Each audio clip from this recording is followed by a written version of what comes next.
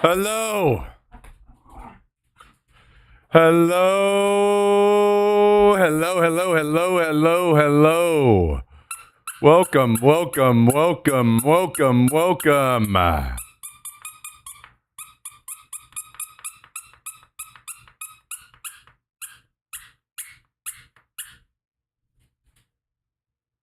Welcome.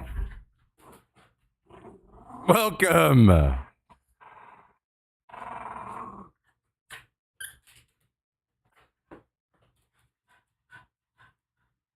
Welcome, everyone. Welcome. Welcome. Welcome.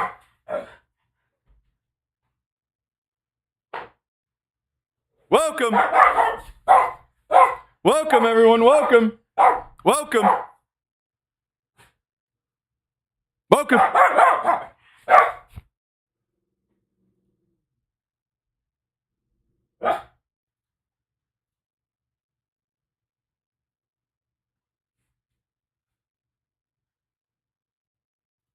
Welcome.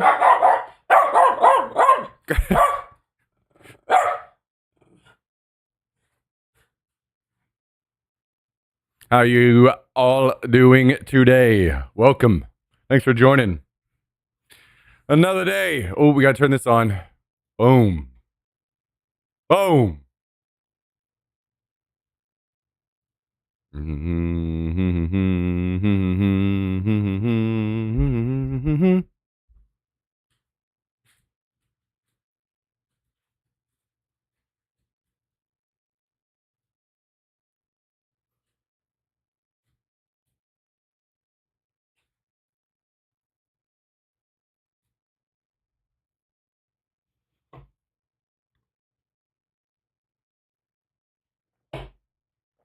Another day. Here we are. Another week.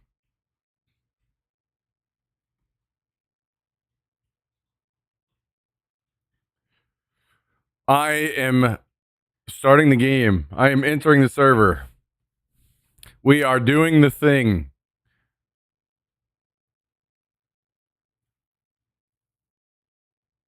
Guys, I'm about to lose my mind over this YouTube stuff.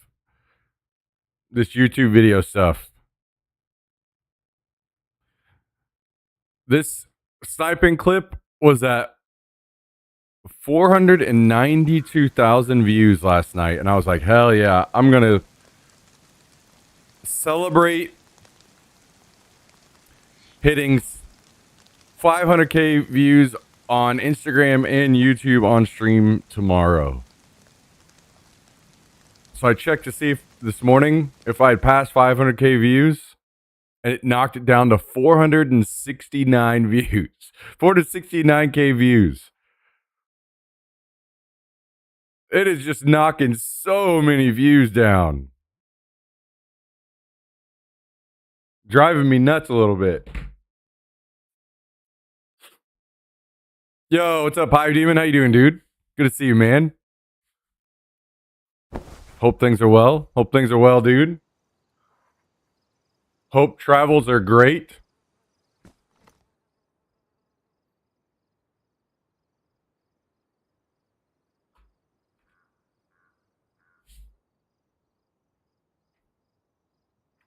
Yeah, we need contacts with these YouTube people. What the hell are they doing out here? What kind of scam they got going on?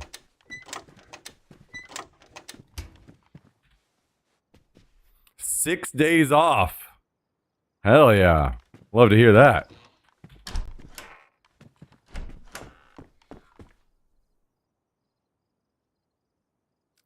Love to hear that.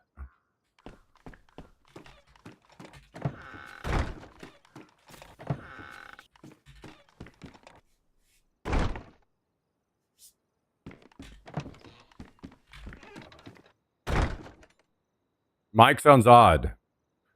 Check. Check. Oh, it's looking delayed.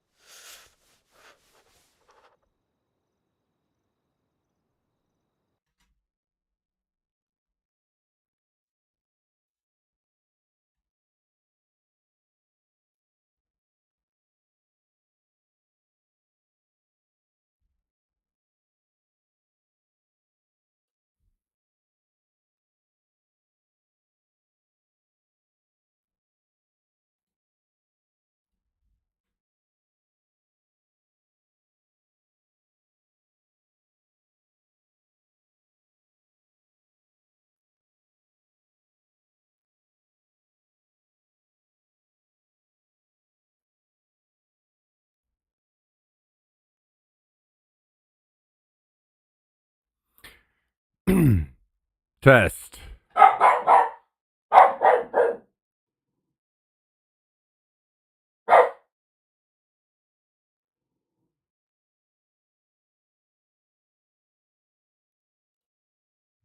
All right. Well, fun troubleshooting immediately today. Let me go.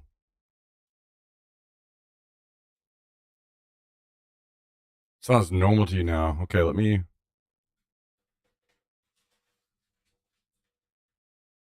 Still off. Test. Test. Test.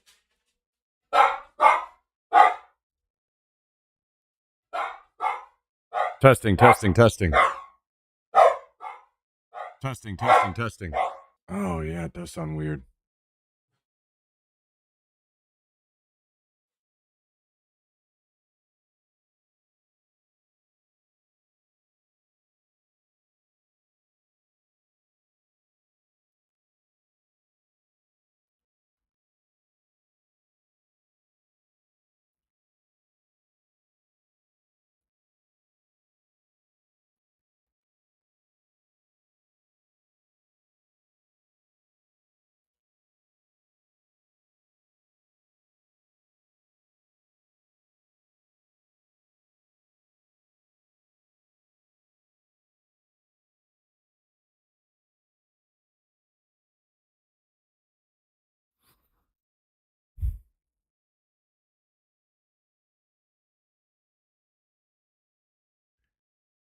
Check.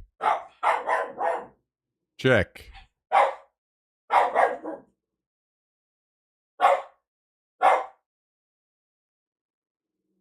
Check. Oh, yeah, it does sound weird.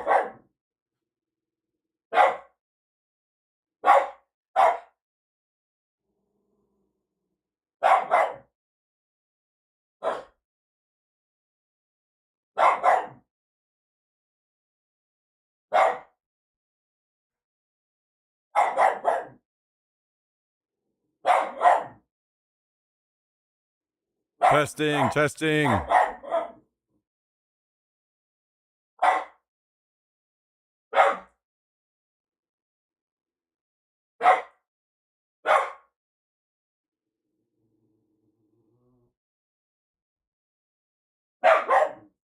I'm waiting to hear it on my stream, but my stream is extremely delayed for me.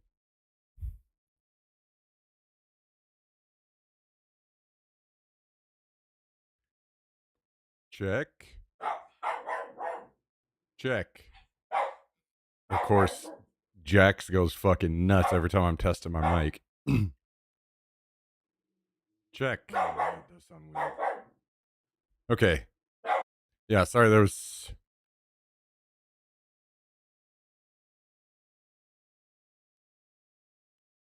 For some reason, it was looping the mic. But I think we're good now.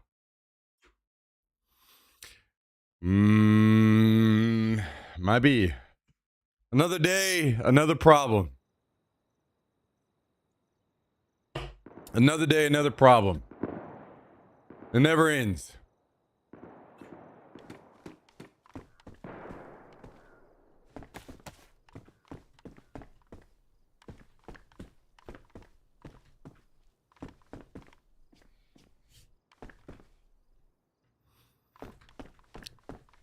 Another day, another problem. You guys ever feel like that?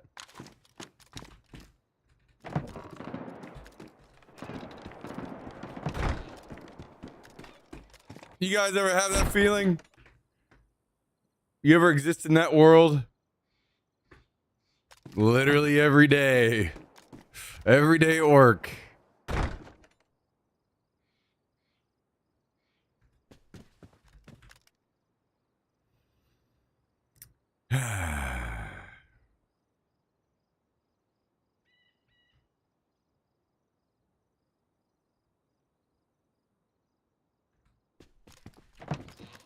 That's a problem for future me.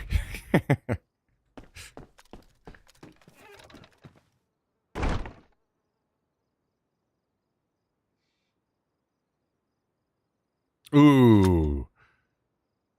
I logged in last night to run my alt account up to the base, And I found a vice.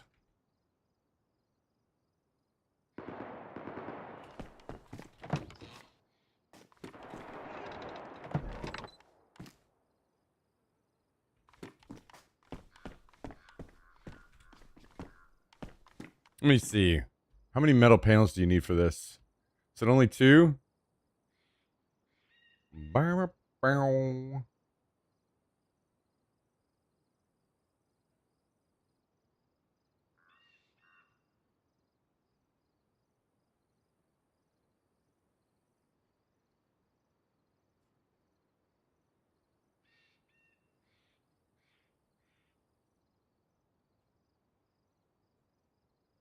Mm, mm, mm, mm.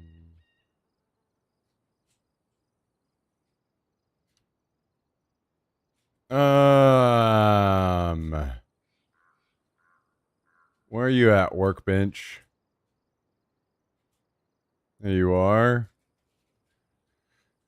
6 metal panels, so I need 4 more metal panels. Do I have 4 tarp? And then it's planks. Planks.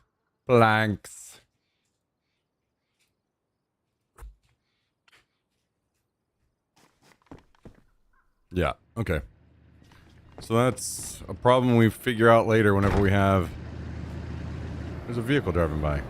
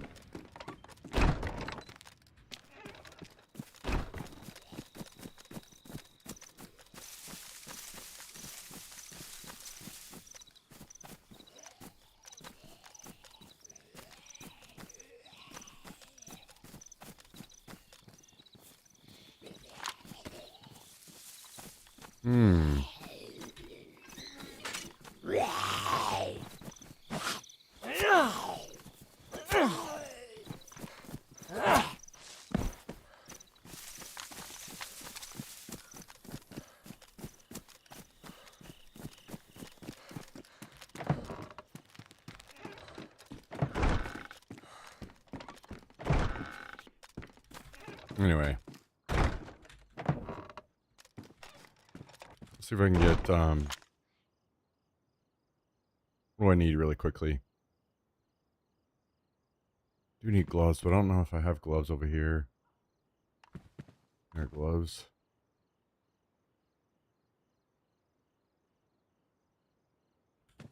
Bandages.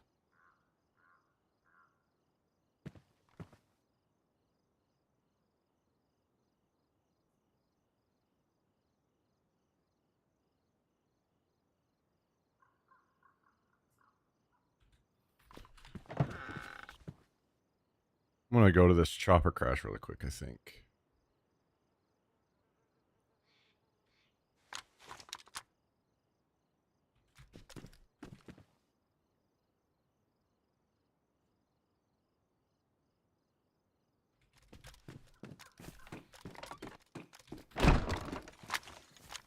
Not yet, Big Steve, not yet. I need to. I need to do that.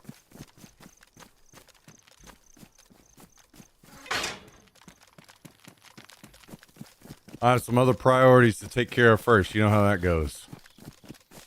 But thankfully, I get to use it 5 times, and we've got more time ahead. Did you cash out already?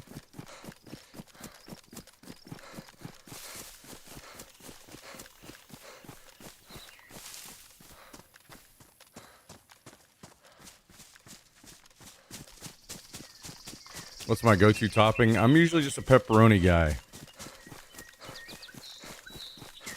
Good old pepperoni. Can't go wrong.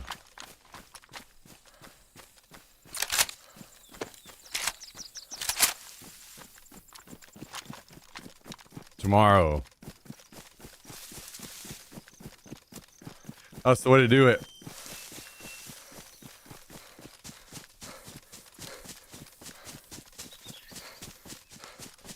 Can't have pizza without pepperoni.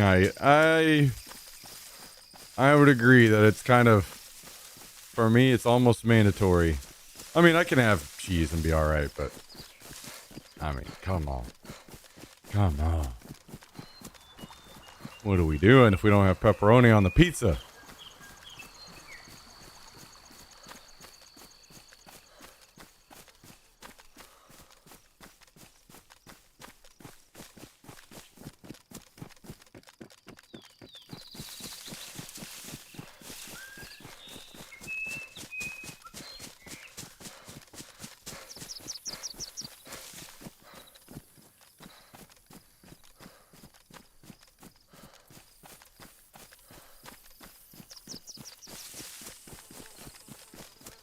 I get two, one with just pepperoni, with other can be whatever. Yeah, well, some of us are forever alone, Kaiser. Stop rubbing it in. Some of us only need one pizza.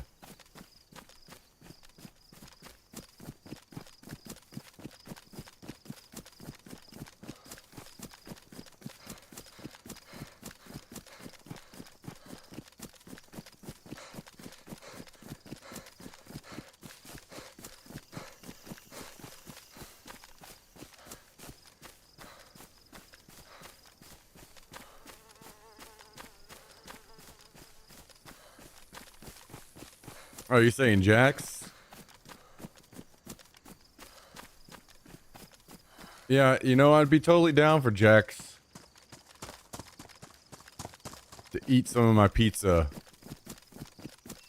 if I didn't have to clean up his explosive diarrhea afterwards.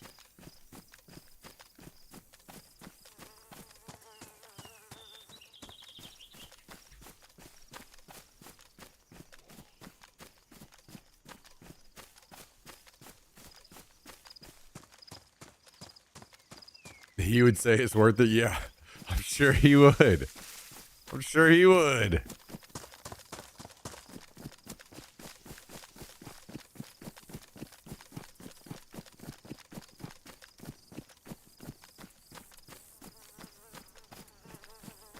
Did you get more Domino's? Fuck no, I didn't get any. Didn't get any pizza.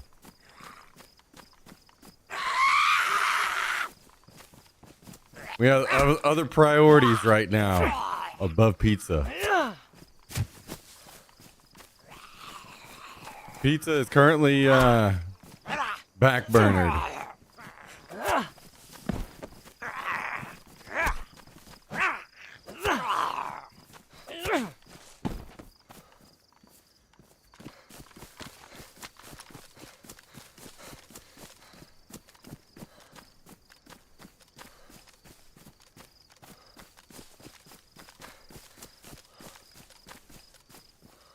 What about crust? Well, if I'm getting my pick, I'm gonna go with stuffed crust.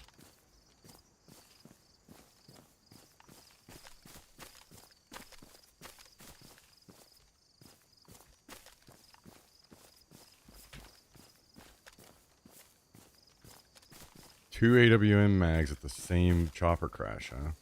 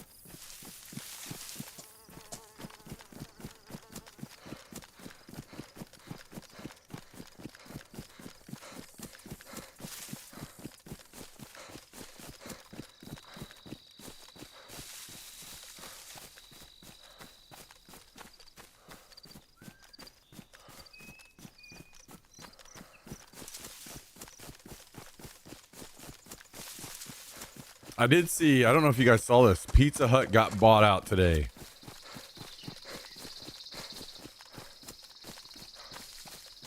It was like around, I want to say it was around $2 billion, something like that.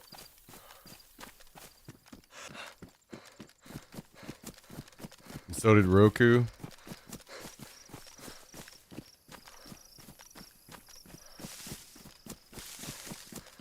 I don't know if that's a good sign or a bad sign.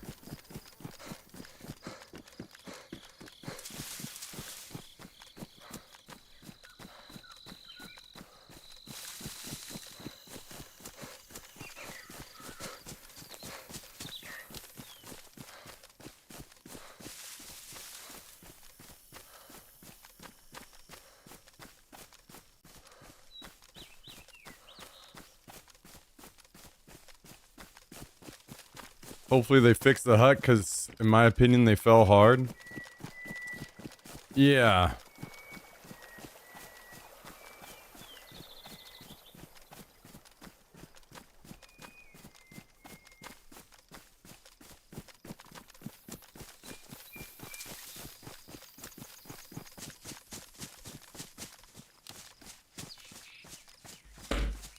I think that's,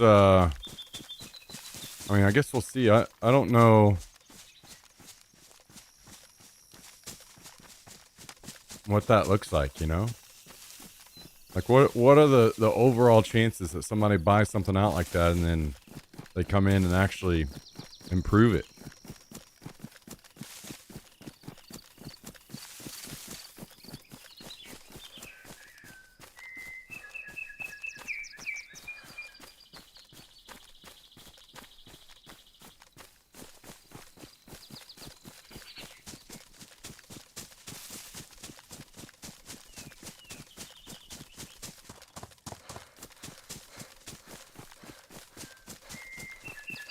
The little dine-in buffets were nice. You know, I'm gonna say something that might get some hate in the chat. I think a lot of us have good memories and nostalgia over the buffets, but I think if they brought them back, they may not even be that successful. That just so few people would go and sit down and eat Pizza Hut these days. I think maybe a better test of something like that would be starting like a X number of dollars gets you all you can eat. Dine in only or something. So they're not wasting a bunch of pizza. Oh, fuck yeah, dude.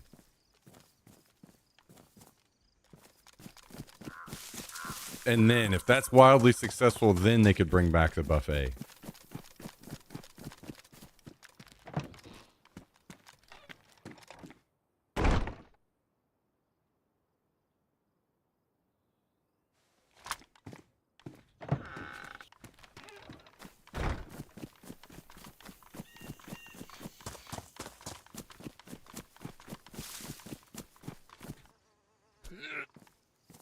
We love metal.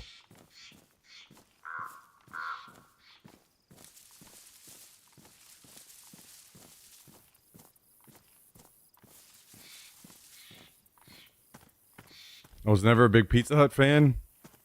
Don't worry. I'm enough of a Pizza Hut fan that I cover for both of us. There's a dude on TikTok who is reviewing all the Chinese buffets in his area until he gets food poisoning, and it's great. Wait, what the hell? What do you mean until he gets food poisoning? What the fuck?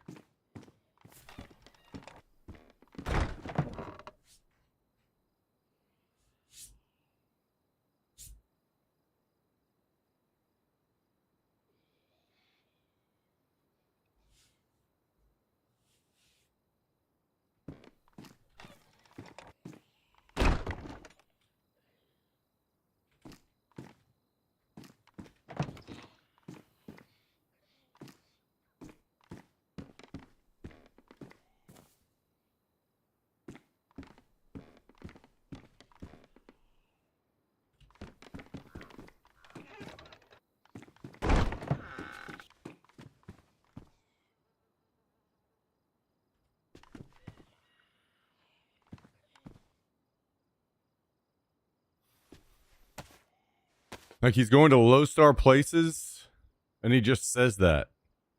Like, is he going to stop doing his reviews once he gets food poisoning? Or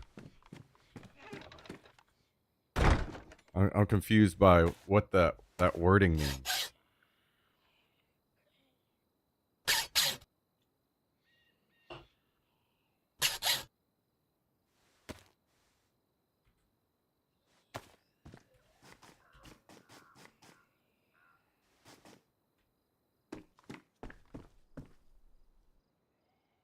All right, now we need to go outside and get some planks.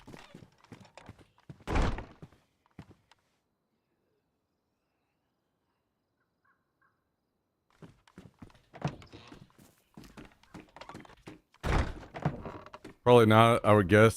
Just funny. Okay, so he's just saying it as like an attention grabber and something to be funny. Okay. That makes a lot more sense to me.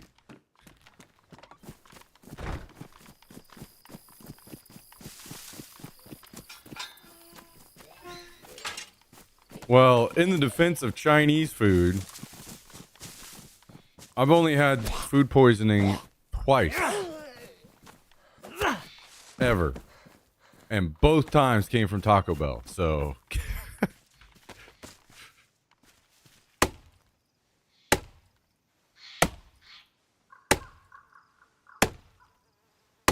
Oh, god damn it. I forgot to bring that saw.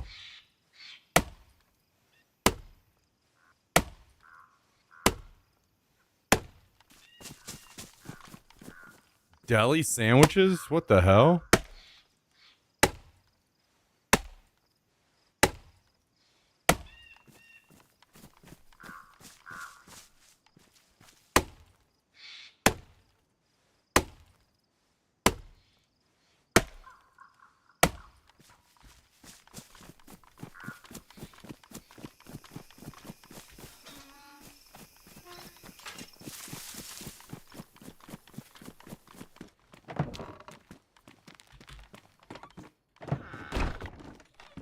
Which is why they say pregnant women shouldn't eat that shit.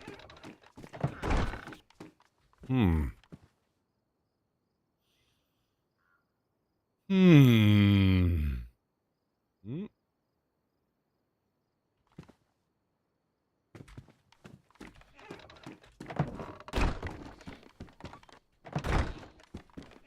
Oh, just since I can get contaminated easily. Yeah, that makes sense, actually.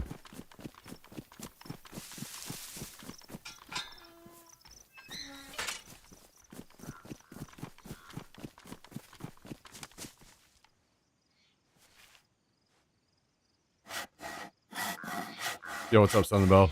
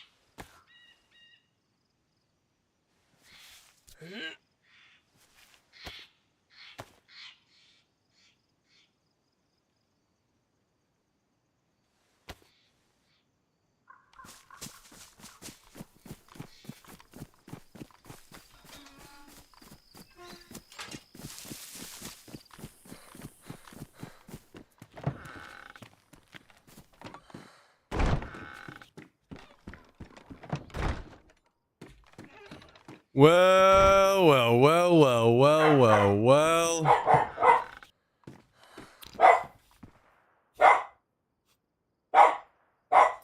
You calm down.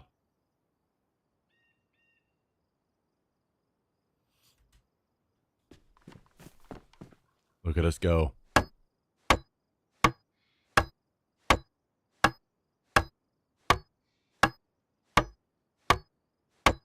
Tier 3 workbench. We did it. We did it.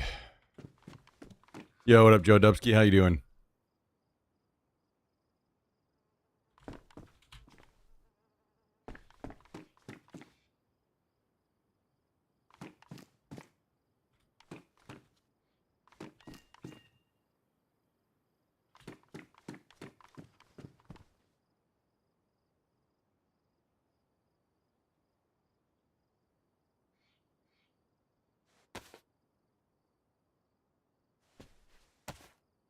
Now we just need the metal and the ammo box.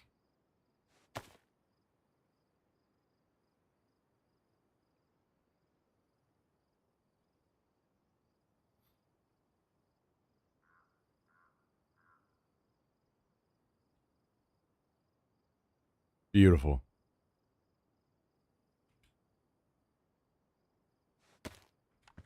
I think I'm gonna go get another round of planks.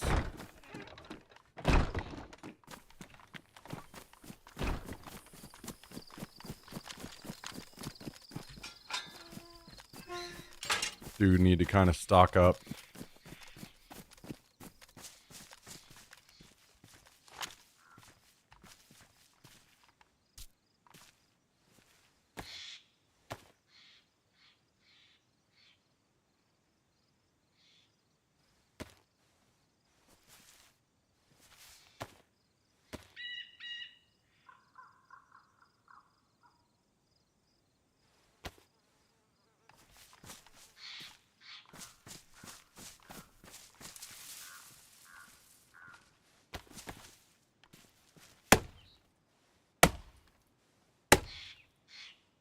Just occasionally slip out for another stack of planks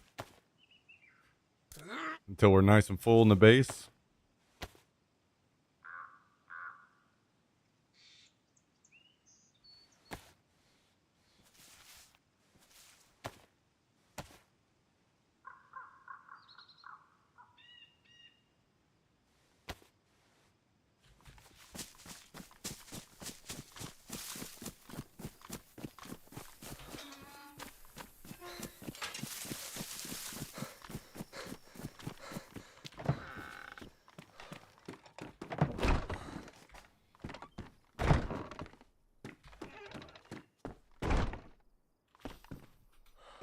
Okay.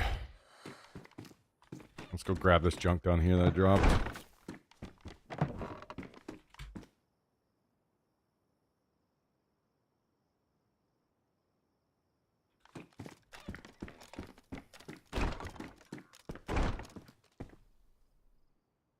Actually, you know what? I'll keep this black shirt until we get something else. Black shirt would be a hell of a lot better than some of the other stuff that we can get. Do I have any more?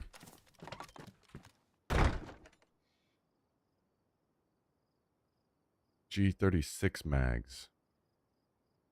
Oh, I guess it doesn't matter for this gun. So let's do this. And then this.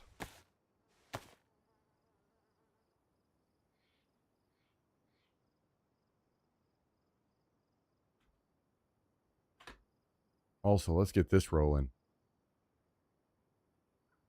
for just a bit. Do I have any bad optics I can throw on this? Hey! Hush!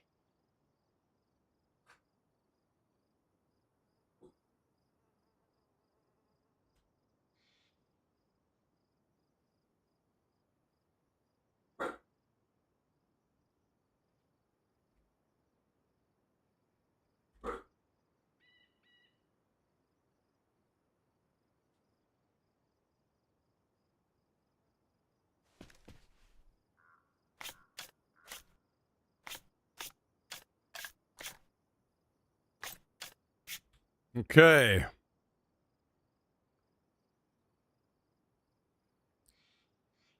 Can we put a lot of this stuff away?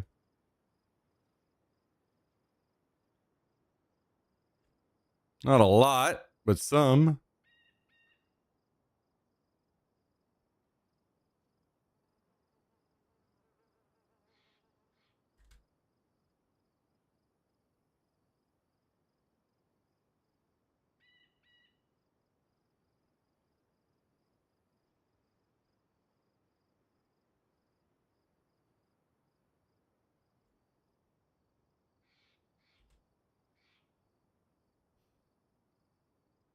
Okay.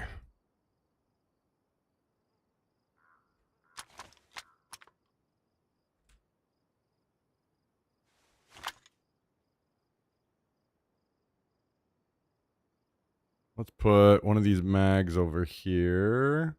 Do that one. I can do this.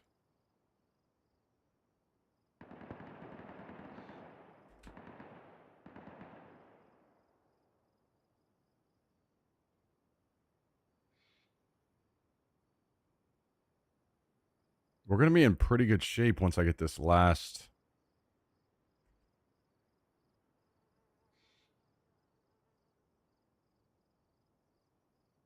ammo box. Yo, what's up, Aram?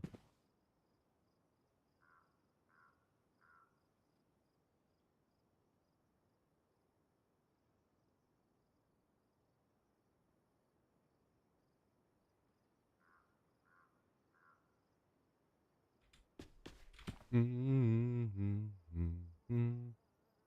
right, I'm just going to dump all this in here for now.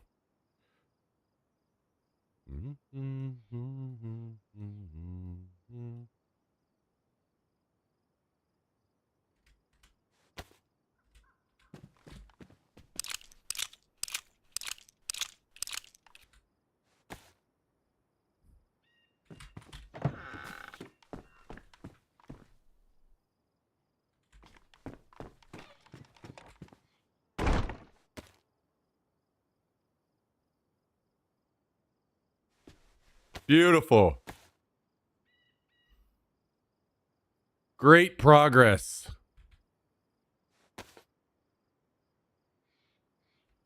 Oh, I know something else we need to do.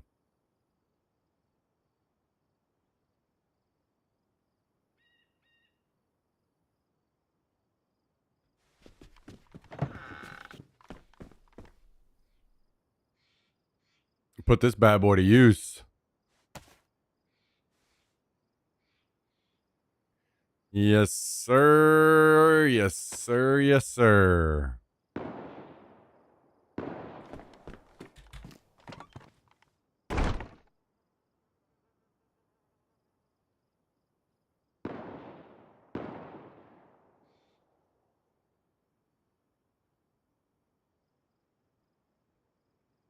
Whatever, I'll just put this here for now.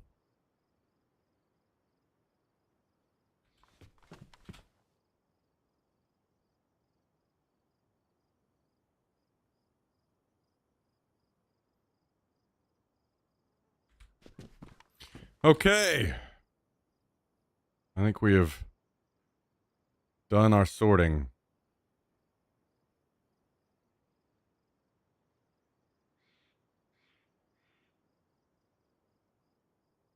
Is there anything else we need to do? We could take one of these.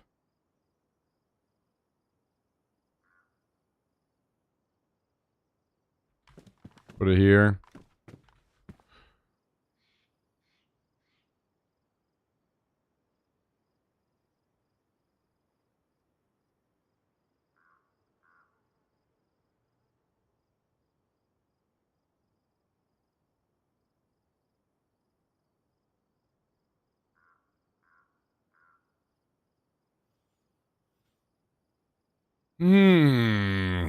Okay. We need to bring in some more snipers today. I lost a few yesterday, and then I put some over on my alt account as well. So we need to get some snipers. I'm low on ARs.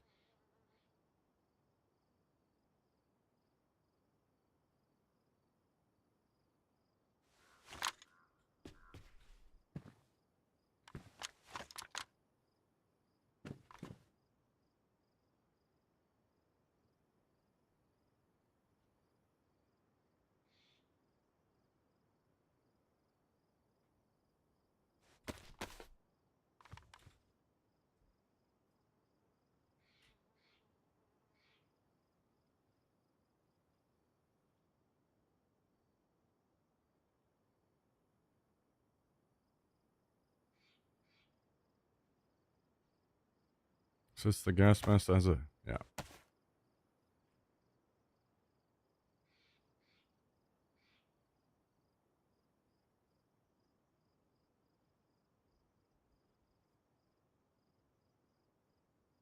All right. Well, let's solve that problem right now.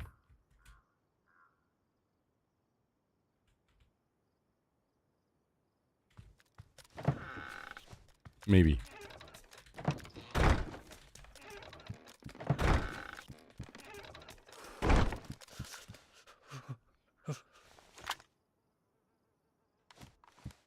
Saw a fridge and a base nearby. I want to raid it, but it feels so risky because of how high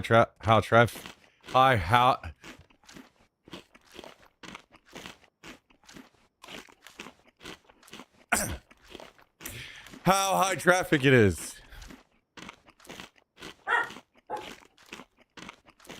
Yeah, I don't blame you. I think that's one of those things where you try to see if you can get an idea on how, like, when it is that these guys are online. Put a pattern to them. And then do some stuff like take out a door or like dump a few mags and then go back to your base and wait. Go back, dump a few mags, like do it at a real slow pace like that.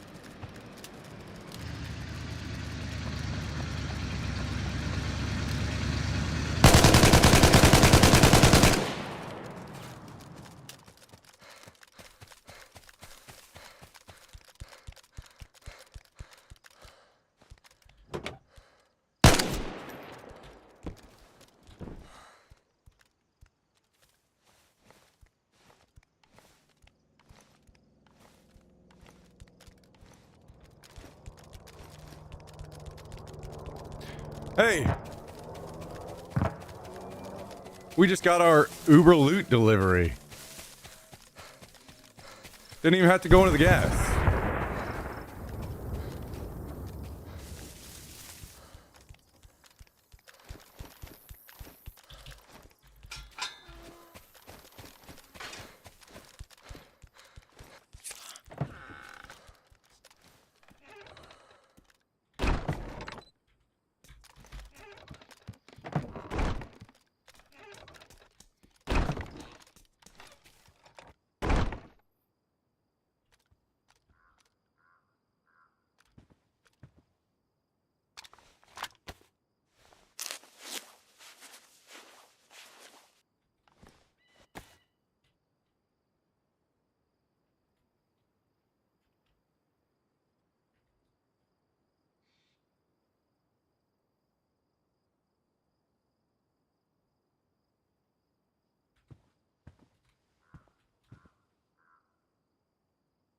Wow. That guy brought us some stuff.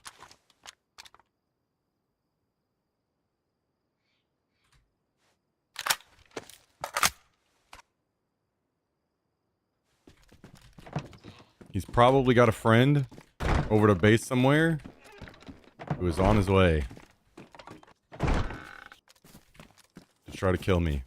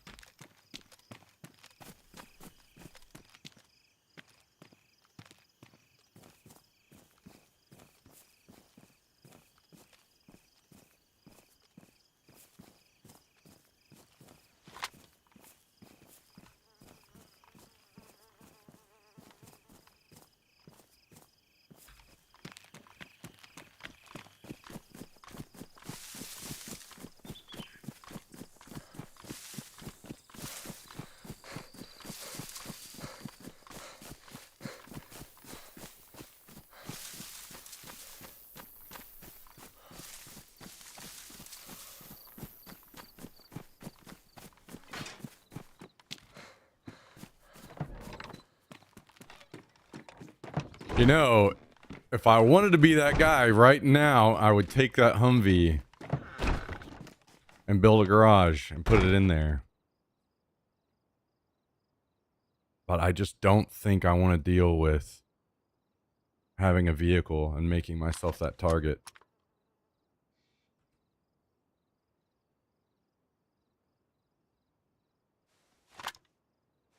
Yeah, he definitely brought the planks to do it. I think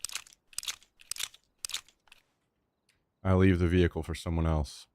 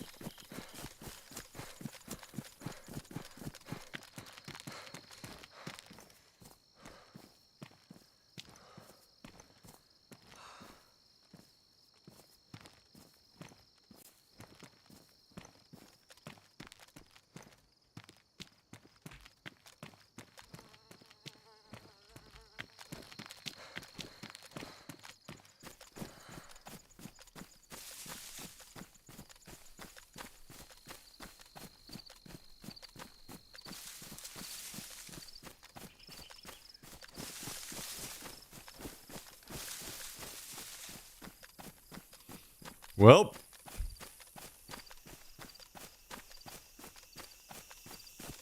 that's pretty nice.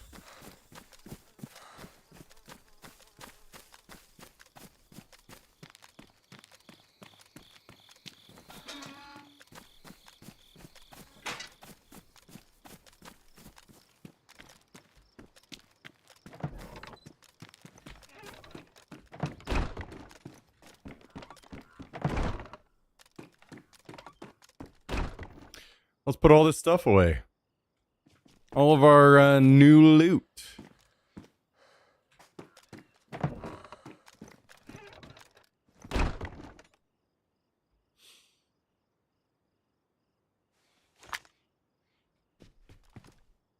Another new sniper.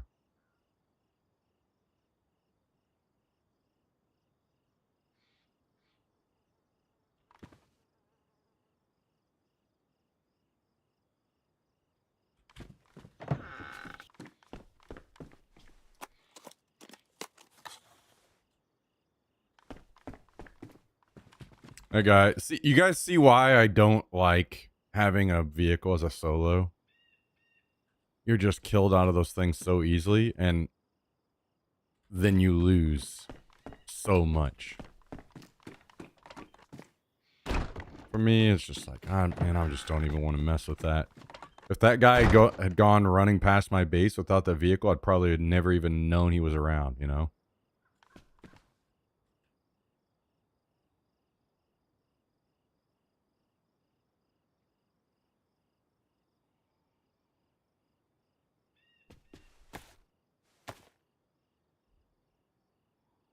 Hello, Mr. Callendel. CEO of Taco Bell as well. Guys, I don't know if you caught this yesterday, but Callendel literally snapped his fingers and demanded a Taco Bell delivery sent my way. And it happened.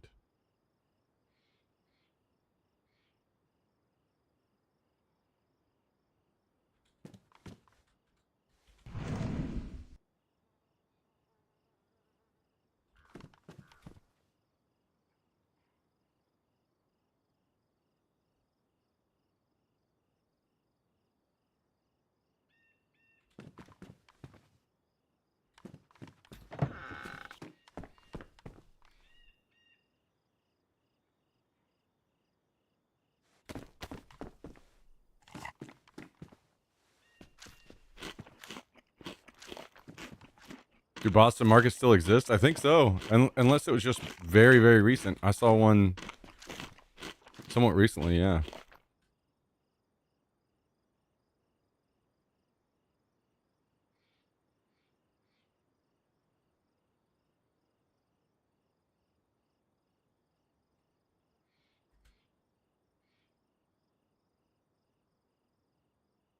I'll just get everything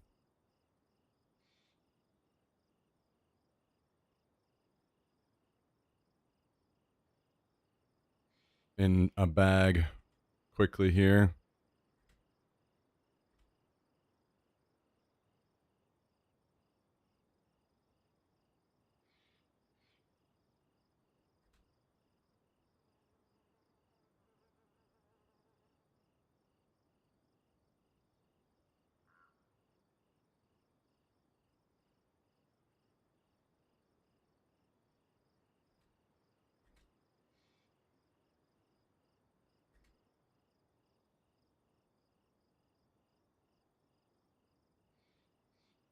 Look at all this.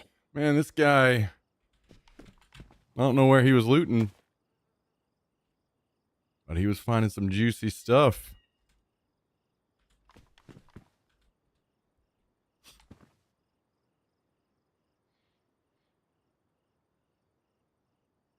And we thank him for it.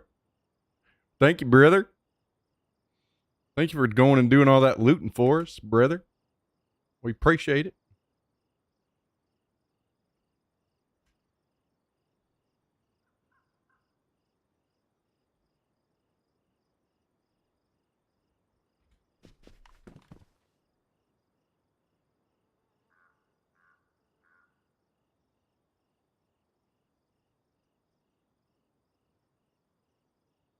Appreciate you, brother.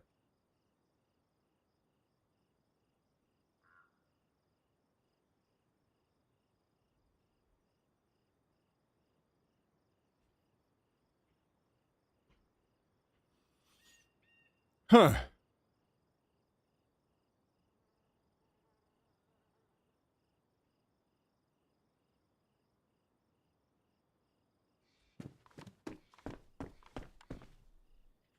That guy is certainly not a happy man.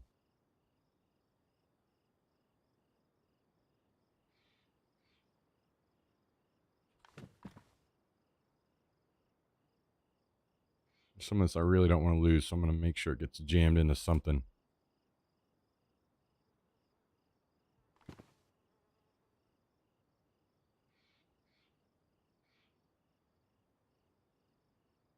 Like, where did all this come from? Is this guy just running around the map looting everything for free?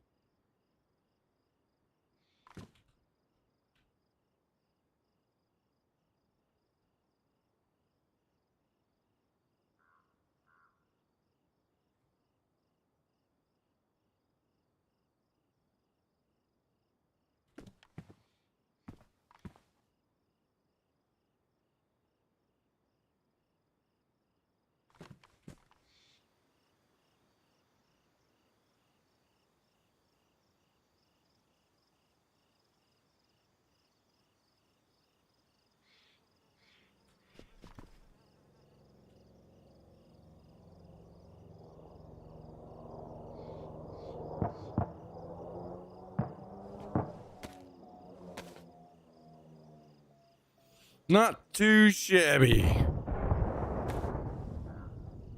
think we might hold off on our gas adventure now.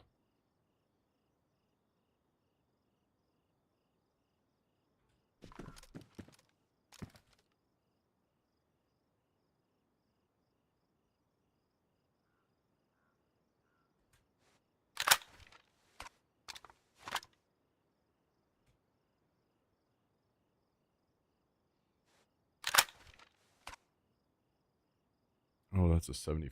Wait. Oh, it's a 74 mag. Oh, I got the perfect spot for you.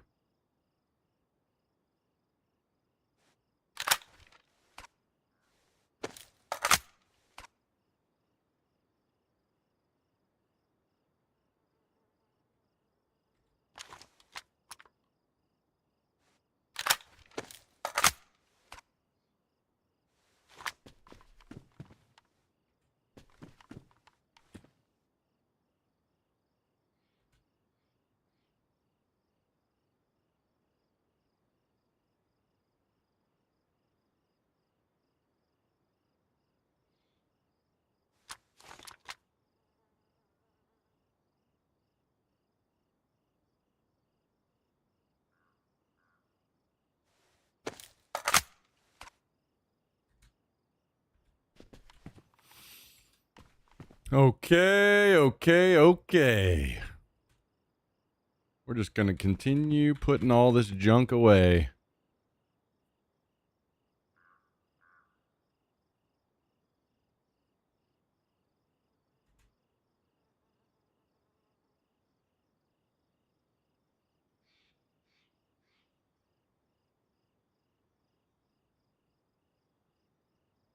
Let's see, I think should have room for a lot of these bandages.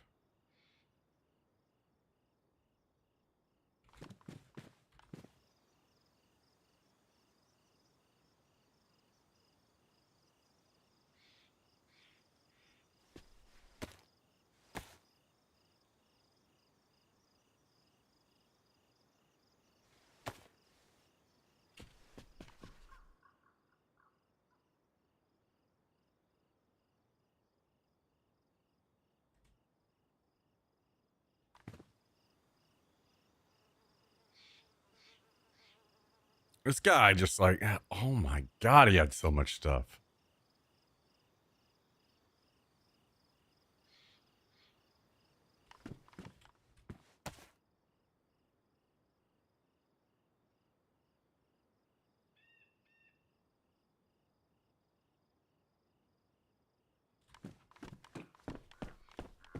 What a nice guy that was.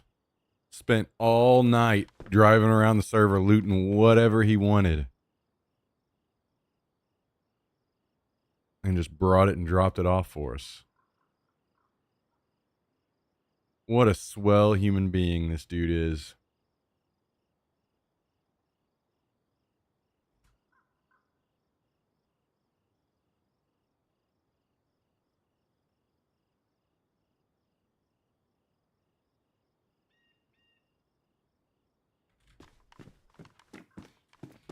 Yeah, Cal's out here not only doing food deliveries, but also loot deliveries.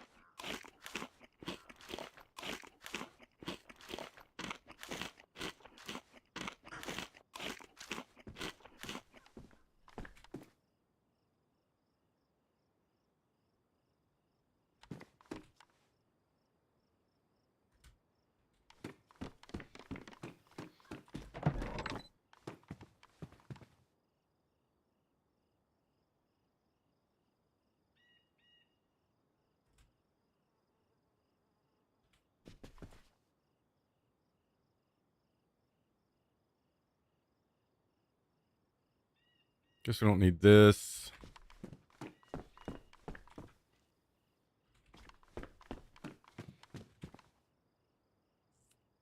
My God.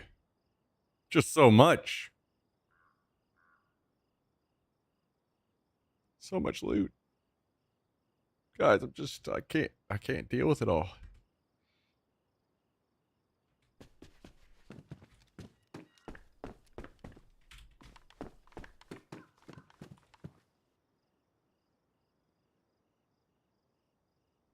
It's stressing me out.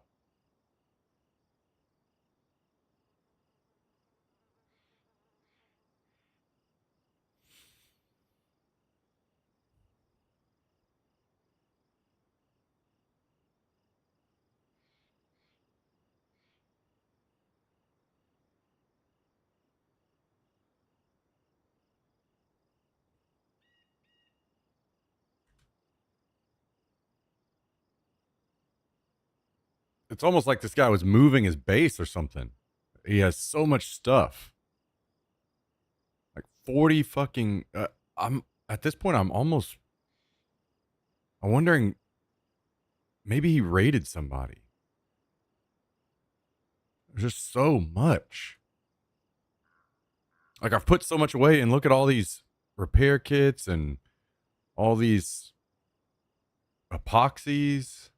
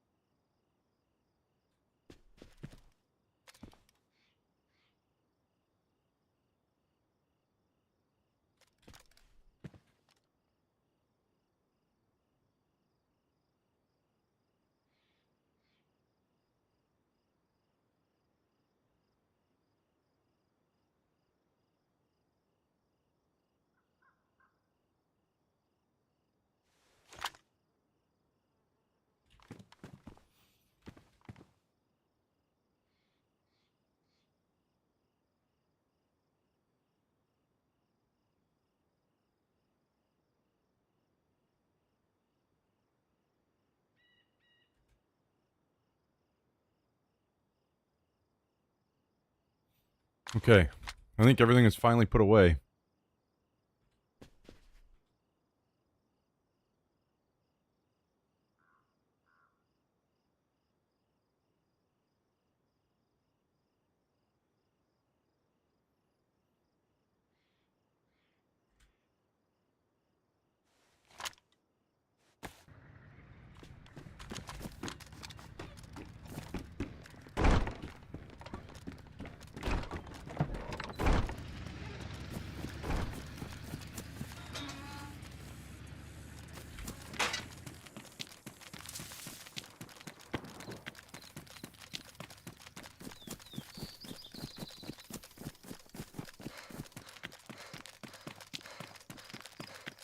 Damn, I was just about to come out and see if somebody was around.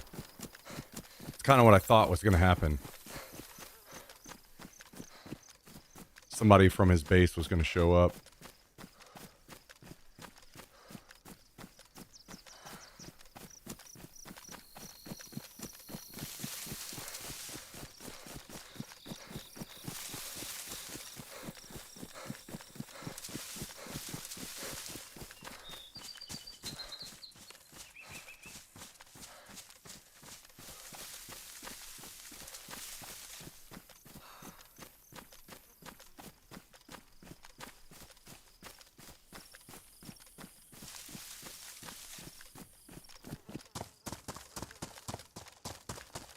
It's okay. I had no intentions of keeping it anyway.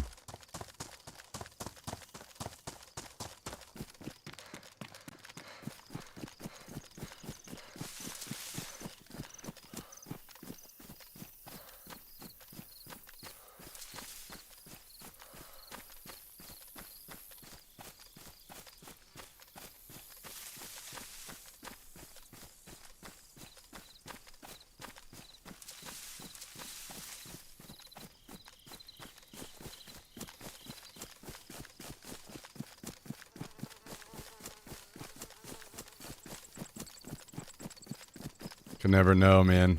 It could have also been a guy just hopping on his ult. The guy I killed could have hopped on his ult and ran over and tried to grab it.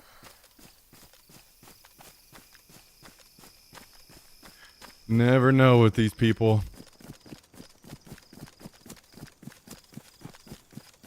After getting all that gear stream sniped away on day one, now we know the dirtiest of scumbags play Among Us.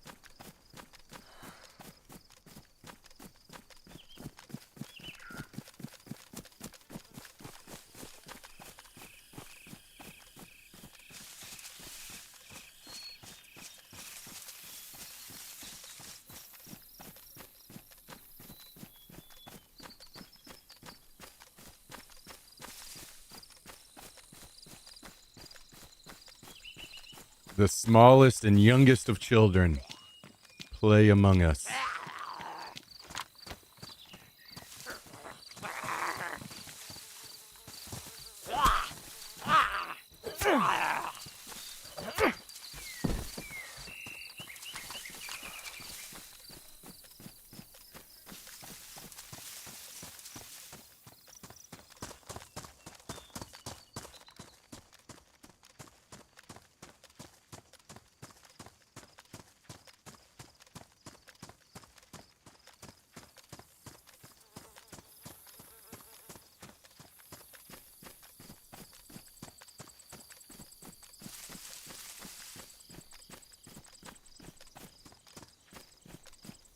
I was thinking maybe it's here because this base has a garage, but who knows what other bases around might also have a garage.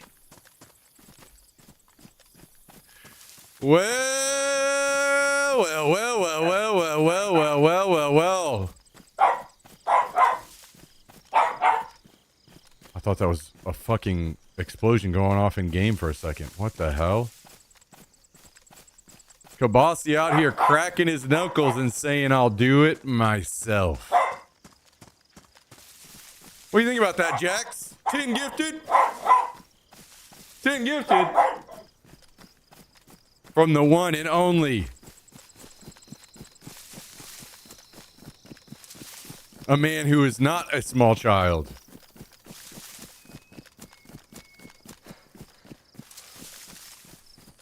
A man who is married and very, very, very large and goes on many vacations.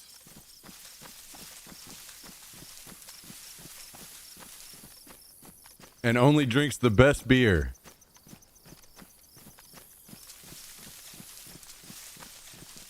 Mr. Kabasi has dropped 10 gifted subs on us today, guys. We got gifted subs out to Mugs31, Marks Mac, a 1911 Assassin, Joe Dubsky, Daffer TV, Talamode, Daddy Mac, Bog the Bot, and Jigsy, and Stout. All recipients of 10 gifted. 410 total gifted subs in the chat, guys. From this man. Let's go one more time, guys. Let's go one more time. Hearts, W's, lots of love. While I drop the beginning of TTS Tuesday. All thanks to the one and only.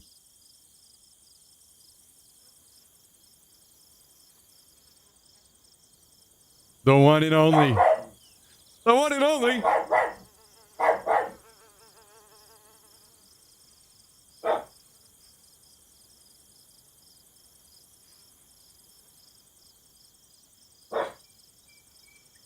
Here we go.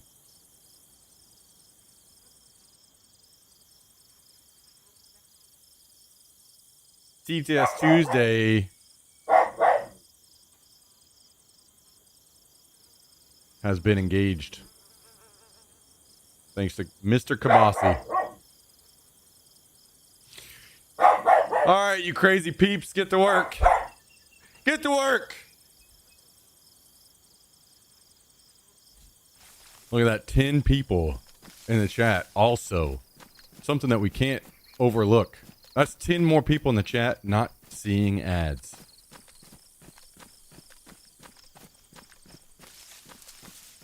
We love that. And we love that for them. Oh, gracious, gracious, gracious Kabasi. Supporting me and supporting 10 other people.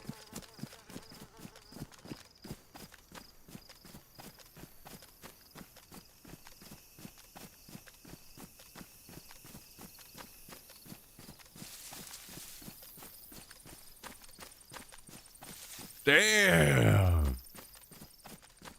What the hell? I think normal TTS me would be like, yes, I love him like a brother. He's my favorite person of all time. We can't break out the word love around here, guys. Guys, is it gay to use the word love?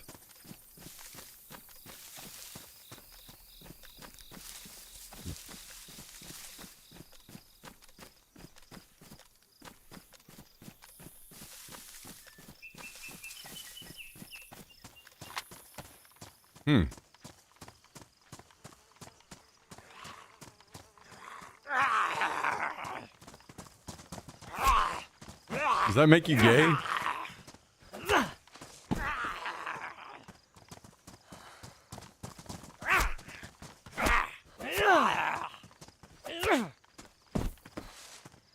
Oh boy.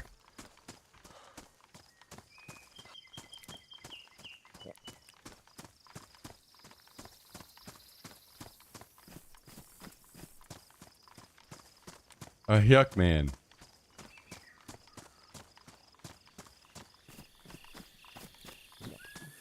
Guys, is it gay to be in love with a woman?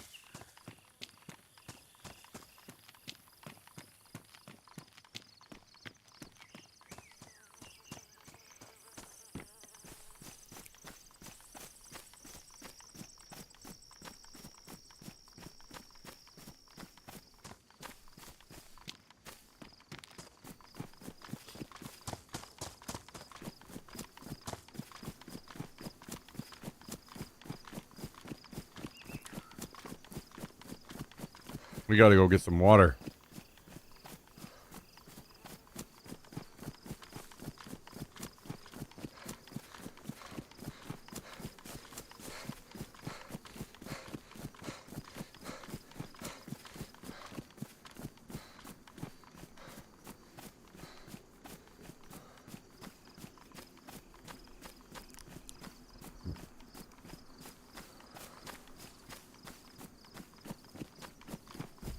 Crazy.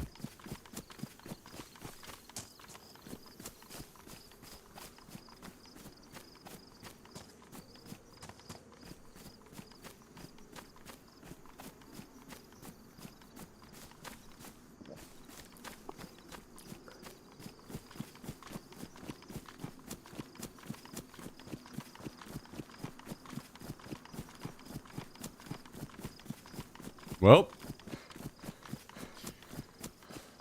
go home, get some water, and then I guess we begin our next journey. We gotta go get more sniper rifles, which means we just gotta kill more people with snipers. Most effective way to do it.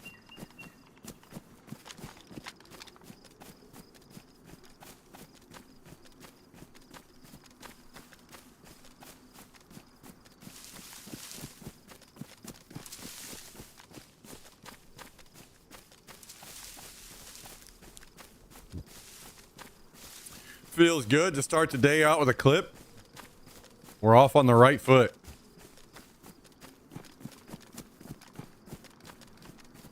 Oh, God.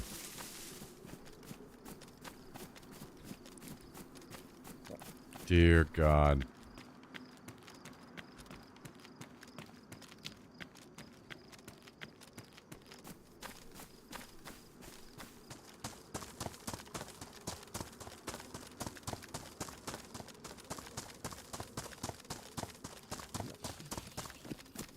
Gonna be a long day.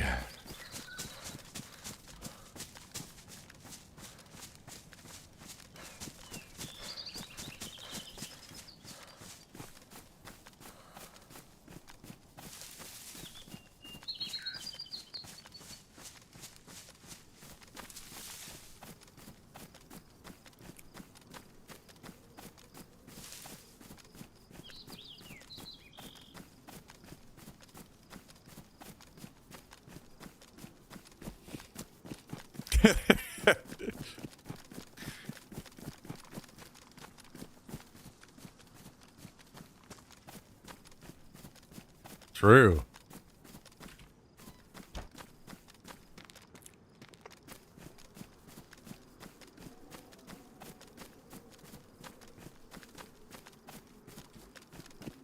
Although the species may be in a blender anyway.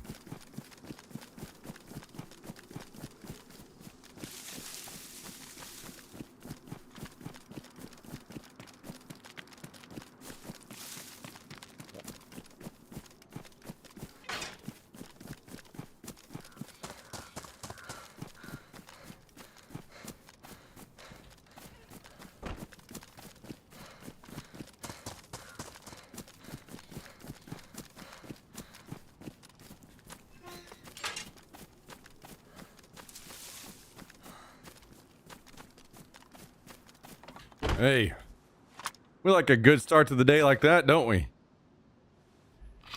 We like a good start to the day like that.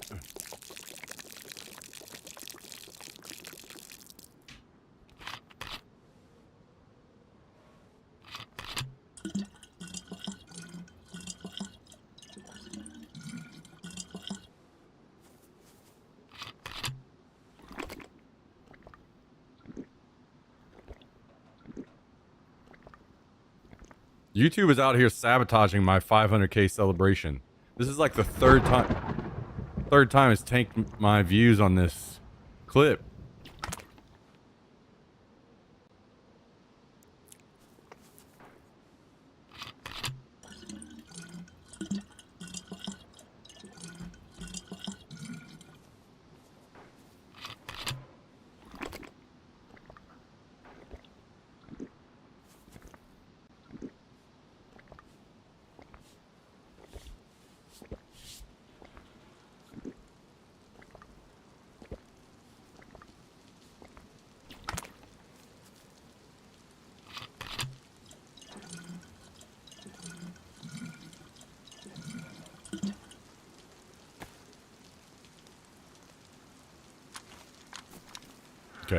Let's go sharpen this saw and then we'll head out.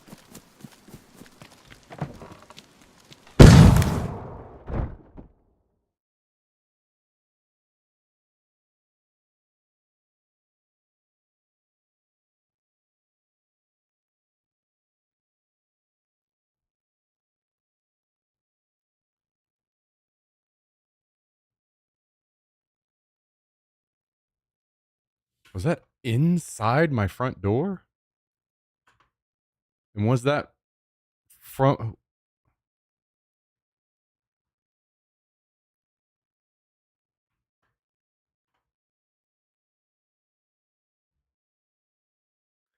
That was very fishy.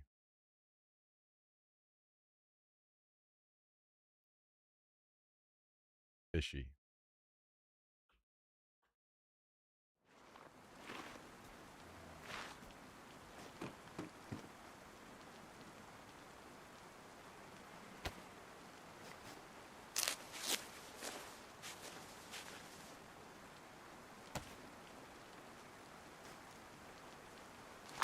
Like, was that the guy that got the vehicle?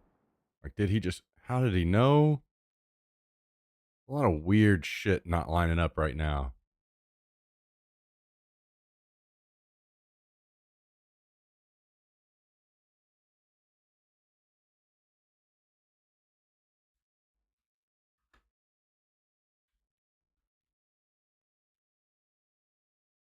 Why wouldn't I have ran into it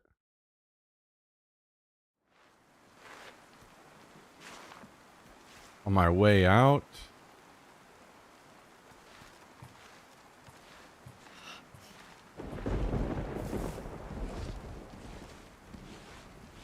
Do we have more Stream Sniper extravaganza stuff going on?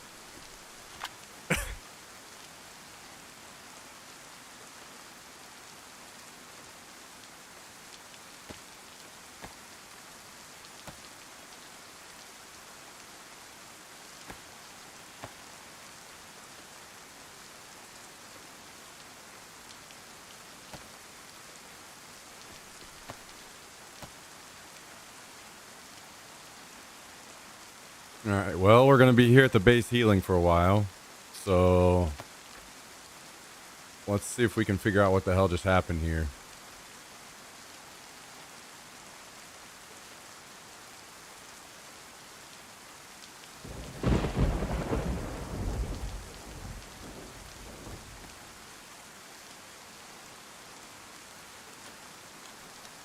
Okay, let's go sharpen this saw and then... No, there it is. Right on my front door. So what was this? Was this two guys that came to get the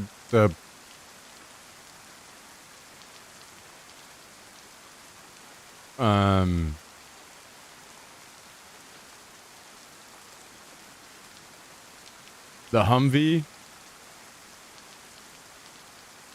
One drove it away and one placed the landmine while I was gone. I really hope this is a team of 3 and this wasn't some guy logging in on his alt.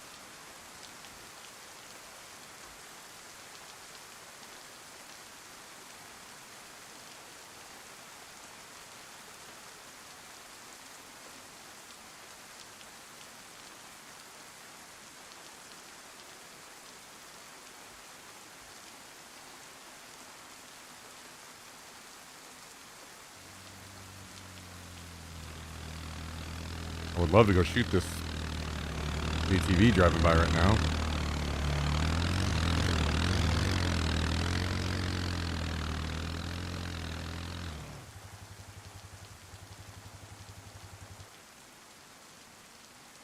He just stopped outside.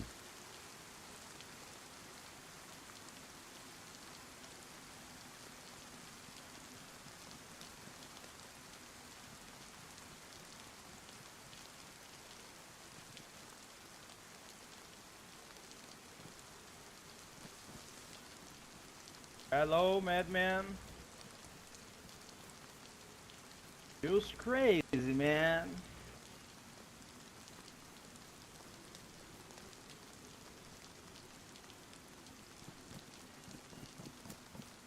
Hello, hello, hello.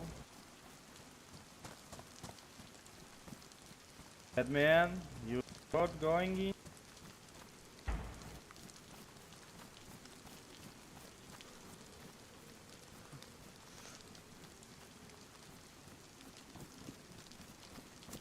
Man, man.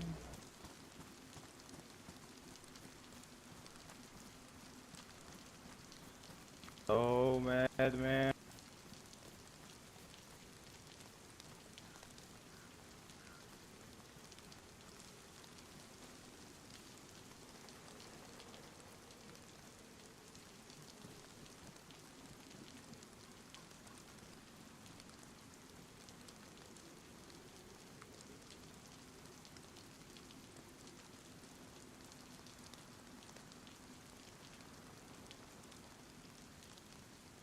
Yo, Mito, yeah, you guys make a base nearby. I'm down for that. Or if you guys need to hop on the flag, you know, whatever you gotta do.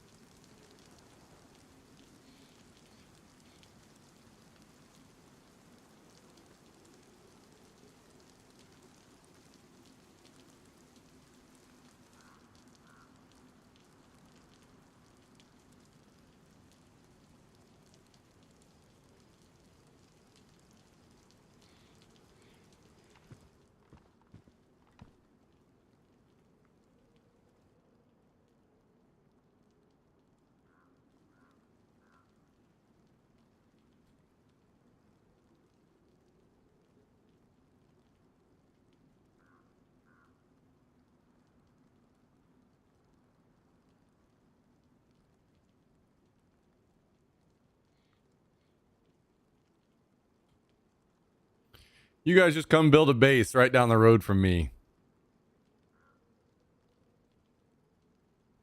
That way, you know, if I ever am getting raided one day or something, you can just hop on and...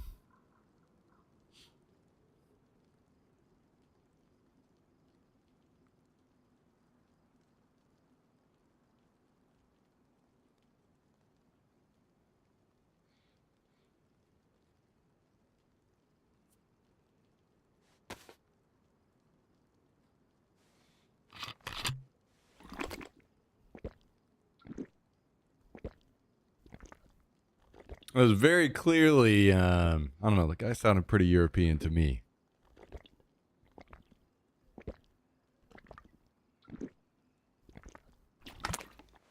And by the way that chopper, or the ATV came from, might be based over in Pistashka.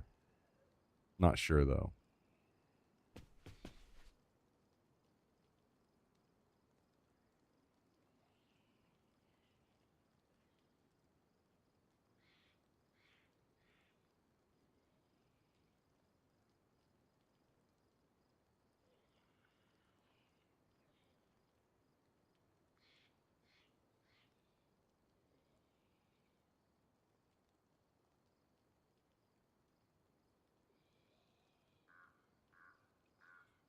Any house available for renting over there? Yeah, there's a really good one nearby that you could get. Oh, once my leg heals, I'll show you where it's at.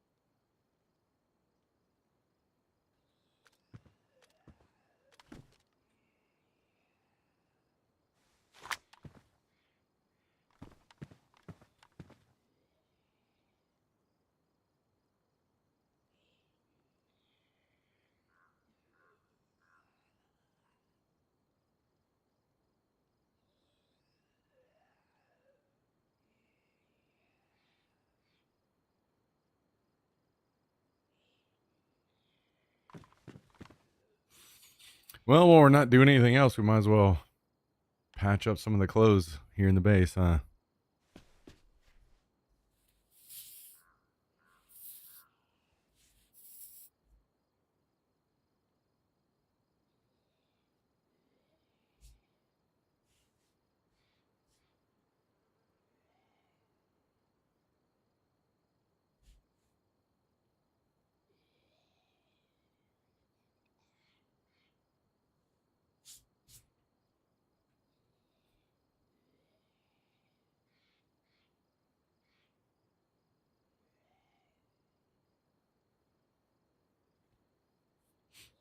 How'd you break your leg? I got attacked by a bear on my front door.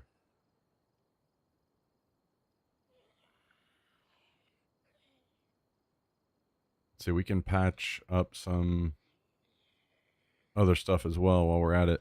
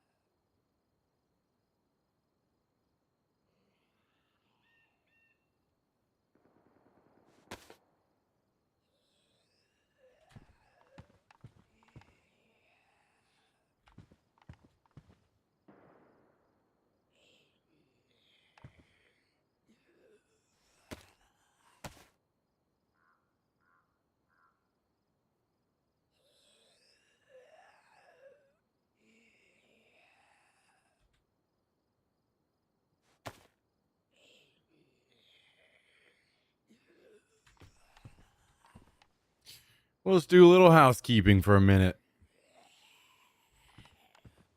and listen to some music.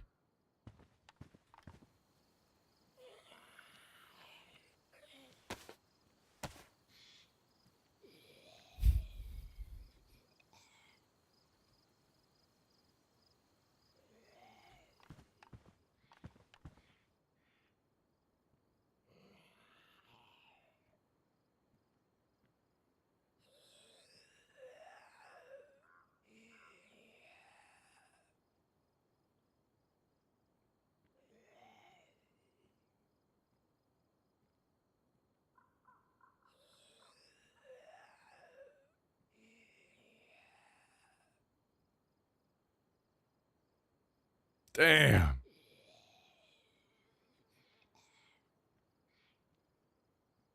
A bagpiper. Where was the rest of it?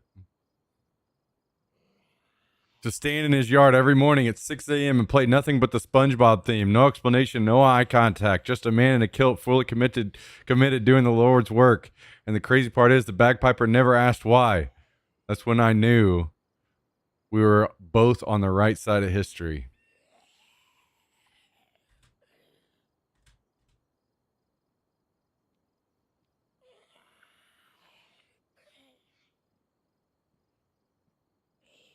The old war limit, unfortunately, gotcha.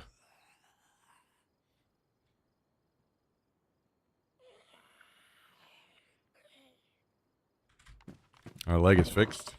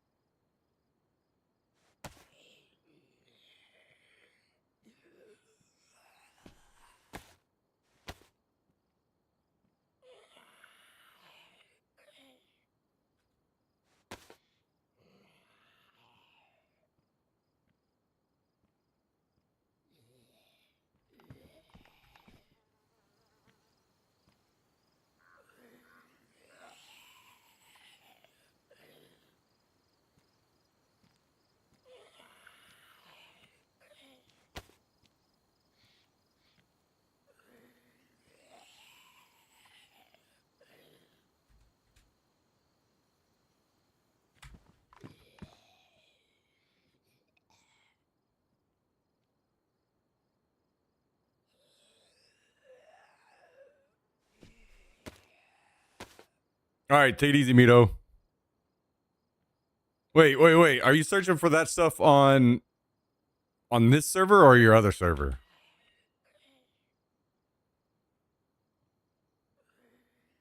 And also, do you want me to show you that base really quick? A building.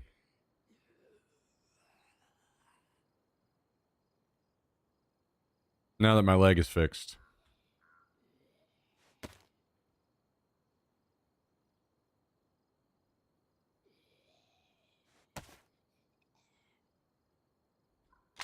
Okay, I'll show you.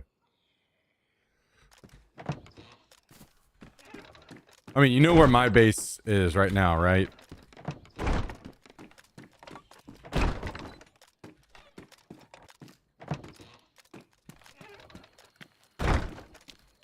This fucking guy. Dropped another fucking mine out here.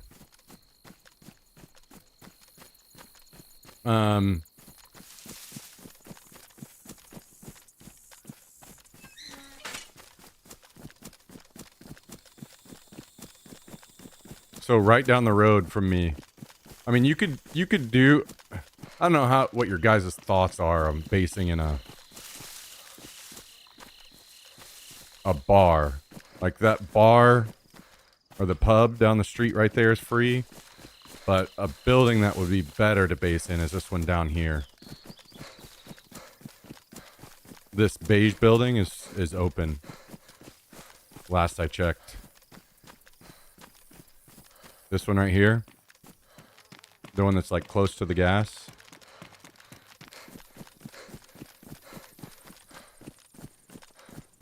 I think the beige building is probably the best bet.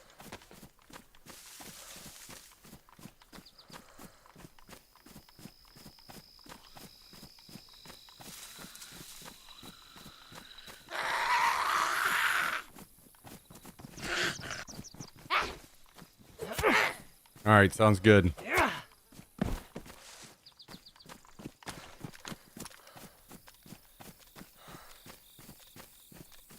Maybe if you're gonna like get close to the base or something, so I don't shoot you, maybe pop in and say, hey, I'm about to go over there to that building, don't kill me or something.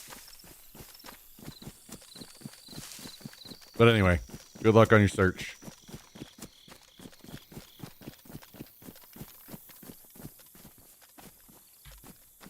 Or you could DM me on Discord as well. Whatever you want to do.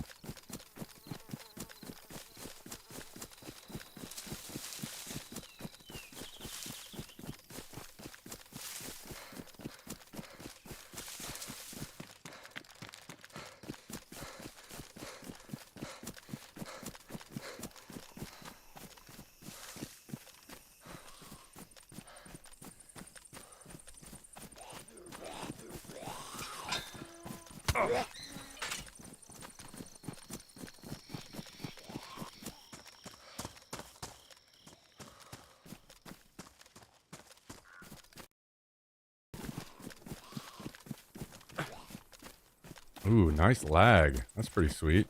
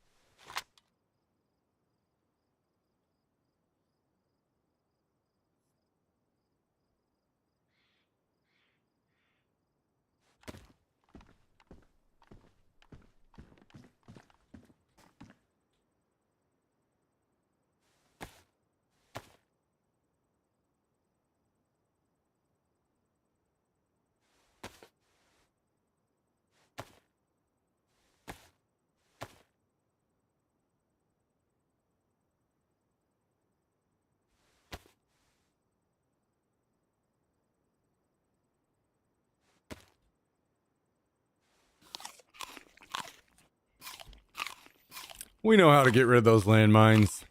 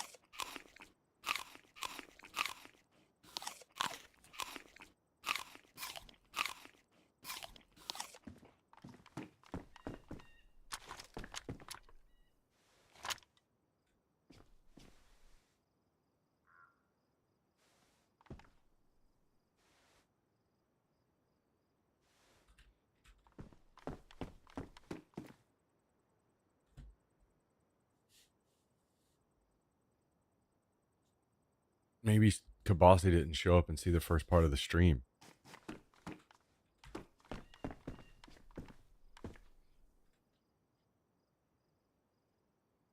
I'm busy sorting out all this loot that we got from killing a guy driving a fucking Humvee.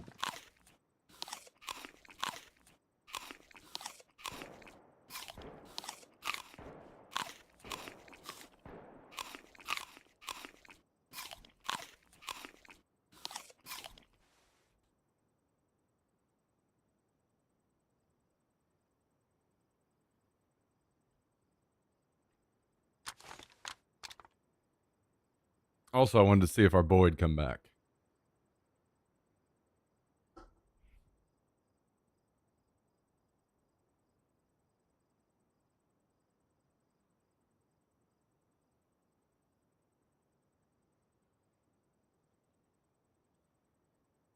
But it appears that he does not want to come back.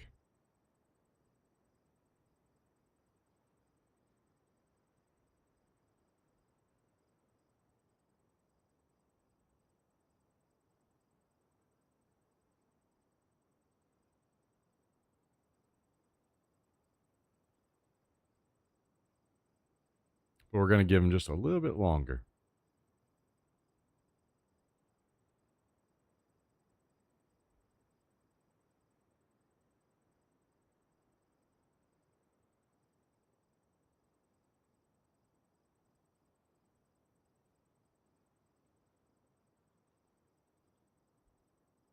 By the way, thanks for tuning in today, everybody. I hope you're all having a great start to your week.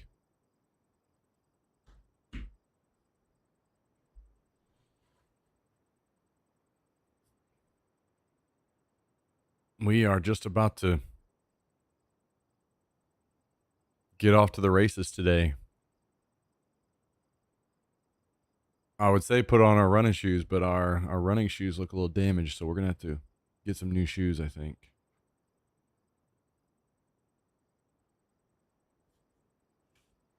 All right, give me just a second. I'm gonna hit the bathroom really quick, and then when I come back, we will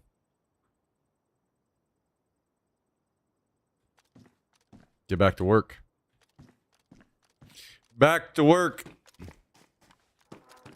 Yeah, beat.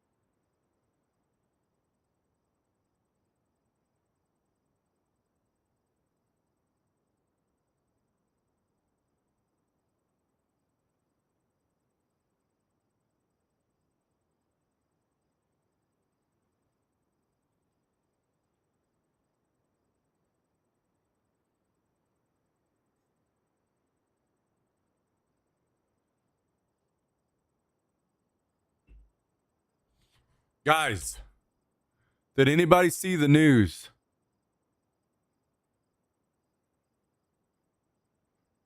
Did anybody see the news? Licenses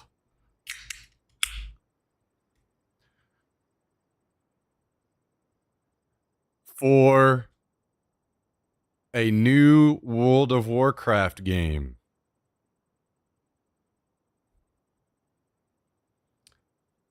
World of Warcraft Classic Plus, baby.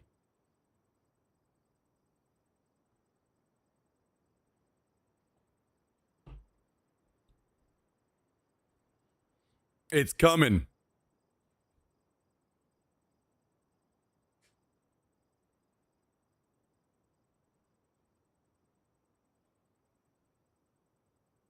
It's coming.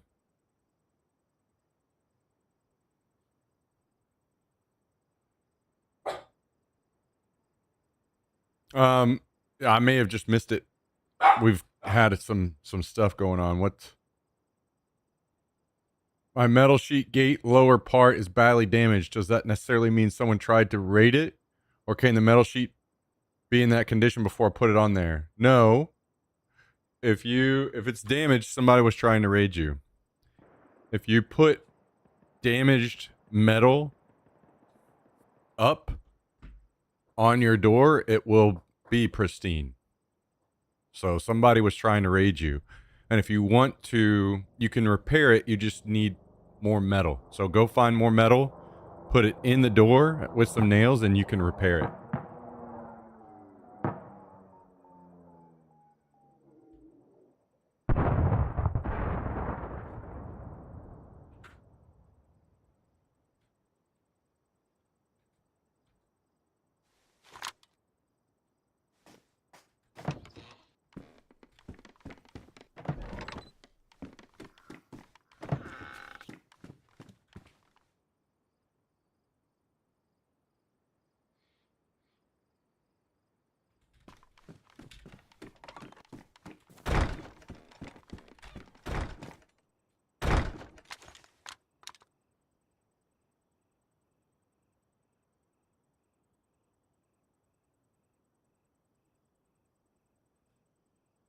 What the fuck?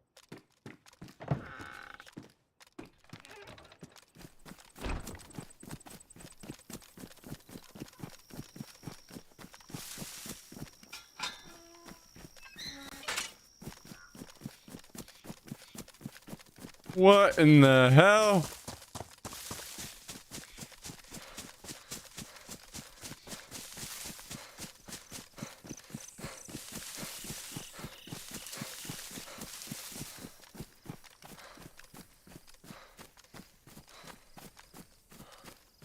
Is AI me now like a semi-doctor now or something? What's going on around here?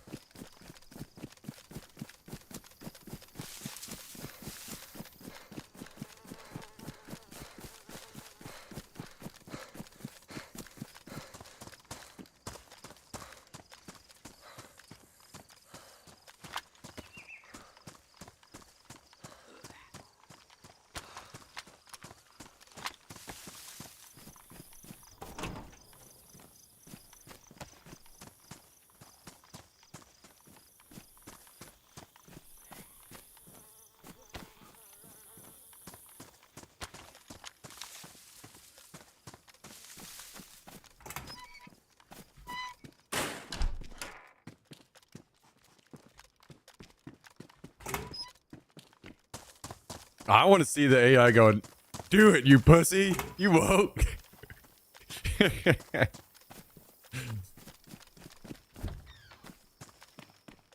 Then we will have really, really made it.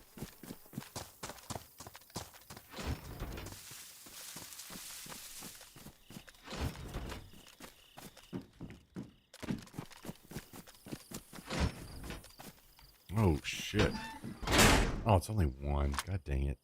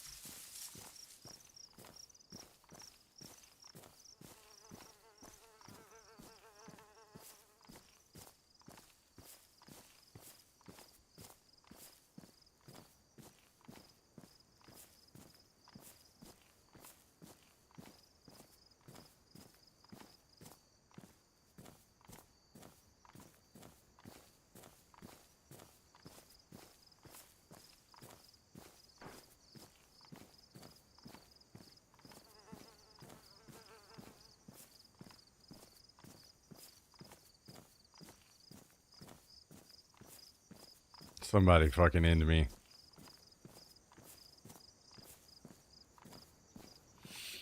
Trip Sauce, say you were the 51-month resub. Hell yeah. Hell yeah. Thank you, Trip Sauce. What are you up to today?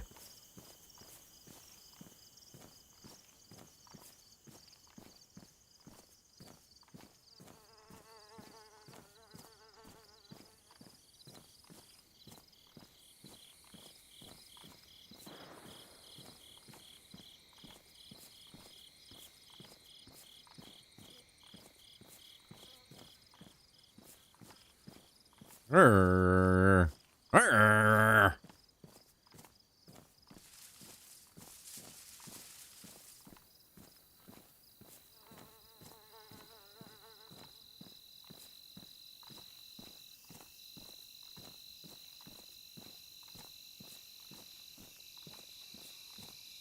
Yo, Trip Sauce, thanks again for the Prime. Appreciate you taking care of us. Appreciate you thinking about us.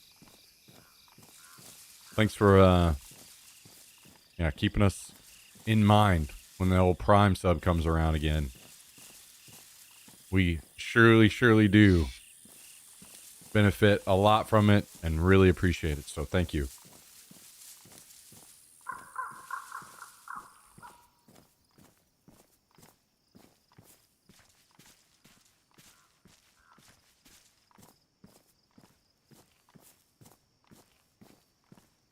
I think I need nine metal still. This would just literally make it 8.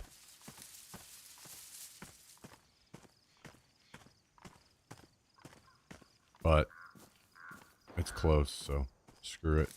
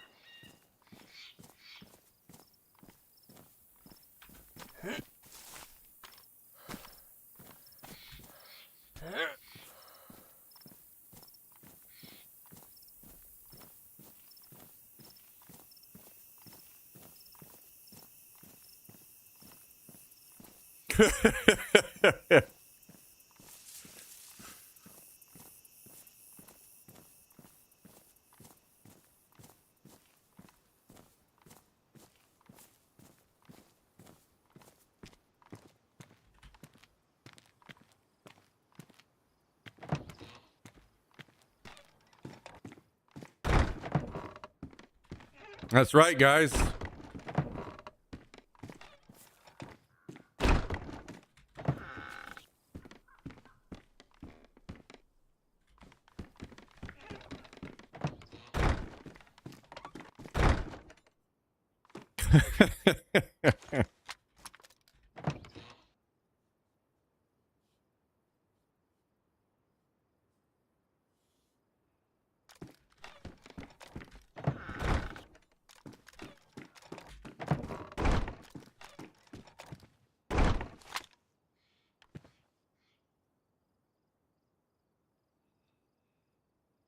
Damn. Hell yeah.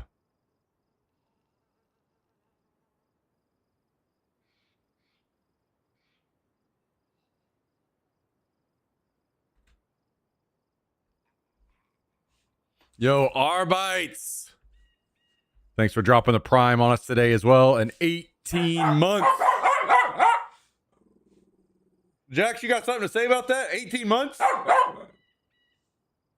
18-month resub? Okay, okay. Yeah, we appreciate those, don't we, buddy? Thank you, Arbites. Very much appreciated.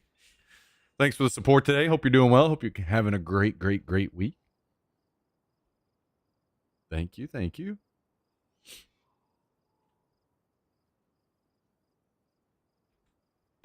There was something I was about to do, but I forgot what it was. So we may not do it. Because my brain is tiny and very forgetful.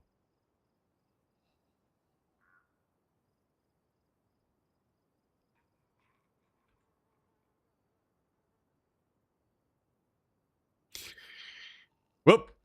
I have forgotten. Moving on.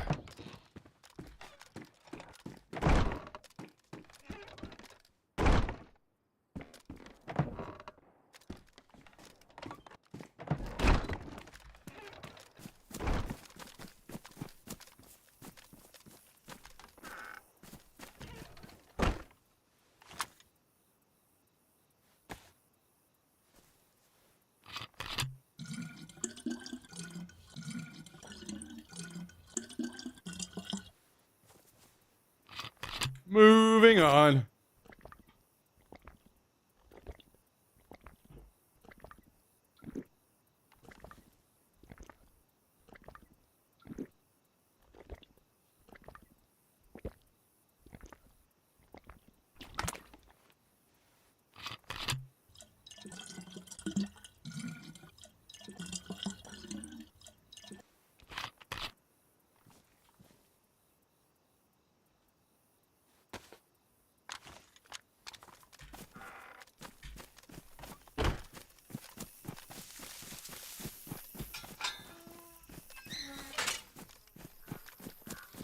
Hell yeah.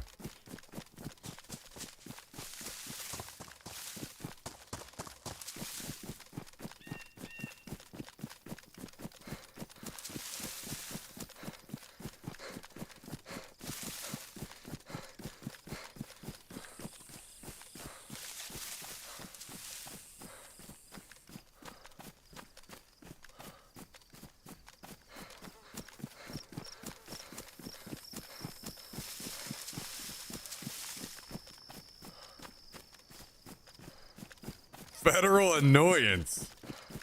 What the hell does that even mean?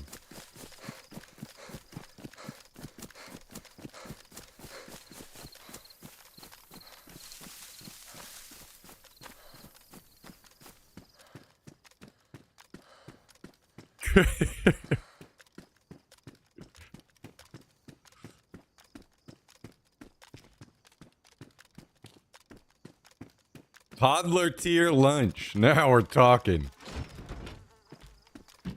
Man, we're cooking today.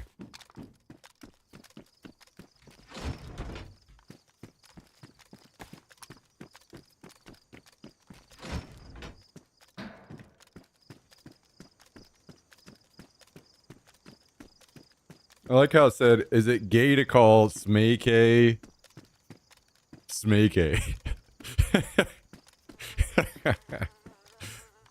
Oh my god.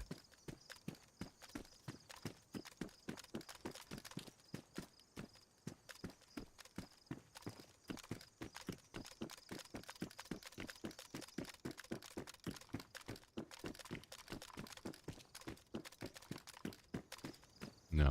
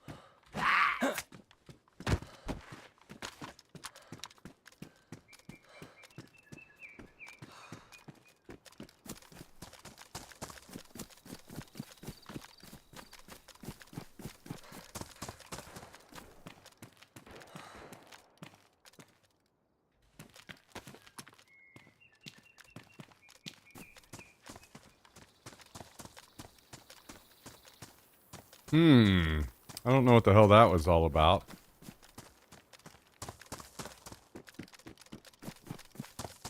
Tuxedo Lloyd with the 1-year resub today.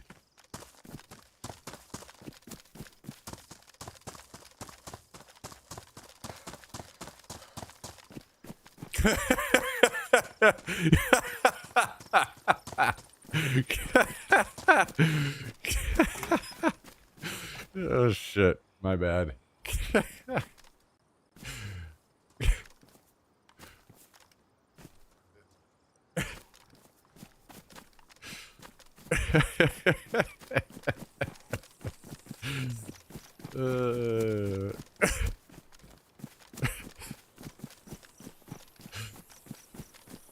Yo, thank you again, Tuxedo Lord. Appreciate the 1 year.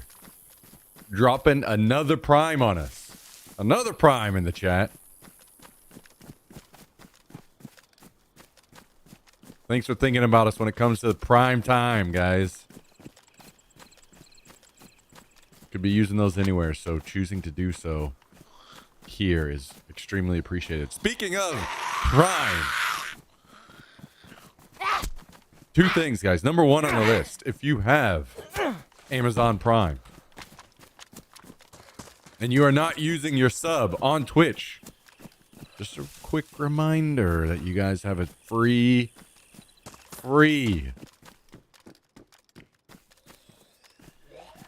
Twitch sub that you can use on any channel you want, and it would be very, very, very appreciated here.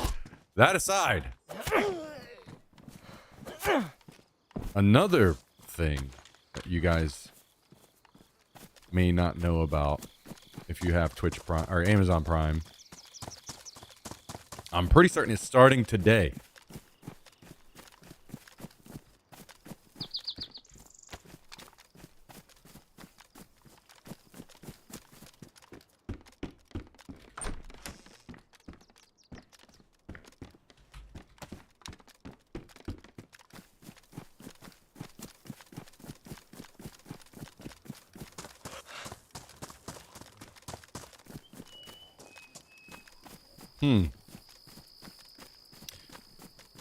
Um,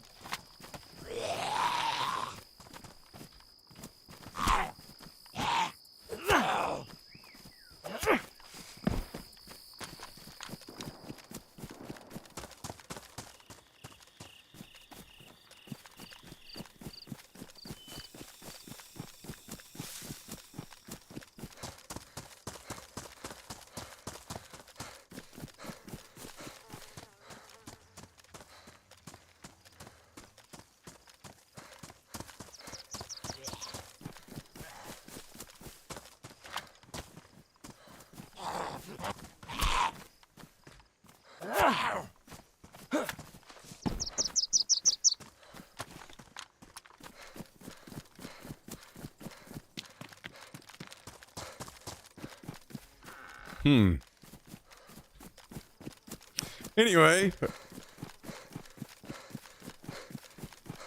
take the hit, say less. Starting today, I'm pretty certain it's starting today. If you guys have Amazon Prime, you can order. It's through its own website, so you'd have to Google it because I don't know the website off the top of my head. But you can order $5 pizzas from Little Caesars.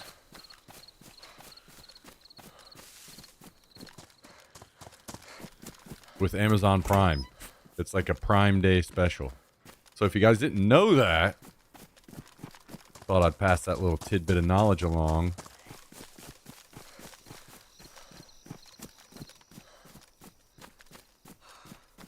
So that maybe you can take advantage of it. Get yourself some pizza. Some cheap pizza.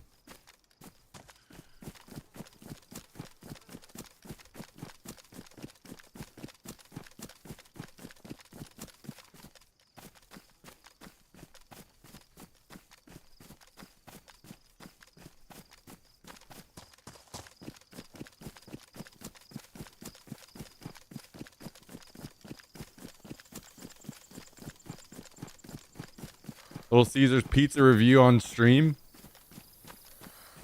Yeah, I have to wait a little bit before I dive into Little Caesars myself, but maybe we do so. Actually, maybe, but it would have to be like right at the start because I'd have to go pick up the Little Caesars right before I start the stream.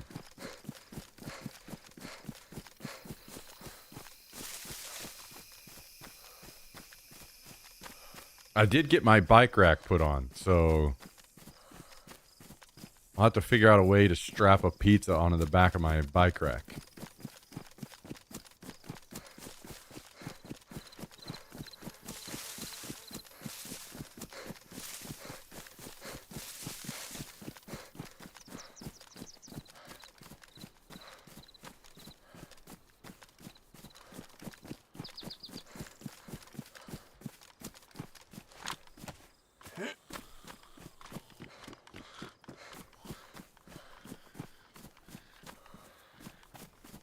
Guys,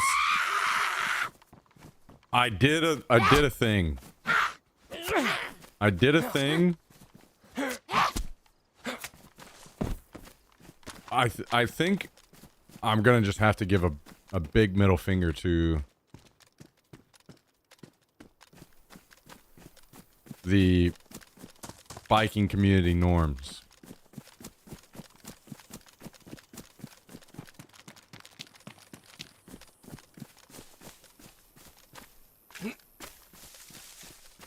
Because I got told some seats that I need to try. And I tried these seats. And, you know, they made my ass hurt like I got jackhammered by a guy in prison for a week. Which is fine because then I got told, you know, my ass is going to recover and it's going to be fine. I'm going to get used to it.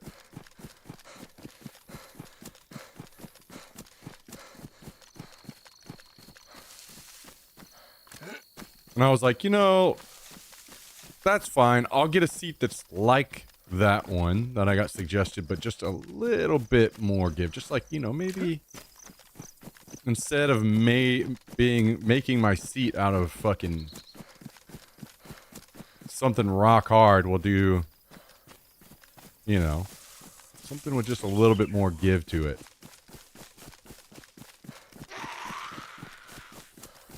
So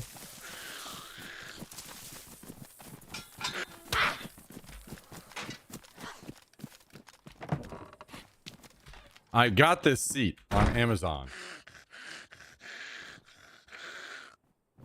that looked like it was just the same kind of the same thing that I had, but just like a slight bit of, I don't want to say padding, but just like, it looked like it was just a little bit more my speed, a little bit more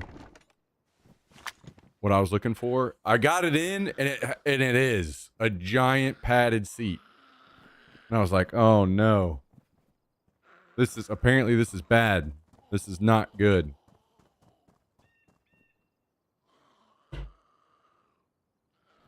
I'm told that I shouldn't use one of these.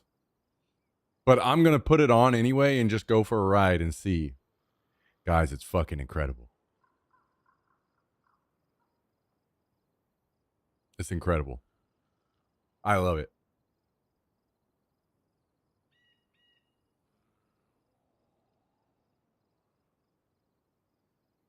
It's great.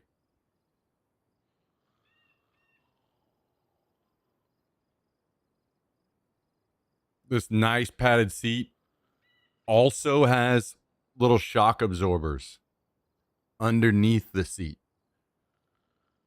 And it makes me want to ride my bike more. And I think that is the most important thing. So fuck everyone else. And I also got told to remove my kickstand. And that now that I'm going against the grain with the seat, I might also put my fucking kickstand back on. Just as a fuck you.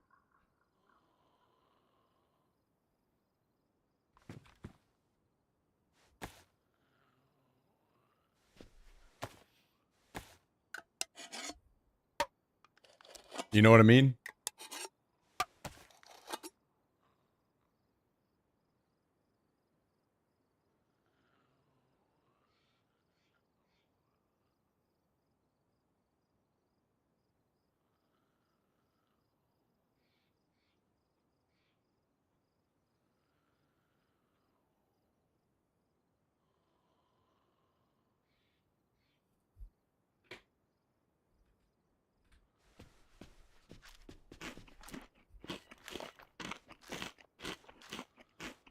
Yeah, see, I'm excited to ride my bike because I don't feel that anymore. Why is a kickstand so bad, so dumb? I agree. They say more shit to get hung on. I don't know if you guys have looked at a bike. There is shit everywhere, all over a fucking bike for shit to get hung on. Guys, check this out. I'm going to show you my seat.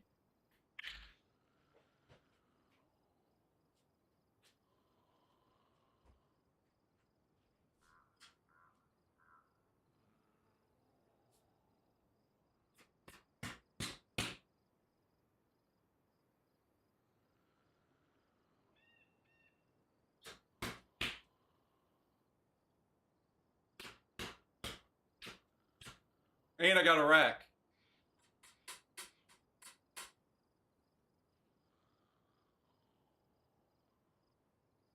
Look at that.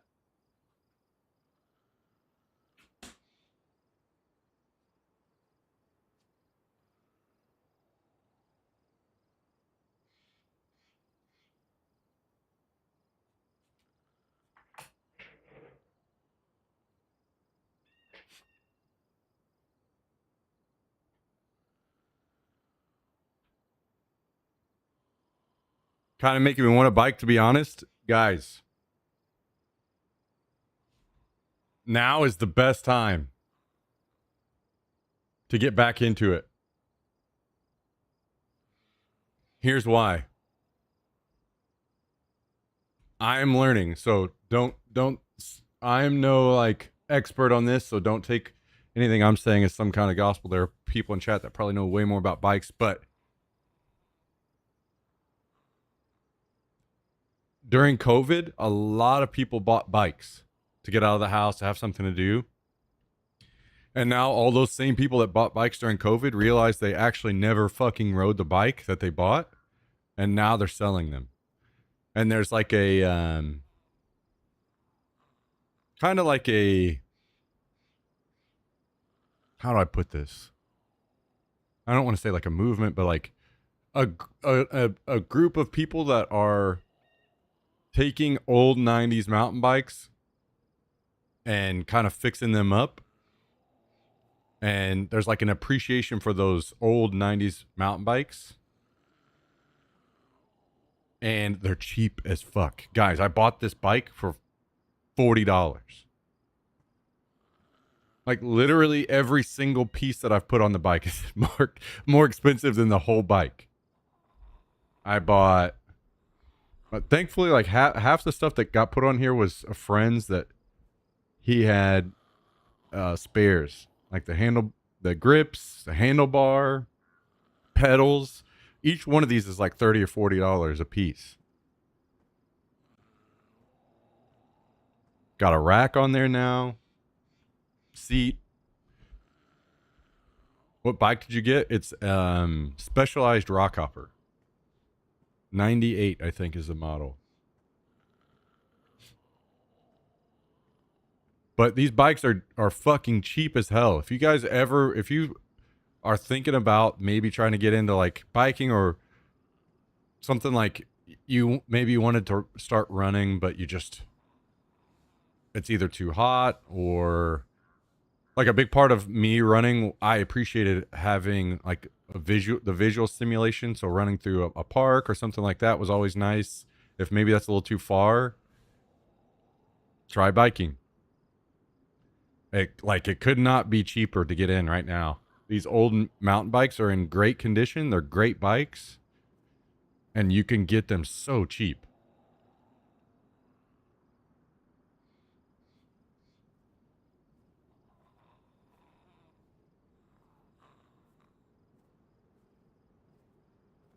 Too damn hot here. Kaiser, stop being a pussy. It's just as hot, if not hotter here. No, you can't bullshit me, boy.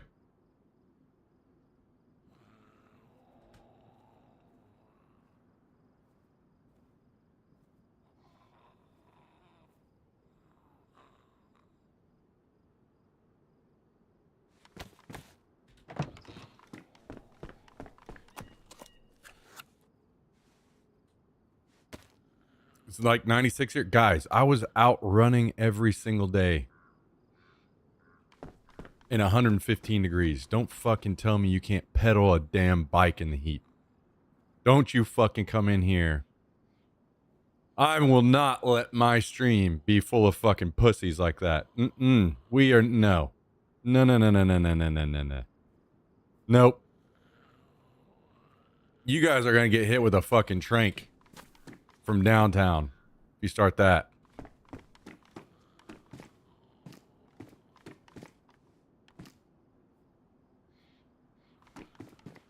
No, you're not, Kaiser. I know you're not.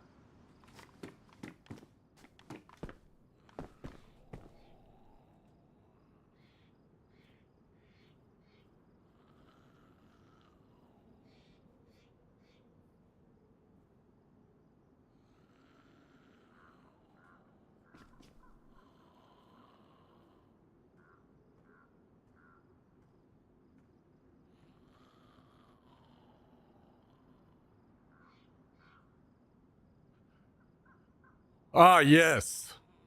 AI is the one to try to act like it's going to be the one to keep the chat clean. Yeah. The one that has made the chat the dirtiest to begin with. Yo, what's up, Kazlab? How you doing? Go get yourself a bike, guys. Oh, also,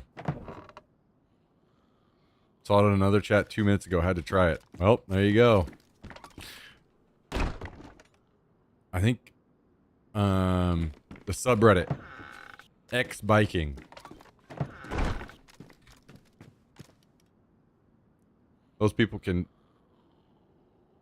tell you a hell of a lot more about this stuff than me. They've been getting these old bikes and fixing them up.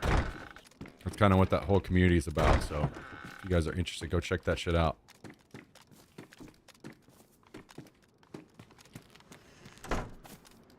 I told you guys I was planning on doing a bike packing stream this week.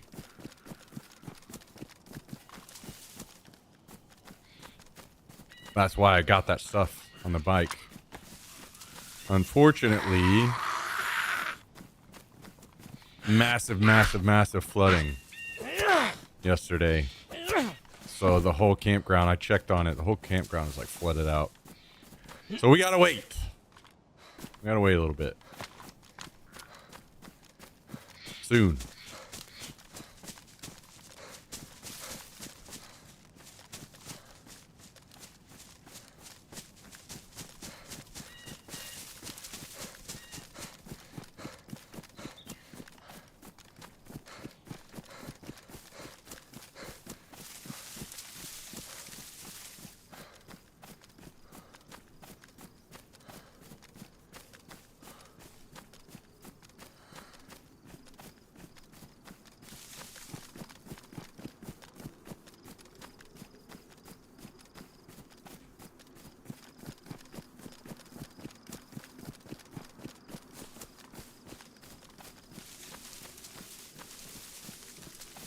Jesus fuck. I never knew I could just get verbal cancer injected straight into my brain like that.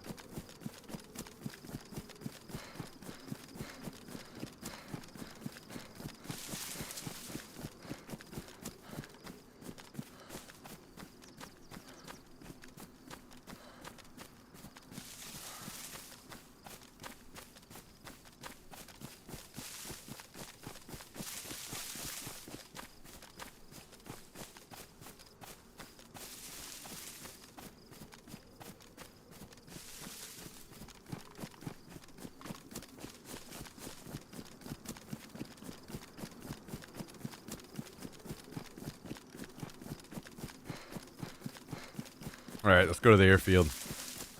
We still need to find this last ammo box. So we can become a real boy.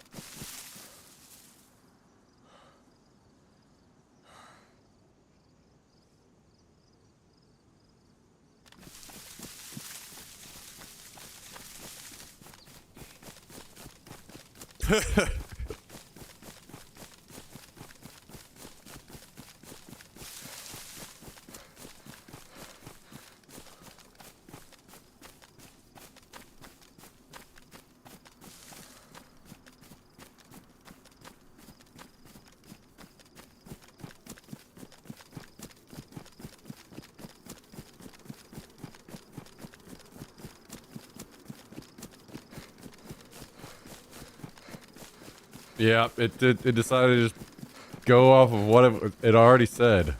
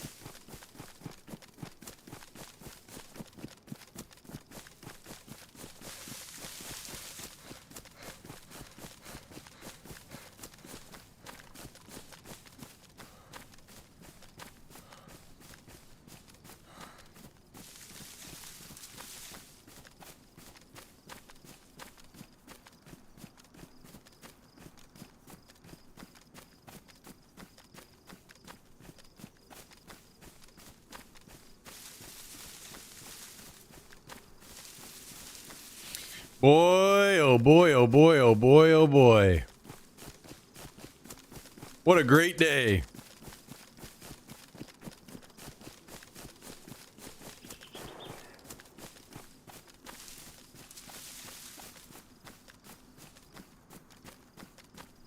What a great, grand, wonderful day.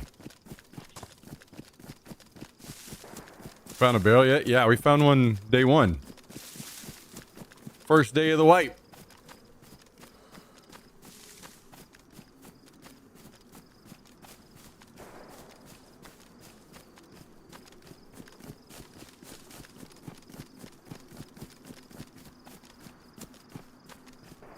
Thought it got stolen? No. No, we protected it. Everything but the barrel got stolen. All the other good shit.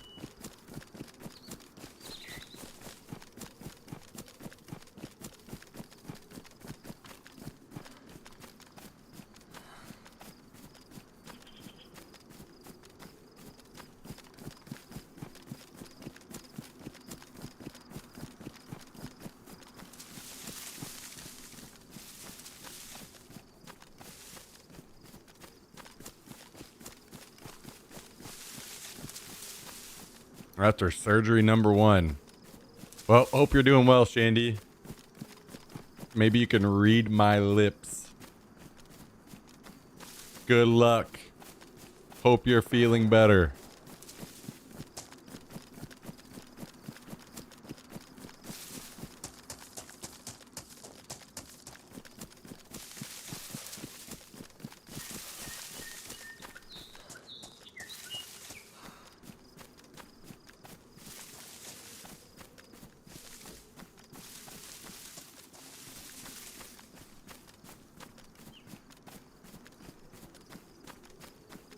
Yeah, today is definitely not a day to have audio on TTS, that's for sure.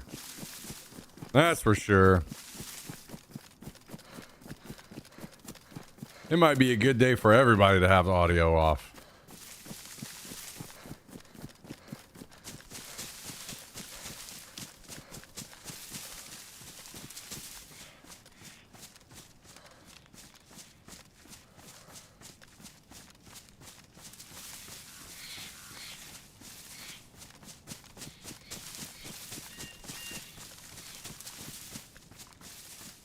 If you're in the office, turn it up. Yeah, what could go wrong?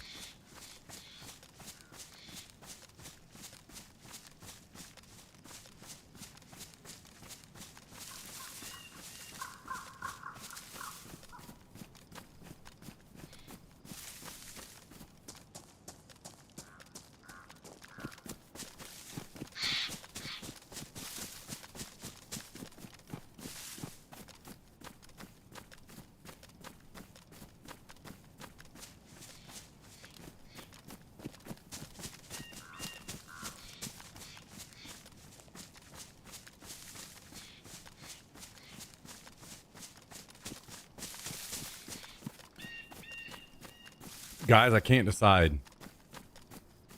I switched back to my keypad today. I kind of feel like I might want to just stick with it. I might just stick with it.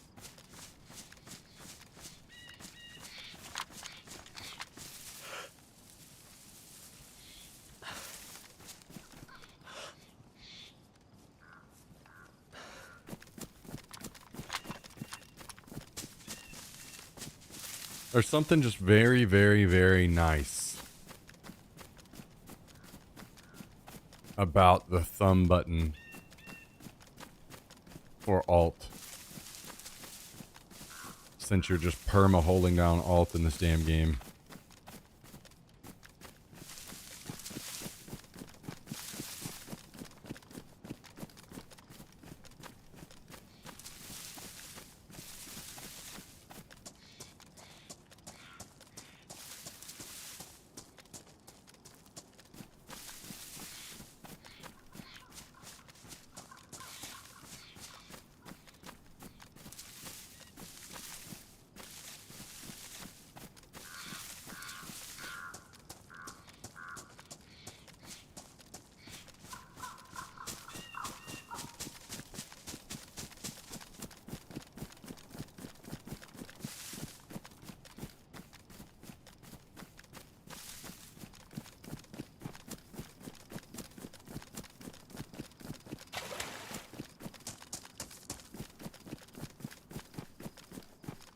It feels good. My hand does not hurt nearly as much whenever my thumb isn't doing some crazy ass shit to hit alt all day long.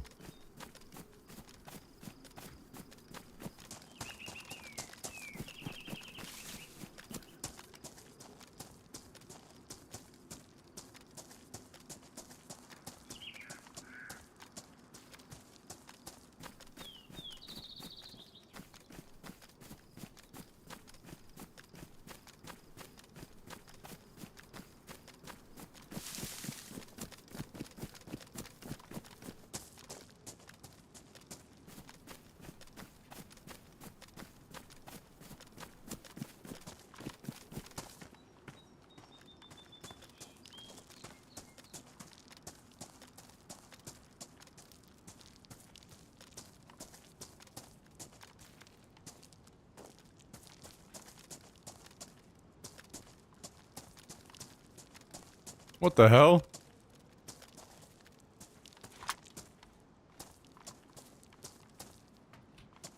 So the plate carriers are spawning where you can just grab them through the wall, huh? Hmm.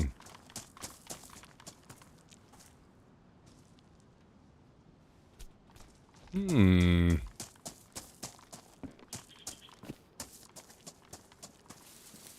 Hmm.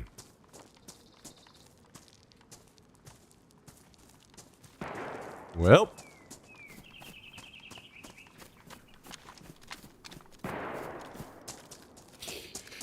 Well. Hmm. Hmm.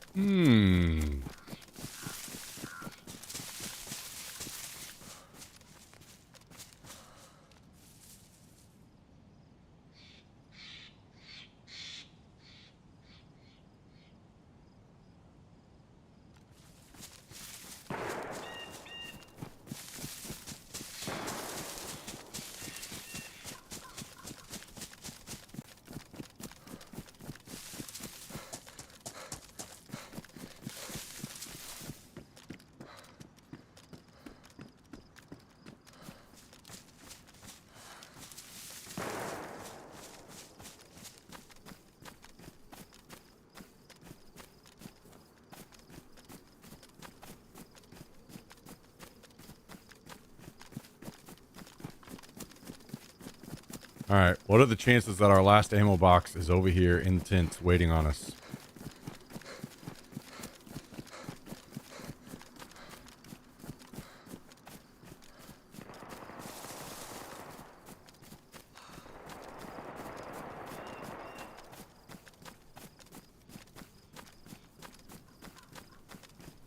Wonder what that's all about.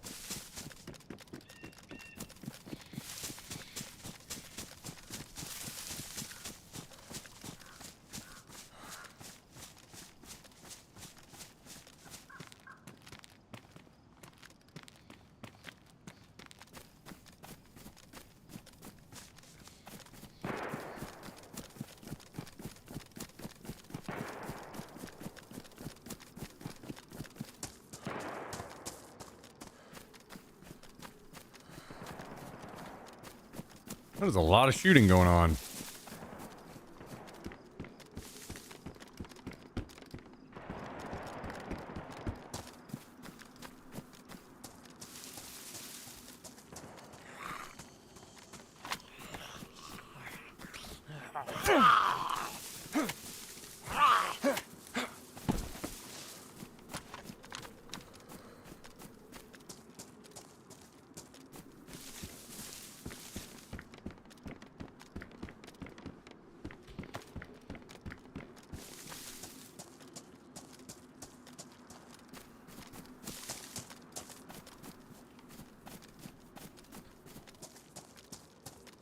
Remember when Kabasi used to be a nice, wholesome, wonderful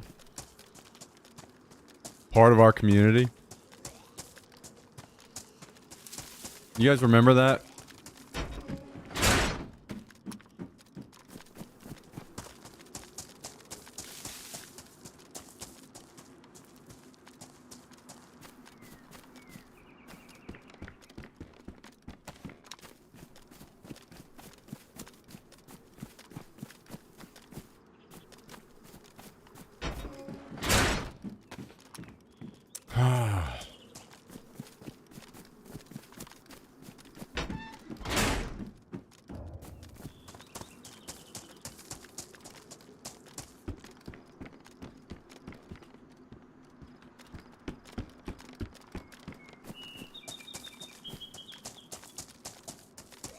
How things change.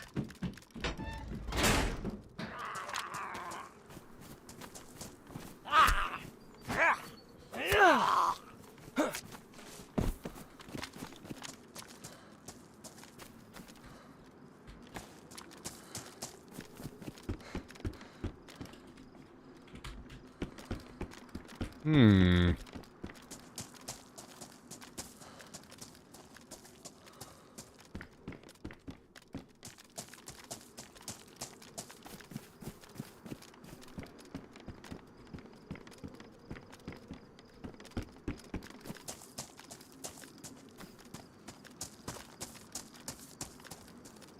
Well,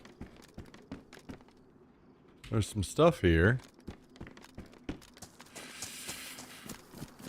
But no ammo box so far.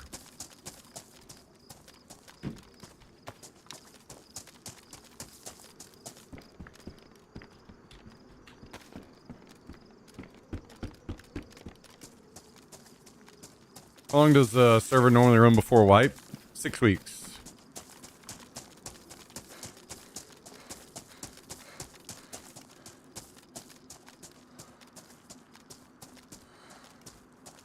So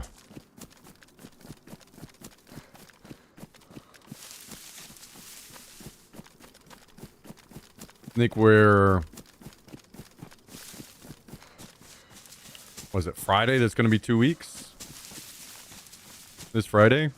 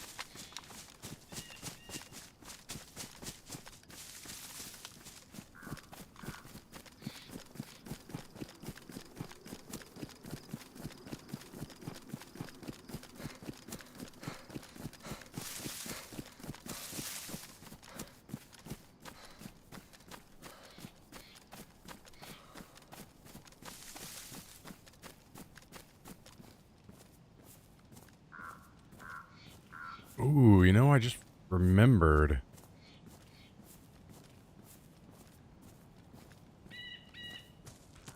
That this base was down here. Wait. Or am I wrong? No. Oh, it's in Vavilovo. That might be where that fighting was going down. Maybe that's where that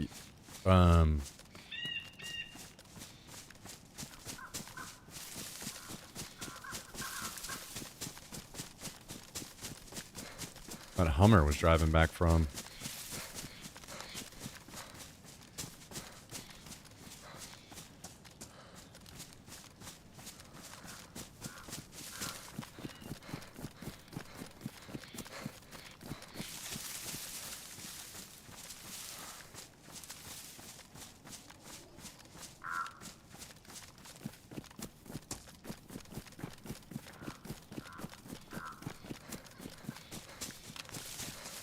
go down and take a look.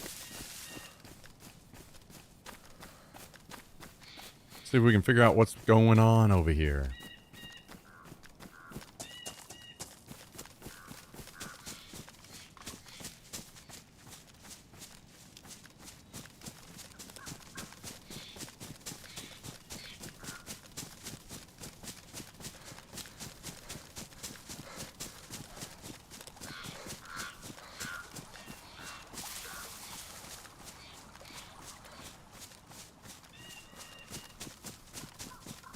What's going on now?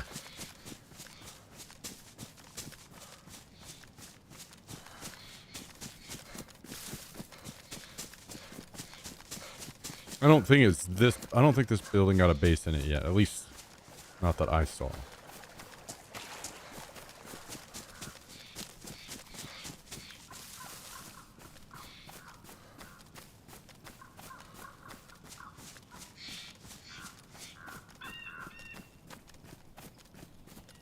Okay, does not look like it still. But that fighting sounded like it was in Vavilovo.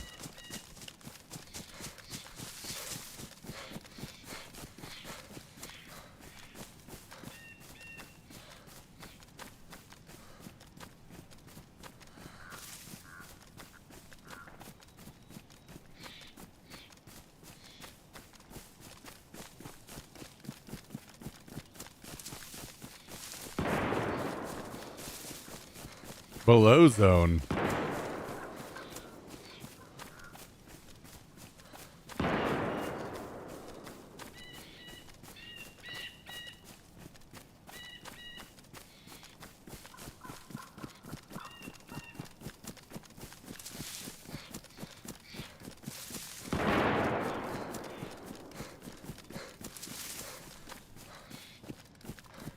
Damn.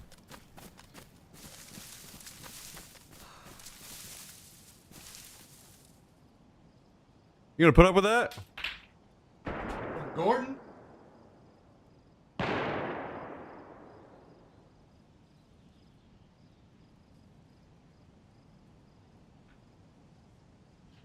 You gonna let Gordon talk to you like that?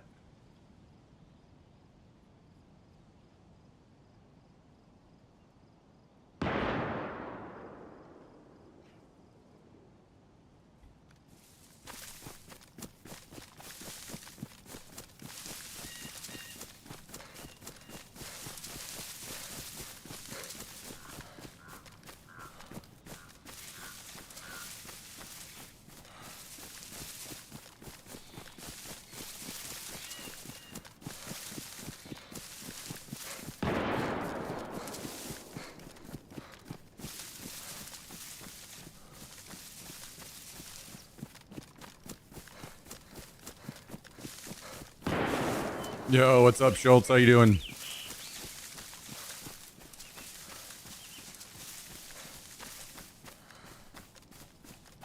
Little shooting going on.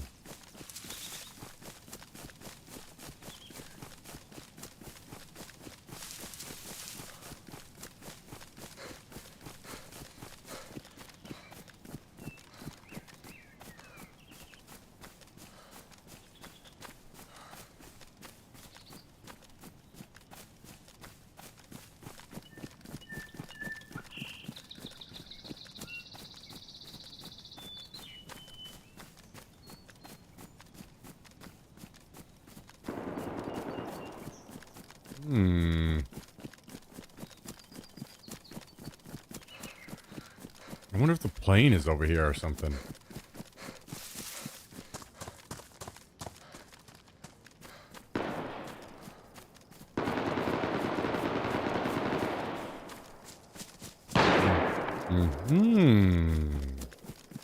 Damn, I can't remember if I brought a rangefinder.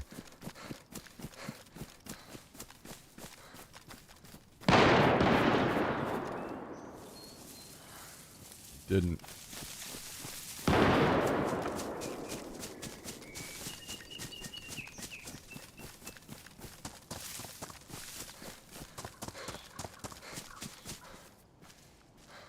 Not ideal to say the least.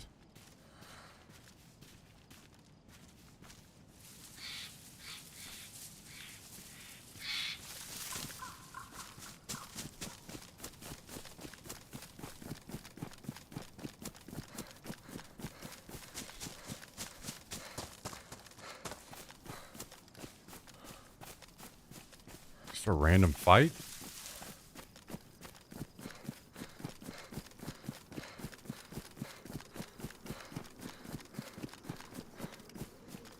I don't see any smoke. I don't even know what they could be fighting over. Just a couple random squads, maybe?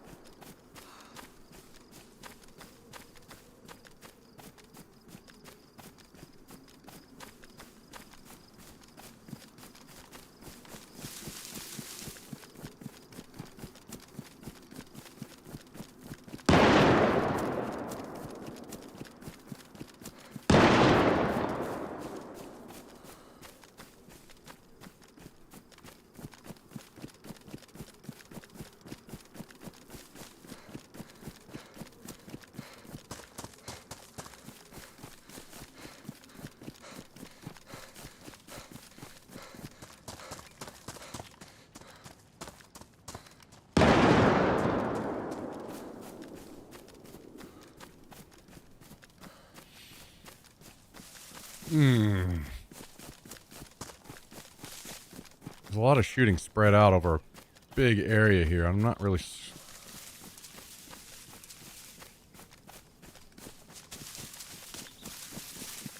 sure who is where doing what.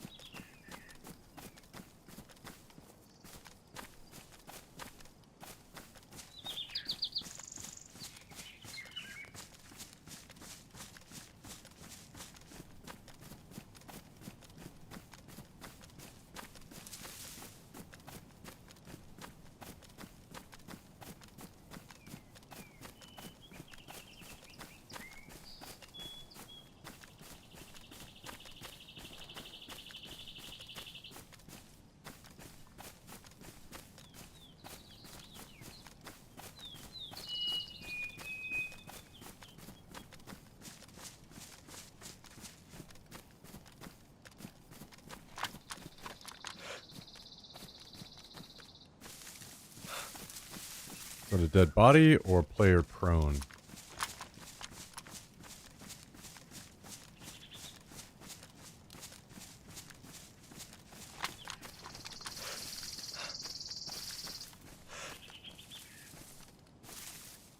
There's a player looting on that body.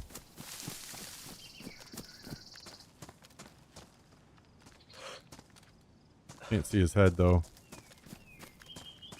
Does he have any friends? Ain't no fucking way. Oh my god. Oh. Am I the only one that's gonna get DC'd here?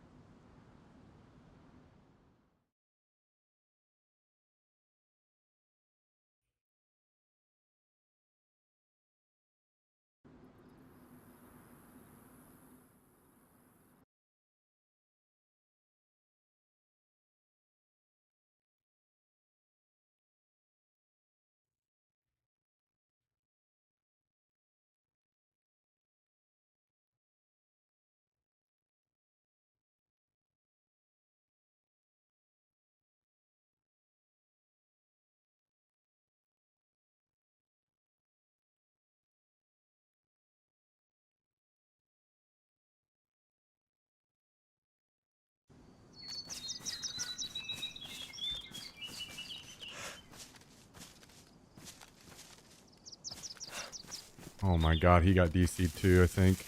Either that or he ran off while I was DC'd.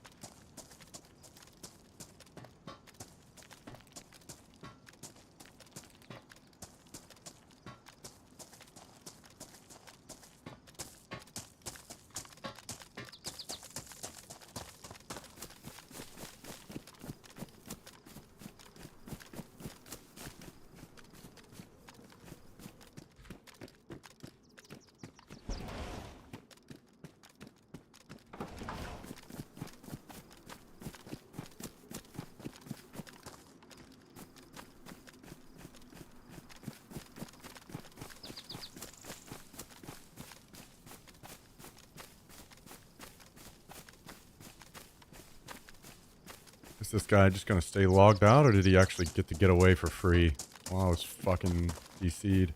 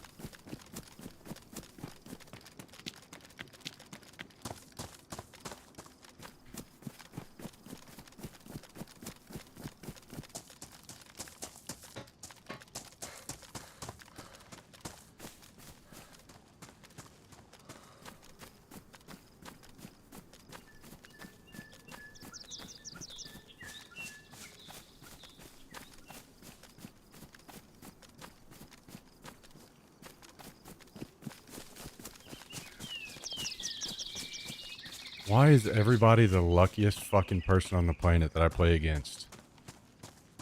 This guy just got his fucking life saved by Steam maintenance.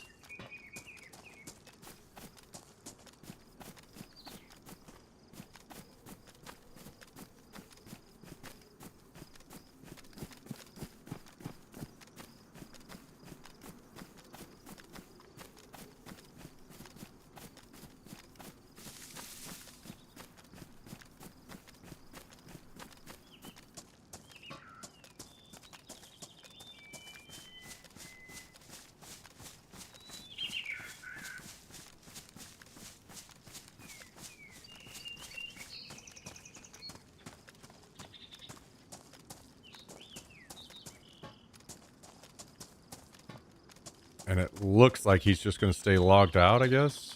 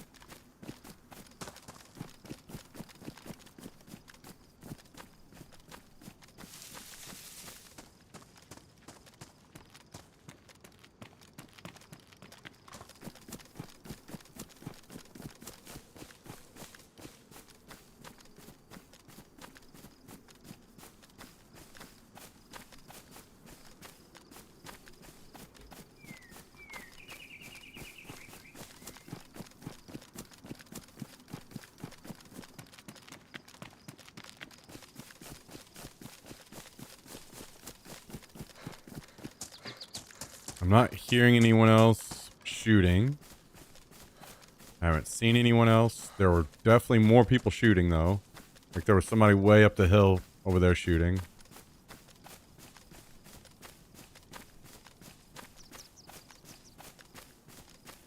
I don't know how many people are logged out trying to get back in. This guy either was able to run off whenever I was kicked, or he was also kicked and he hasn't logged back in. And he may not ever log back in. Well, He will eventually, but he may wait a while so that he isn't like logging in and getting shot.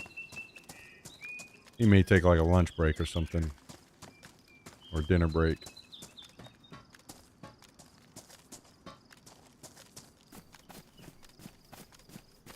Man. The timing on that is so fucking sad for me.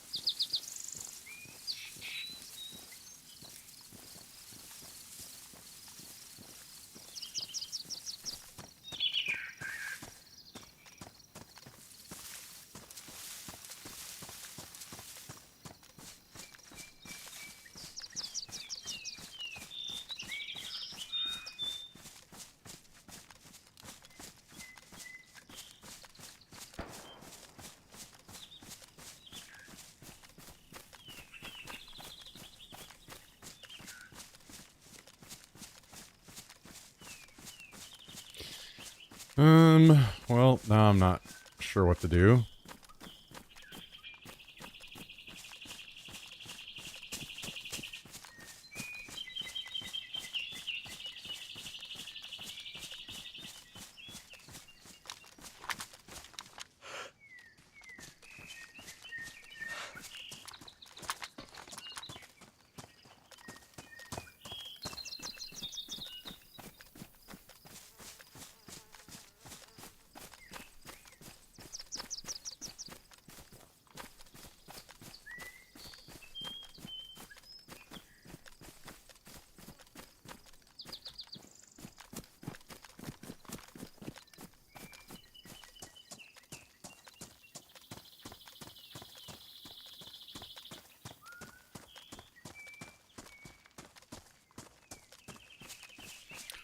Full steam maintenance.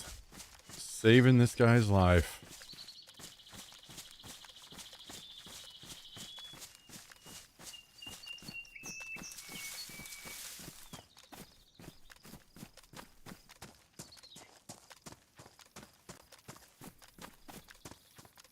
Isn't that how it goes?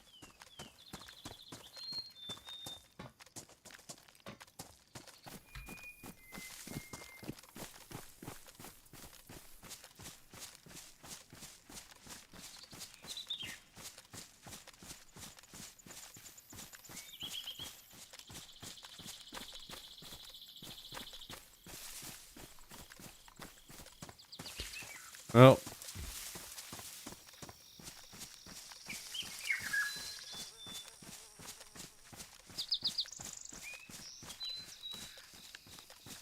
maybe we just grab this Mosin and head out.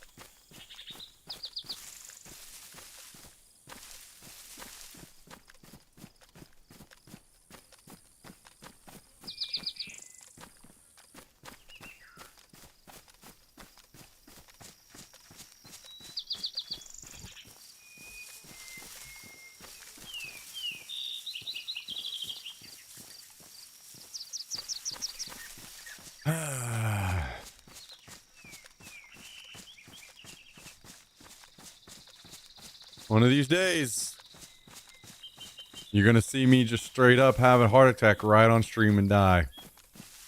Then how you going to feel?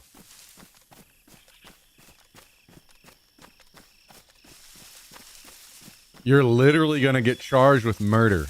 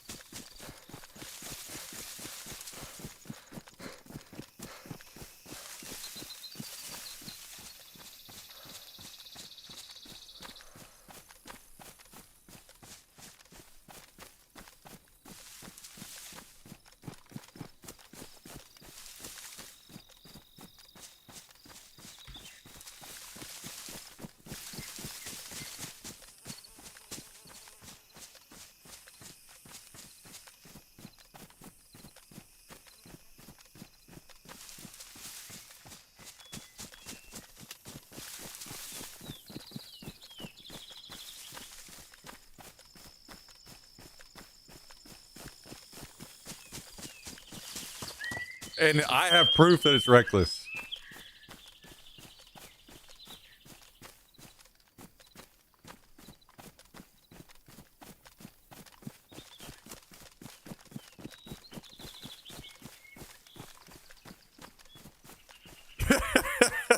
You better get a fucking lawyer, Kabasi. Lawyer up, bitch.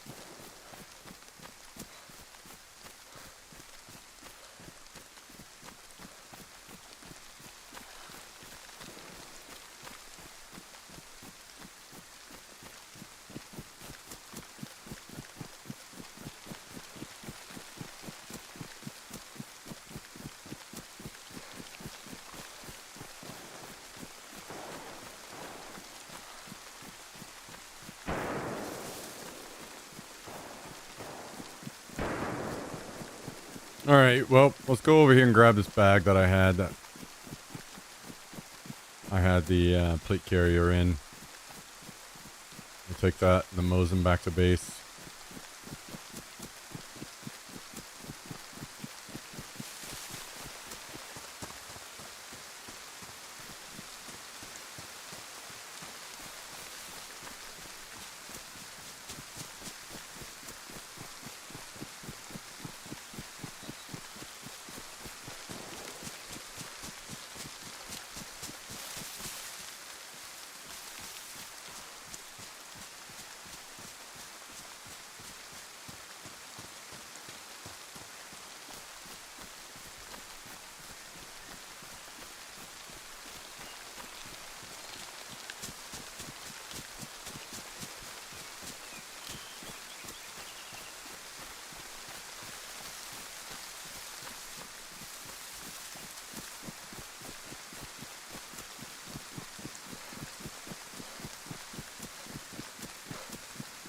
Yo, when's Steam Maintenance swooping in to save my life?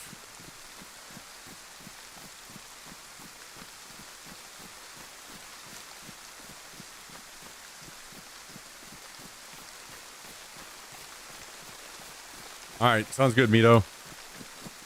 By the way, I have an insane amount of nails. I can give you basically all the nails you want.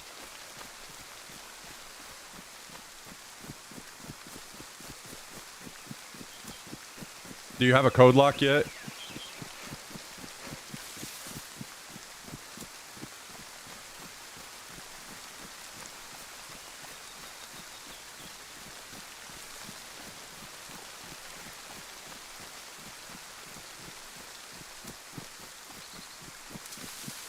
Yeah, I can give you everything you need.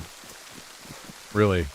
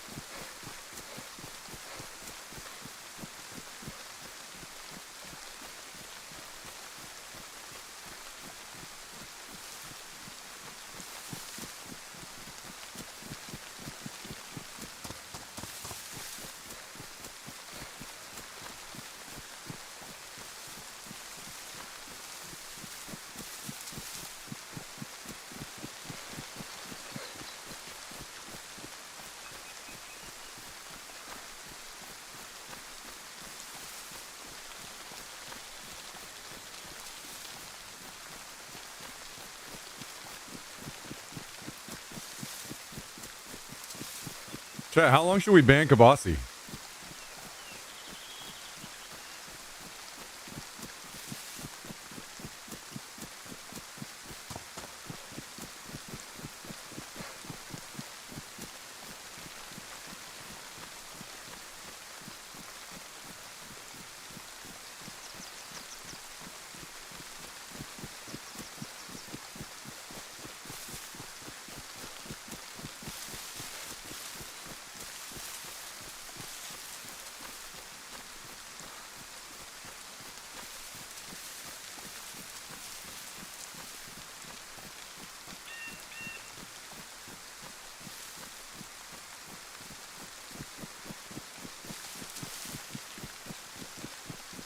Oh shit. Convoy's up. I gotta go to this.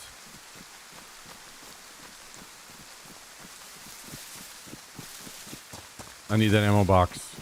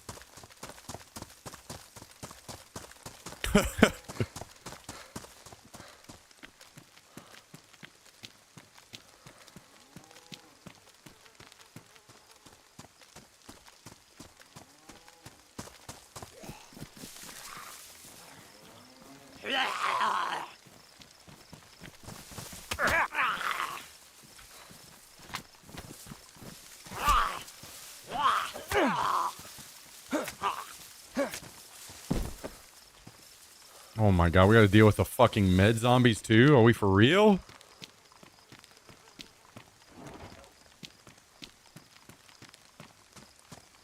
Fuck. Might as well just get it over with, huh?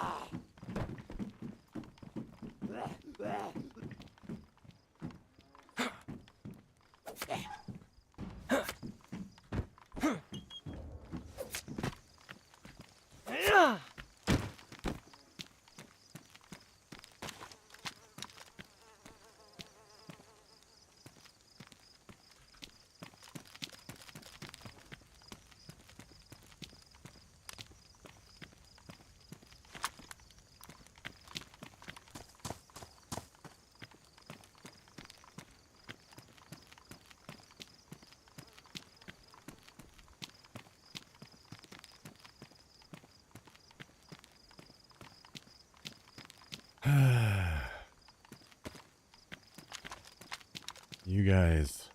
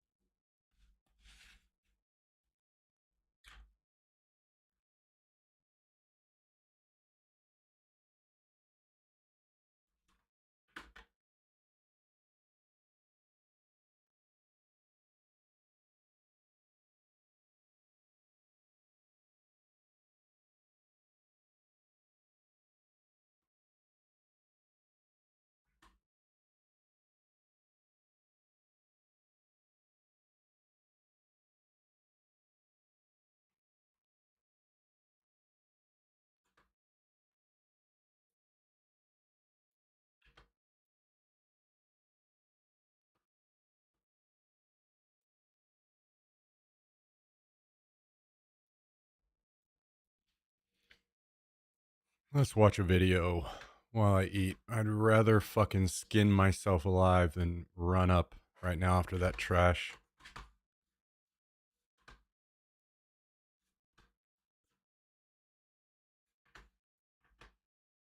Two is now the healthiest it has been in years. Article here from Mr. Paul Tassi, also showing off his well-rolled ringing nail. Nice, Paul. Nice.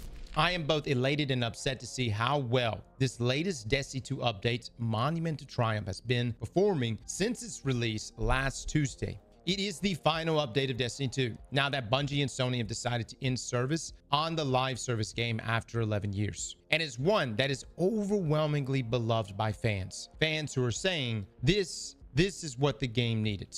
And that's backed up by numbers as well. Destiny 2 peaked at 167,000 concurrent players on Steam, the highest figure since the final shape, the grand conclusion of the first 10-year saga, almost 2 years ago exactly. With the console audiences, that's around twice as much on that platform, and it's back in the top 10 on PS5 right now. Yeah, it's like, I don't know. It got up to like the top 5 on Steam. Of course, like the #1 seller as well. But it's not just the peak. Destiny 2 has been hitting over 120,000 concurrent players a night for nearly a week now, where every day has been higher than July 2025's Edge of Fate expansion's peak. In the less dire post-Final Shape era, where Destiny had 3 substantive episodes, those never peaked at more than 90,000 concurrents. Despite adding loads of new story content, this update does not have. Yeah, even Heresy, guys. Even Heresy didn't get in the 100K range. Yeah, I think that's really the story right now, is that the numbers on a per day basis has been holding so strong. But I also think right now, people playing Destiny, there's almost a sense of relief. You see, we've been on this seasonal treadmill now. Chicken and rice, the seasonal treadmill. What's up?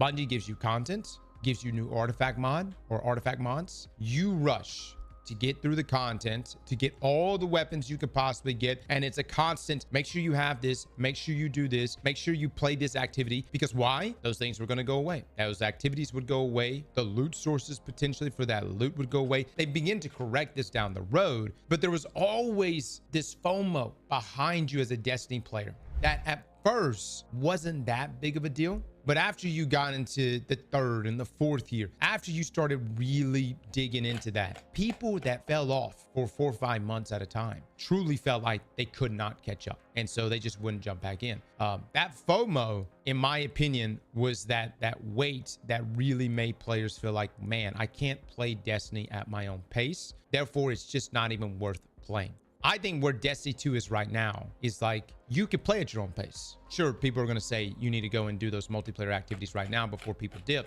But for the most part, you can earn those pieces of gear at your own pace. You can find people to play with. And normally you can for the feature stuff. And, you know, the same with experiencing the new Pantheon events, you know, going back and hitting up old dungeons and old raids to get upgraded loot. There's just a variety of things you can do, and you don't really feel punished for doing any of it, because everything is kind of valuable now. The whole game is valuable. This is in stark contrast to an Edge of Fate launch last year, which was you only played Edge of Fate. Yo, Budweiser, thank you for the what's in 16 months today. Like how you doing? 70% of the game, 80% of the game. Thanks for joining. Hope you're doing well. In the game was cut off from you.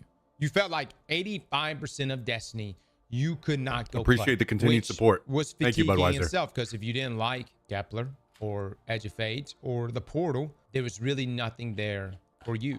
And the same with Renegades. Even though Renegades was better, a lot of that still was inside of Renegades. Edge of Fate might be worse than Lightfall. Okay, Edge of Fate narratively is probably not worse than Lightfall's narrative, and that's because the stakes for Lightfall was so much higher. It was our Infinity War moment, right? But I can definitely tell you that the year following Edge of Fate was worse than Lightfall.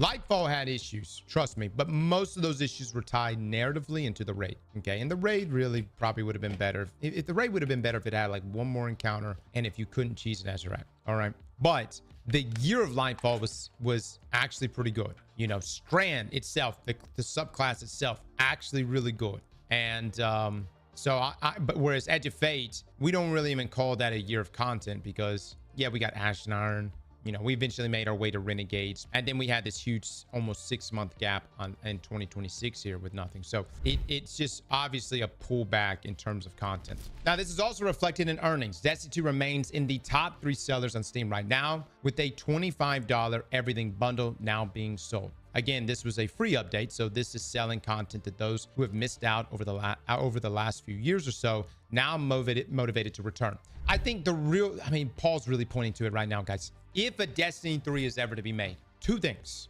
The game needs to be built with forever in mind, okay? Some levels of FOMO may exist, but really, you want to kind of avoid that. You know what I mean? You want to make the game this forever game that just has so much content that allows you to continually expand. And I know you're going to sit here and say, but Cross, that's just not possible. They're going to have to do a seasonal model. They're going to have to do resets. I just think there's a way around this. I think there's a way around this. And I'm going to give you some examples in just a moment. The other thing they're going to have to tackle is just the monetization side. Every time I've ever pitched to you guys, hey, what if Bungie went to a subscription model for Destiny? All of you were like, never. I'll never pay that. Guys, you realize how much more money you would save? If you didn't pay for, you don't pay for expansions anymore. You just pay the subscription, okay? You pay, I don't know, say $10.99 a month, and you get everything in the game. Everything in the game. Jump in, you play, get everything in the game. You want to cancel it after that, cancel it after that month. There's another game that does a system just like this. Actually, there's another game that does both of these systems perfectly. RuneScape. You see, RuneScape has that forever approach, all right? And it has so much content that you can grind seamlessly forever, okay? And they have a subscription model. You don't pay for all these extra things. You have I don't trust Bungie to not also try to make us pay for expansions. It lowers these barriers. It removes the FOMO barrier, the barrier that makes you feel like everything you're doing, you're having to rush through, you're not able to play at your own pace, and it removes the monetization barrier, okay? You could just jump in and actually play for a flat fee. Now, I will say there's another game that actually has fantastic systems, especially from its social side, is Final Fantasy XIV, A Realm Reborn. I would argue and say, like, for I haven't played this, so I don't know anything about it. Maybe that or you know, if we were to ever get a Destiny 3, they should really piggyback off of the social features and also things like Duty Finder and stuff like that that exist in Final Fantasy. Implement that in something like a Destiny. The bad news, of course, is that this cannot last forever. With no new content coming, these numbers will have to decline in time, as a live game with no live updates can only do so much to keep players engaged. But when I say the game is healthy, I mean more than just the numbers. Destiny 2 as a whole is in the best state it has been in years, namely due to the loot chase that's been added. Ever since the new tier system was introduced, 80% of the game was giving outdated loot, but Bungie has updated close to every activity to give out meaningful rewards, ranging from new and left behind weapons,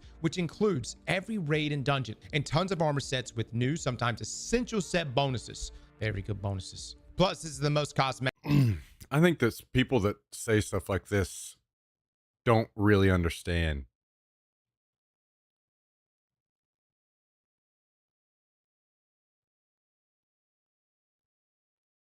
Like what it takes for a game to last. Like whenever you just shower people with an insane amount of loot, like Destiny has always done, people will quit earlier. But an issue that Destiny has always had is it's always done that. So it's so hard for people, that expectation to change. Whenever they sunset gear in Destiny, which is one of the best things they could have done, and they should have kept on that path, everyone was fucking crying. That's a perfect example. So now when you play Destiny, you're just completely overloaded with fucking loot. It's not a good thing. When people talk about this being a good thing, it's not a good thing. The game has ever let players earn. Would you believe that? People like it when they can earn cosmetics. With Triumph's netting players half a dozen ornament sets per character. It's wild. Let me just give you an example. When we say Bungie added a lot of armor, this is what you can farm in the game. By the way, this is a spreadsheet that we've shared out before, but this is the stuff you can farm in the game right now, okay? I'm gonna put it to you like this. Edge of Fate stopped at probably like or Edge of Fate and Renegades probably stopped like right here. Like, I don't even know how many sets. Maybe we had 10 sets, 11, I don't know. Potentially more, but I can't remember. This is how much you have now. Do you see this? And look, let me just say this Now, for the but folks this that, is that are good like, and yeah, cool, they're all but probably shit, dude. No, you should no, just be getting these are 40 these pieces per two-piece run. and 4-piece sets. Some are PvP. These 2-piece and 4-piece sets, some of them are so fucking good, dude.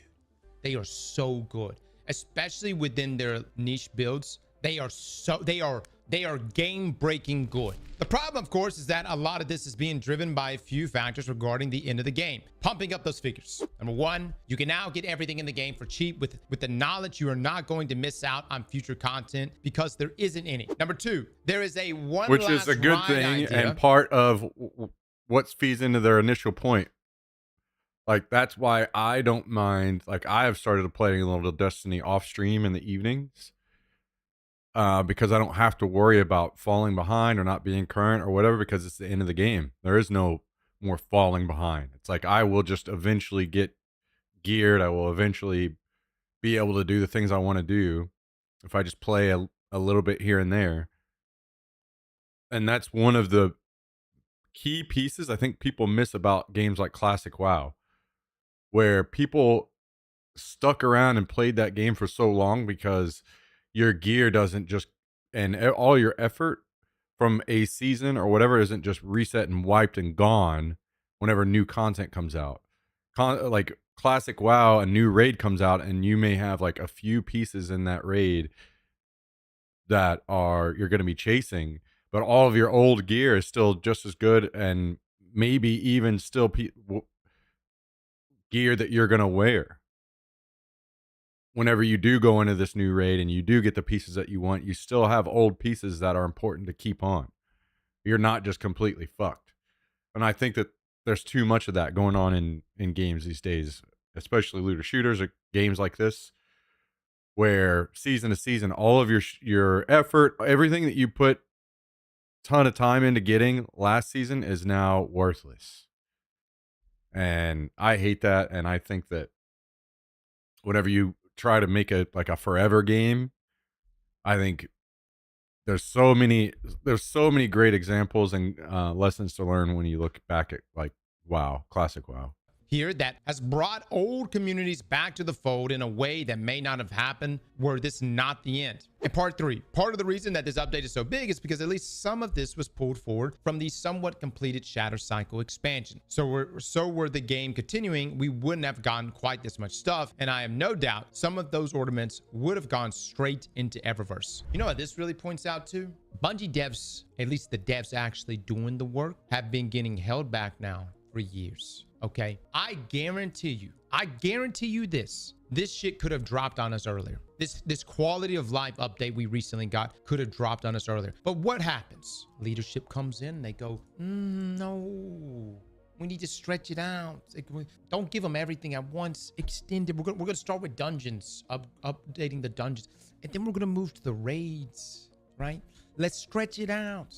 I bring this up because a long time ago I was talking to someone high up on the totem pole, and they were talking to me, and they said, how would you have felt if instead of killing the witness during the final shape, you killed them over the course of a year? And I was like, whoa, I think what y'all did with final shape is perfect. But it seemed like the people above this gentleman was sitting here driving it over and over to him, how engagement had fallen off after final shape. And it was like, engagement wouldn't have fell off if y'all would have just stretched out the death of the witness, killed him over a multi-month period. And it's just like, man, but that would have tainted it. That would not have been the experience that the final shape was. Sometimes, and I know engagement, I know engagement is an important metric. I'm not going to sit here and pretend like engagement's not important, but less is not more. Okay, you could stretch it out as much as you want. Maybe some years and some seasons you might get away with it, but as we know, it definitely caught up to Bungie. We've been living in a Destiny environment of less, and I would say there are a couple of things that help retention more than anything. Social elements, things like player-owned housing, clan-owned housing, right? A forge mode inside of Destiny would have been arguably one of the biggest contributing factors to player engagement and player satisfaction. And imagine this, if I think that forge thing would be cool, but does it cause a lot of issues within other places, like server issues and stuff with people doing all this? I mean, if I don't know, It's tough for me to say. I think forge modes are better in games that are shallower to begin with. I feel like the time and effort put into something like a forge mode, it's better to put that into whole new PvE experiences. But maybe they have a team that is able to just do this on the side. I'm not sure. And they plucked out of there an activity that's someone that was community made, or a strike that was community made, and added that into the strike playlist. And by the way, I talked to the gentleman that made Forge for Halo back in the day, and I asked him, I said, wow, could you add Forge to Destiny? He said, absolutely. They could add it now. And I was like, just do it. And that's when If it's that easy, then yeah. Even adding something as the testing range, there was so much friction just doing that. You see how crazy that is? That is crazy, but it's weird. I don't know how many of you guys play, like what all games you guys play, but this experience is actually very common in like every fucking game. Dude, it's like pulling teeth to get anyone to put a fucking shooting range in. I remember we spent years asking for a shooting range in Rainbow Six Siege. I don't understand. This is something that, like, people being able to test stuff is one of the most, I don't know, basic parts of the game, in my opinion. Every game needs a shooting range fucking day one. Every game. In some ways, there's almost like at the very top, I almost feel like they didn't want to make Destiny 2 too good. As crazy as that sounds, I know that comes off like I'm throwing out conspiracy theories here, but it's almost like they wanted to avoid making Destiny 2 too fucking good. Since why we have, and the same thing applies to the Destiny PvP side of things. You haven't gotten any PvP updates for years. Why? Well, guys, man, you can't make Destiny 2 PvP too good. Really, you can't. Why? It's going to take away from Marathon. And I'm not trying to throw fucking punches at Marathon right now. But if you make Destiny 2 PvP too good, who are the people playing Marathon PvP right now? Or who's playing Marathon This kind right of thinking is now? not going on. Are your Destiny 2 PvP players. The Fizzle, Walla, Frost, Benny, the list goes on and on. Okay, maybe no one's really playing it right now, but when Marathon first launched, a lot of the PvP guys on the Destiny side jumped into Marathon. It would have been a harder conversion to do that if PvP and Destiny was just absolutely. There's way, like infinitely higher chance that it's just like we don't have the money and staff to spend, and we don't feel the return on investment of those things is good enough to work on the PvP and put more effort into it. There's almost zero games out there saying we don't want to make our game too good. Basically, no one's doing that. What's this guy's accent? I think he's talked about it before. I don't remember exactly where he's, or like what his background is. You see what I'm saying? The point, however, is despite that, you cannot argue that there is still not a huge amount of passion for Destiny 2 and Destiny as a franchise overall. Again, this is a game that was still hitting record highs 2 years ago, and the main reason player count dropped so sharply was, yes, some bad decisions with post-launch content, but also way less dev support after layoffs and moves to Marathon, so there was only so much the remaining staff could do. The problem, however, is exactly that. Literally, that's proven the point of what I just said. There's only so much the remaining staff can do, so do they really feel like going in and tweaking on PvP is worth it rather than just letting it fucking go? It works, you know? Expectations, as even the record final shape supposedly underperformed. The cost profit bar here is just way too high. I am having a hard time believing underperformance in Destiny. You know, starting in 2023, Bungie leadership started axing people. You saw departures even from folks like Michael Salvatore, who was there for years. 2024 rolled around. You saw more departures. Luke Smith, Mark Noseworthy, Joe Blackburn, the entire narrative team outside of Allison. I think there was a conversation that took place between Bungie leadership and some of the folks at Bungie, because examples were being thrown out. Examples like, what was it, Nintendo CEO or something like that. The leadership that dropped their salaries in half or something like that for like 2 years. Anyways, that an example like that was thrown out, and Bungie leadership at that time, who pretty much have all departed by this point, simply said, we're not that kind of company. It was essentially brought up as like, you know, hey, can we just buckle down? Maybe everyone take a hit for the team, right? Maybe instead of Pete getting 12 cars, he only gets 6. That kind of thing. Just some cutbacks. And they were told by leadership, you know, we're not that kind of company. Man, I love cooking with my Gosney Arc XL. You can do anything in this pizza oven, really. Like, you don't just have. Still the cancellation. That's crazy to me. To hear that, if that's true, that there's literally a company meeting where everybody, it came out. Can you guys imagine? Have you ever worked anywhere in your life where there was a discussion among people at the top about everybody in the company, including them, making less money? I have never heard or experienced that in my entire life. So if that's real and that happened, that is crazy. Number one, that the leadership let that happen.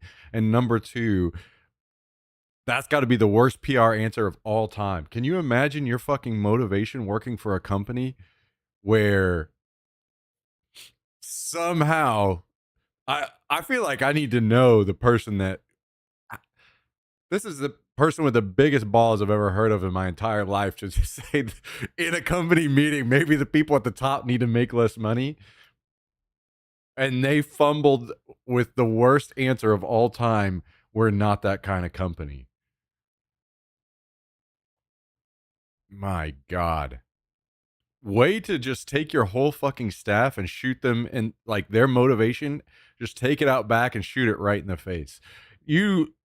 Every single fucking person in that company goes from, I'm a part of something special. I want to work really hard and put in extra time that I don't have to because I'm a part of something special. And I want to look back and say, you know, this was a part of my legacy.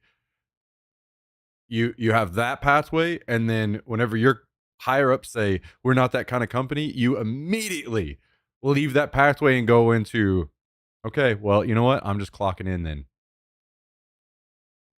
That's it. I am working a normal job now.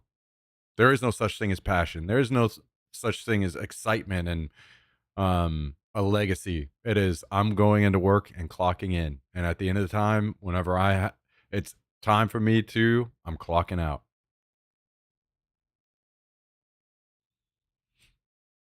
My friends work at Microchip Semiconductor Company, and they cut salaries across the board to prevent layoffs, and that happened multiple times, but no one ever got fired, and then they got made right later down the road. I mean, that sounds fucking reasonable to me, you know?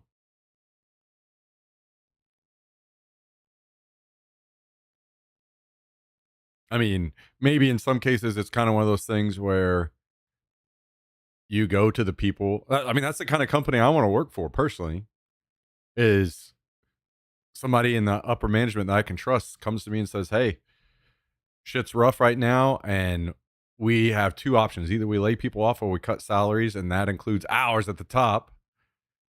Everyone takes a hit, and you stay on. And if you choose to leave because you feel that you don't want to take the cut, we totally understand, and that is okay, and we do not hold that against you. But that's the kind of place I want to work at. I want to work at I know that this is like the kind of way that jobs are these days, where this is just how you climb the ladder and you make more money as you just jump from company to company, gaining experience. And I just don't like that shit. I'm not saying that's bad. I'm just saying I prefer to work and make a home somewhere and be motivated and invested in the success of the place that I'm working for, and put the hard work and extra hours and this kind of stuff into like a culture and being a part of something special. And like I said, a legacy. The reason I was saying those things is because that's how I feel. That's part of what I felt at TSM. Unfortunately, that never fucking worked out. But that's what to me, I had multiple times where I was offered a job for more money, and I never took it. Now I look like a fucking idiot with egg all over my face. But then I felt like I was working on something that I felt was special, something I was excited about, something I enjoyed, something that I could look on, and not the rest of the world, who cares? But at least from me and my point of view, I could look back and be like, yo, I was a part of something special that I enjoyed, and this was home to me, you know? So if I feel that if I'm working for a company and I see that coming from them, that's fucking awesome. So, I mean, that's awesome for your friends that they are able to work at a place that has that going on. Anyway. It feels like a mistake. There should have been some way to make this work, whether that was continuing Destiny 2 or at least letting players know that after a conclusion like this, Destiny 3 was coming. Neither is the case. The hope is that this recent surge shows Sony they shouldn't abandon the IP, but so far there's no indication that anything has come of it. But just jump in and have the most fun with the game you probably have had in years. I would say now is probably one of the best times to play Destiny, but it's a finite, it's a total product, but in some ways it's kind of a negative because that means it doesn't go beyond this point. What it is now is what it is forever. I haven't seen anyone depart Bungie yet, but again, as Jason Schreier reported, significant layoffs are supposed to be coming, and it seems like they're starting already hit across the industry. Xbox, as you saw, is closing a number of studios, so we'll see how things shake out over the next few weeks. I do know one thing, man. We've made a lot of noise. I'm still posting D3 just about under every PlayStation account I possibly can. And I've seen you guys continue to do it. Sony knows. And if you're sitting there going, no, they don't. They don't care about this. If they didn't care, then the marketing side, the sponsorship side for Marathon, they wouldn't have it under there as don't talk about D3 as one of the don'ts. Okay? They fucking care. They don't like this. And I know they probably want it to go away. And here's what I say, Sony. Nothing will make this problem go away faster than green lighting a D3. Matter of fact, this problem will go away and it will make you guys look so fucking good. You know that? If you came out and you were like, boom, let's drop the trailer, and it's a D3 trailer, you green light this shit, you realize how good that would make you look? Bullying works. I mean, man, you know, it's not trying to be a bully here, just saying what you I feel like Destiny fans are absolutely delusional. 15 years and 15 DLCs between both games that act like they're being robbed or something. I'm going to agree with you. I agree. I think that the people that are making this much noise about Destiny, I don't understand why or how they can't see. Destiny 3 is going to look just like Destiny 2, and it's going to be just as unsuccessful. And you can say, well, look at this metric, these and this metrics of why Destiny 2 was successful. No. Like, Destiny does have the capabilities of being one of the biggest games, but it's just not supported on the level it needs to be, and there's a lot of bad vision there, and like, we could go on and on and on. The issue is if they make a Destiny 3 right now, it's going to be just like Destiny 2, and we'll see probably less numbers. Like, there's no reason to believe that a Destiny 3 would be more successful than a Destiny 2 right now. Now, that could change if you had new leadership and new direction, and they said, here's the changes we're going to make structurally. Here's how things are going to be different about the game. 100%. I could get behind that. But this is why, like, I didn't sign any, like, make a Destiny 3 petitions or anything, because to me,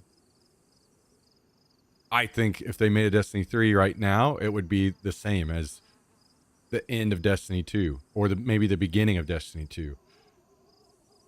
Like, everything was just like half-assed. It's crazy because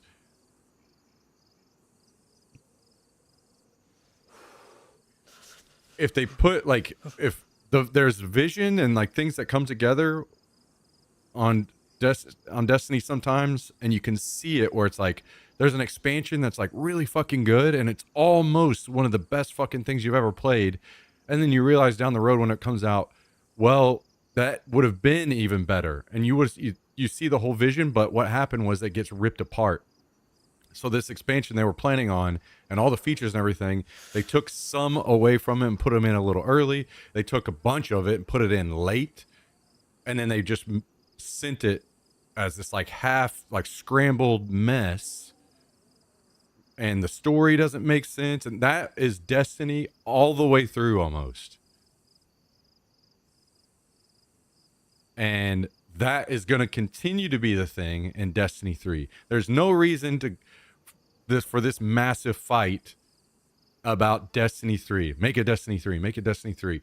No. If you're trying to go out and have some big fight about pushing for a Destiny 3, you also need to say ahead of time, we want Destiny 3, but we also want this. Like, there are some like very hard structural changes and leadership and vision changes that need to happen. And then it's not that the game needs like way more content or anything. It's just shit is kind of scattered and doesn't make sense almost every single time an expansion comes out. It's like, what the fuck is this? And like, how does this go play the game right now? I know that this is like a common thing for a lot of games like this, but it is so hard for a new player. Even me, I've been playing in the evenings off stream. I'll play for an hour or something like that. And I've been playing for like a week or something like that. And I just realized last night there's a whole area of upgrades and some page that I didn't even know about. And that's where all of my upgrades were to make my character more powerful. I've been playing this whole time and I didn't even know that that's where they were. And there's nothing telling me that. It's just like the menus are just a scattered mess. There are a lot of things that need to change to make it successful and like really good. There's no reason to believe that a Destiny 3 made right now would be any different than the scattered mess that Destiny 2 is right now and the end of it. So I appreciate this fight that they're trying to do. I think it's awesome personally and admirable, and I hope it's successful. But there's a reason why I've not been joining. I played the game on the day that you know what? Like I was like, okay, I'll play the game. I'll sign in. I'll be a part of the like higher numbers to help show that Destiny does have people that are interested. But I didn't sign the petition to make a D3 because I don't want the D3 that I know would be made. I want a different Destiny, a Destiny that I told you guys about, a forever game, something more along the lines of classic WoW. That's not, games don't need just crazy amounts of content pumped out constantly. Like, they just need the game to be good. It will be successful. So, I keep going back to this classic WoW. Whenever new content would come out, what was it? Like a raid or something, right? Otherwise, it's still most of everything else that's going on in the world. If you make all that other content good and replayable, then you don't need your game to be just constantly pumping out new content. And that's the issue with Destiny right now. It's just kind of, there's so much pressure, I guess, to just pump out so much content in that game. And then it never meets expectations, and it's kind of scattered and no vision and weird how all this fits together, and the narrative makes zero sense, and you don't see the narrative. You have to go to watch a YouTube video to hear the narrative, and what's like, it's just a mess. What upgrades? It's tough for me to describe where it's at. So if you go,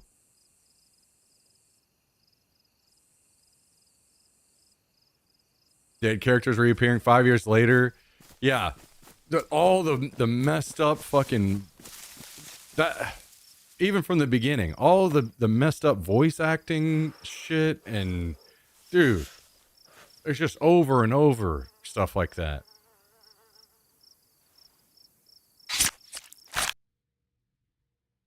Anyway, let's finish this out. One, you know what I mean?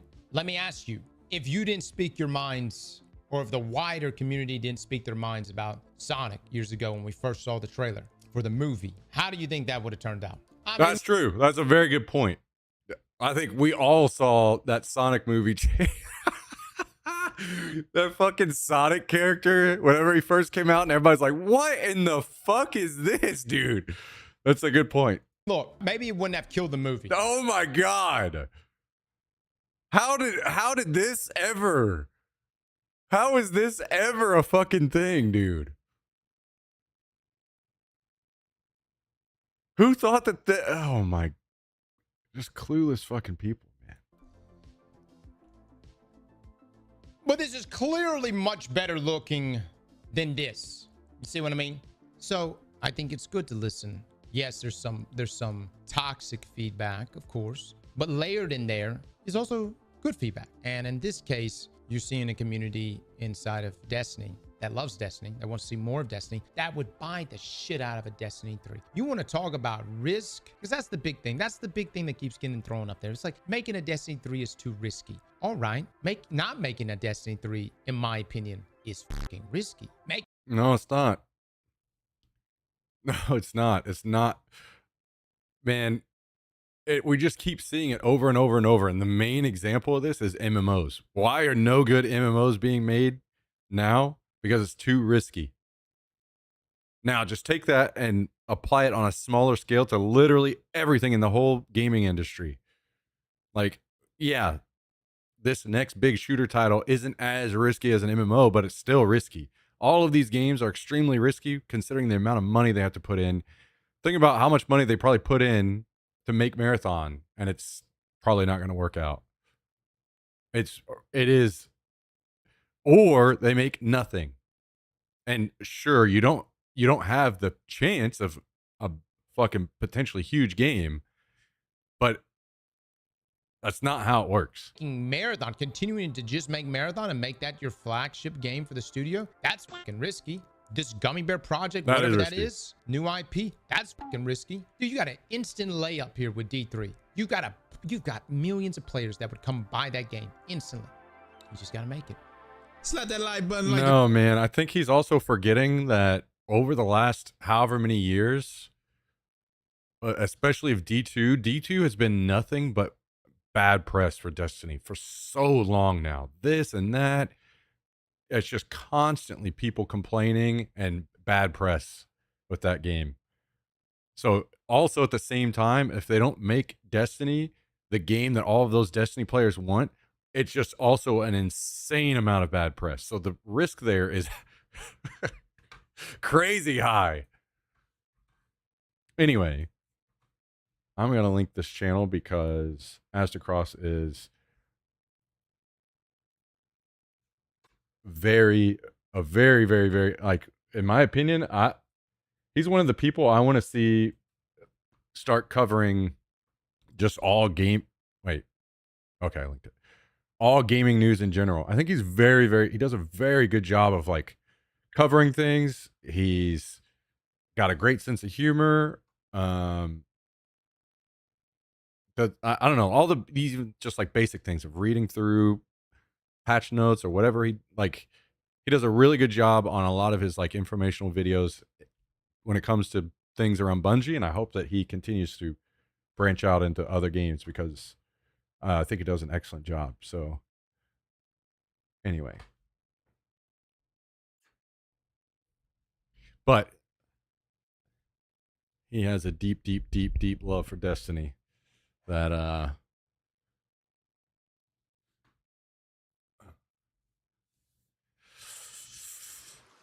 blinded him to a few things, I think. But that's fair. We all have our games that we're super passionate about.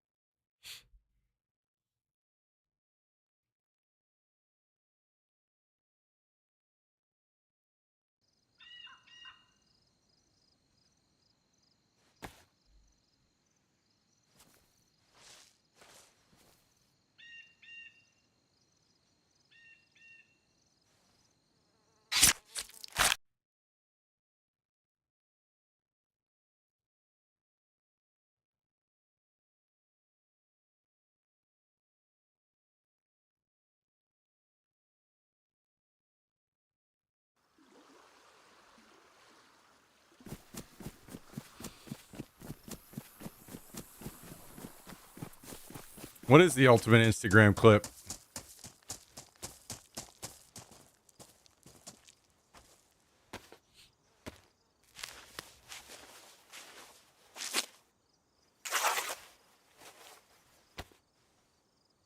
You spanking your bike seat?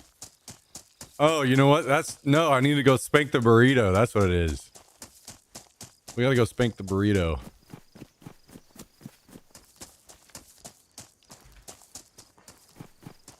What's up, Robinsons? No, man, I've talked about this.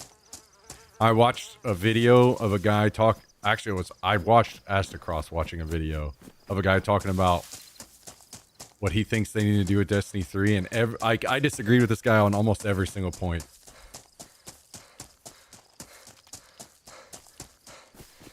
I knew it immediately whenever he was like, let's stick with the same 3 classes. Don't add any more. And I was like, okay, never mind. Well, I'm out.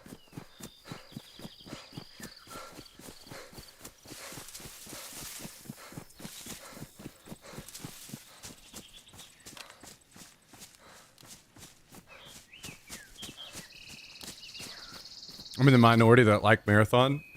I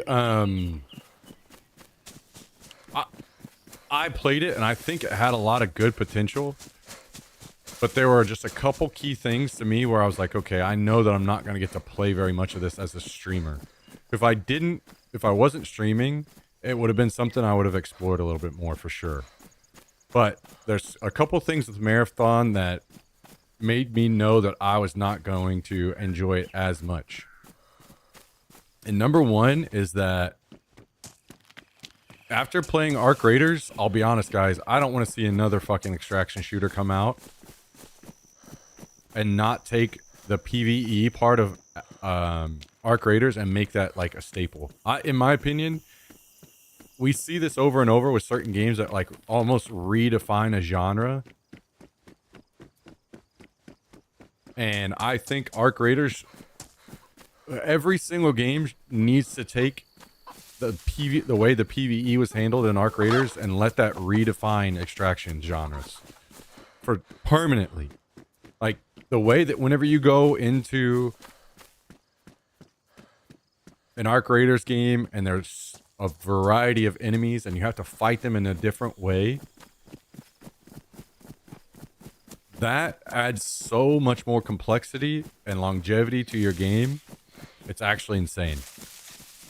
Look at Tarkov, look at DayZ, look at any game that has one PvE enemy that is just the same. It's like, okay, great. I'm going to go fucking hit this zombie in the head 2 or 3 times with a knife and then move on. It's boring. It's boring. Stop. Let's move on. Let's take what Arc Raiders did and redefine the genre to where you have a variety of enemies and you have to kill them and engage them in certain different ways. You know, the Arc Raiders enemies, some of them you had to shoot the wings off. Some of them you need to shoot in this way or that way, remove this armor and shoot them here. Like that level of complexity of the PvE makes the game so much deeper, because at the end of the day, no matter how much people like PvP, PvE is always going to be the bigger portion of people and playing and enjoying your game. Yo, Hoofmeister, thank you for the 8-month resub. Much appreciated. Thanks for dropping the prime on us. Thanks for thinking about us. Thanks for supporting the channel. Thanks for keeping us going. Yeah, we'll work on the great night. We'll work on it, Hoofmeister. But awesome people like you wouldn't be able to do it without you, and you help significantly. So thank you so much.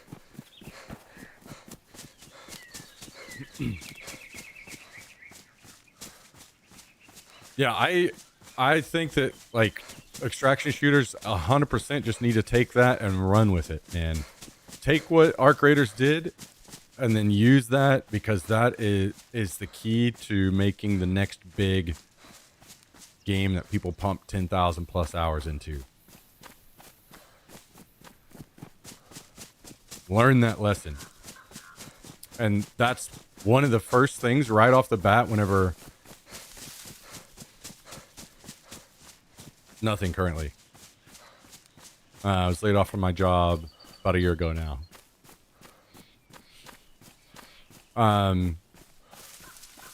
that was one of the things with Marathon that going from Arc Raiders to right into Marathon instantly was like, I can't. I just have a guy standing in front of me and I'm just shooting him in the head. And here's another guy and I'm shooting him in the head. And here's another guy that has a shield. And then I shoot him in the head. It's just, it was so boring, so fast. With that said, I knew that because I play Destiny and I play the raids of Destiny, I know that they do a really, really, really good job of like their raids. So I knew that that puzzle type of experience, however you want to put that, and putting that into Marathon, I knew that they have the capability of pulling that off and doing it in a really sick way. So I always knew that kind of stuff was going to be really good. But I couldn't Marathon. I couldn't do it anymore. I couldn't do the whole, I'm just shooting this guy, all of these guys in the head, mag after mag after mag after mag after mag. I was just bored so fast.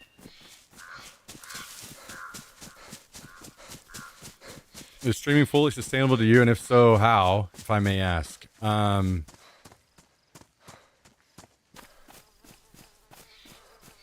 So I try not to talk about it on stream a lot because it's not something that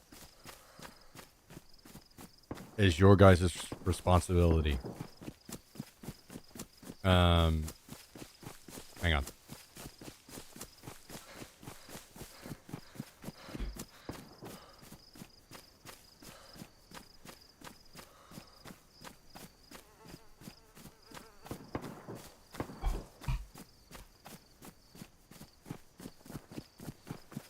Thank you, Crazy Mike. We all needed that fucking positivity, man. We needed that. Thanks for being that for us today, dude. Likewise to you, brother. I hope things are going well. I hope your week's kicked off right, man. I know you talked about kind of being stressed and shit's hectic for you. I hope it's starting to dial back a little bit. Hopefully. Fingers crossed, man. Thank you, Crazy Mike. I appreciate you very much, dude. Nielsen. I've always felt this way, and this is part of why I've had my issues with other streamers when it comes to Twitch in the past. It's not your guys' responsibility to worry about my financial situation. Now, that's very tough sometimes. It's very challenging for me to close that off of what's going on behind the scenes, right? There's a level of that just seeps into the stream at times, and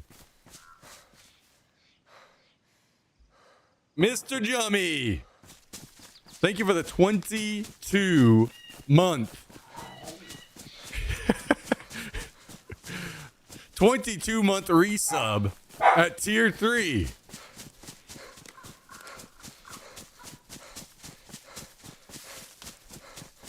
Jack just made a really funny sound. I was it's cracking me up.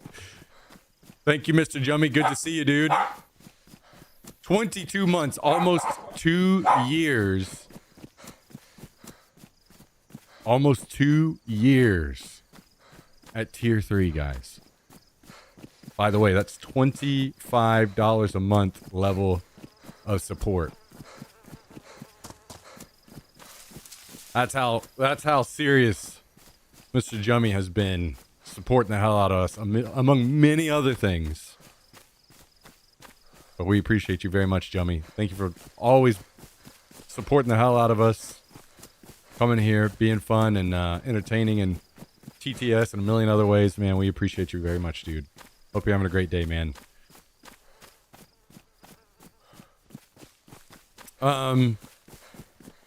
So yeah, I'll put it this way.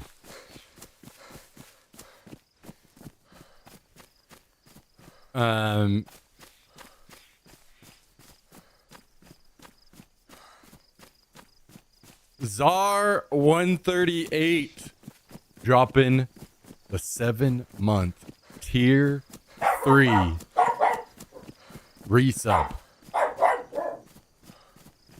Another one. Another tier 3. Absolute legend.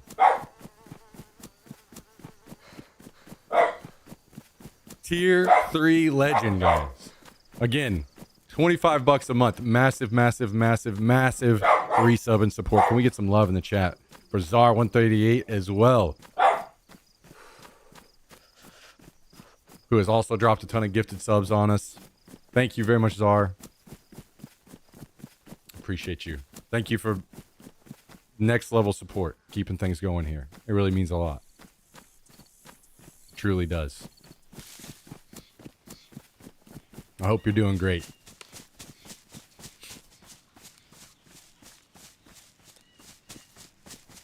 Man, oh man. You guys started popping off out of nowhere. I think it's gonna be doomed for you, Jummy. I think it's gonna be doomed for you, man. You and Murph.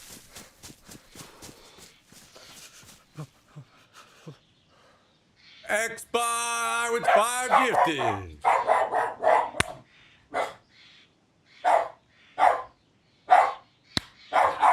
That was almost too much for me. Yo, X-Bar, thank you with the 5 gifted. L2. Stefaki. Austrium, Grey Wolf 27, Hawkster 75, and J-Man 281986. All recipients of 5 gifted subs. Mr. X by supporting the hell out of the channel for a long time. 283 total gifted subs on the channel from this man. And we could not do it without him. Closing in on 300 gifted subs from this insanely generous man. Thank you, Mr. X-By. By the way, X-By does a bit of streaming himself, so maybe you should guys click on his name. Go give him a follow. Show him some love when you see him online. Thank you very much, Mr. X-By. How you doing, dude? Thank you for the support.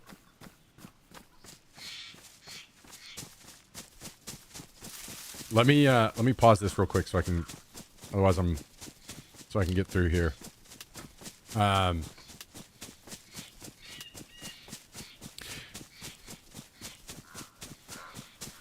don't know how to put this. I don't like talking about it because it's not your guys' responsibility, and I don't want to guilt trip anyone or anything. I am making it, but barely. It's not something. I'll put it this way.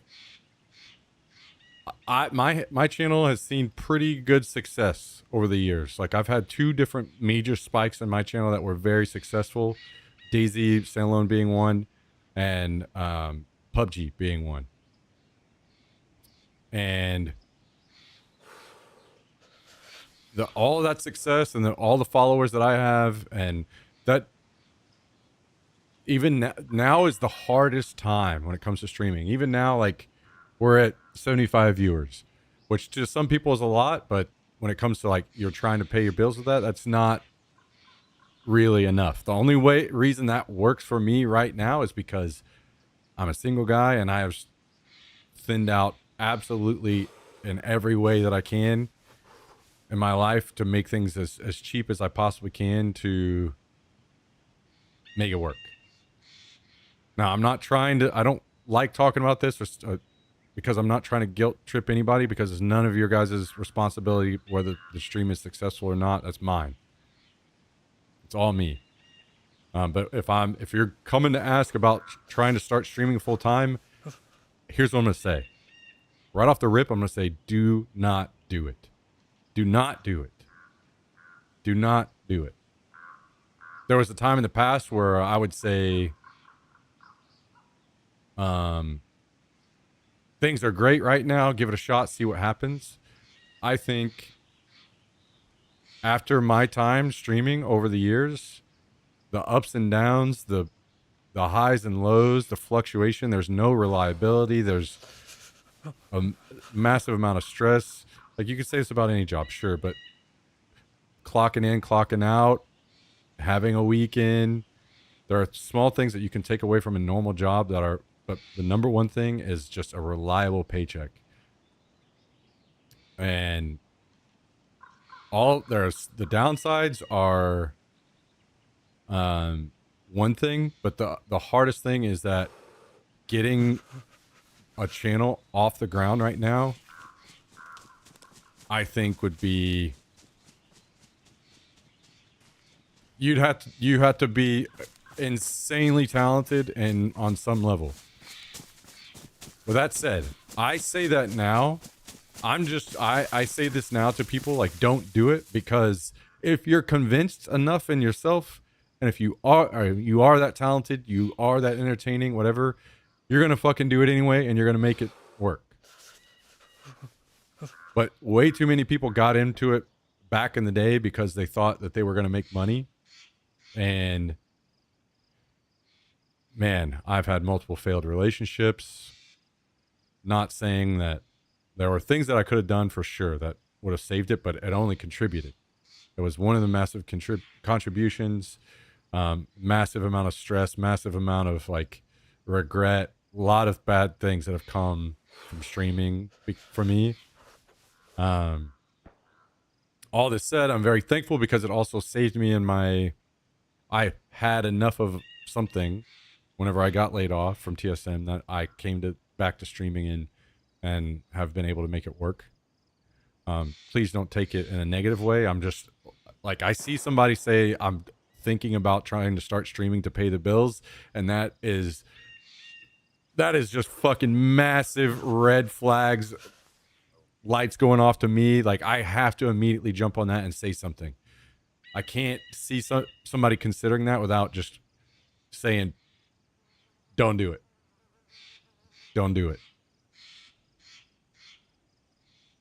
Please don't do it. The only thing that I would ever recommend to anyone now is, if you think you want to stream, this is like hard reset for me. This is whenever I first started streaming on Twitch, 2013. Nobody was even making any money yet. Donations didn't exist. I think you could maybe sub to people, but partner was like impossible at this time. I don't think I even knew partnership was possible. I was streaming just for the fun of it, literally, because I didn't even know you could make money, because you couldn't make money. So if you start streaming and you just do it for fun on the side, and maybe it becomes something, maybe not, cool. But for the love of God, I don't know how to say this any more directly. It is another level of hell of stress if you start trying to push your stream into some kind of revenue source. Please trust me, do not do it.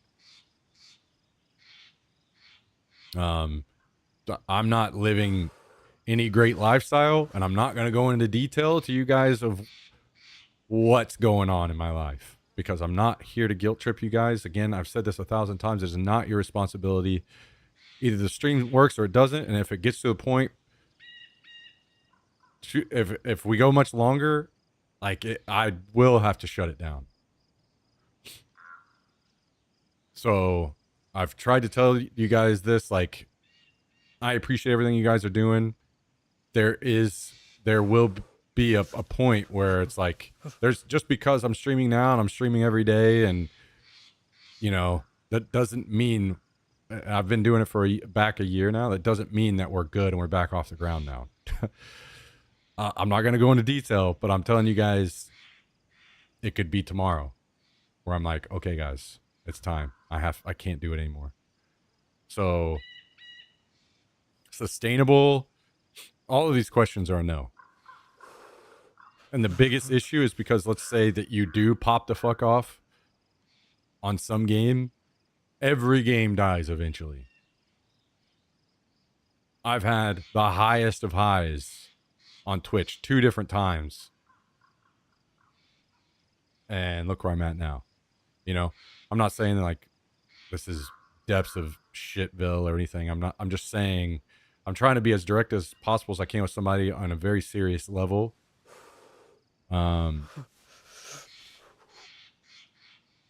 Because I know very much that if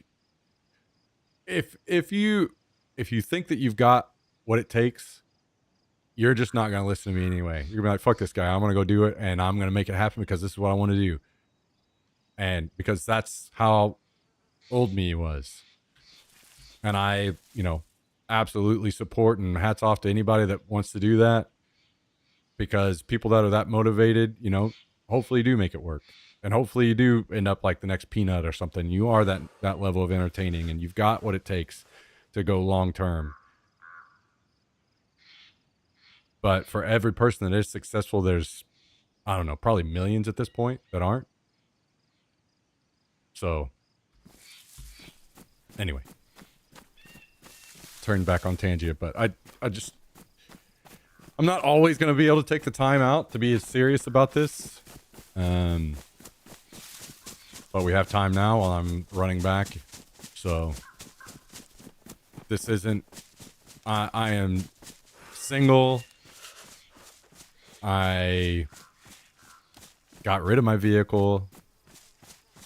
I got rid of basically everything in my life to try to make this work again.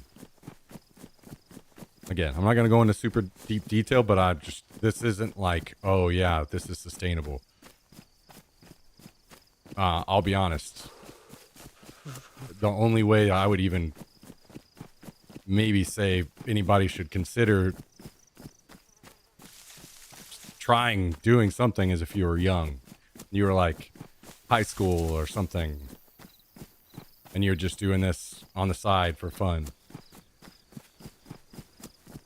I could go on and on. I mean, it seems cool and interesting to think about streaming games and stuff, but guys, whenever I go out into the real world, I am like, there's a level of, now I'm almost 40 years old and I feel like I'm going to be fucking laughed at if I even socialize with people.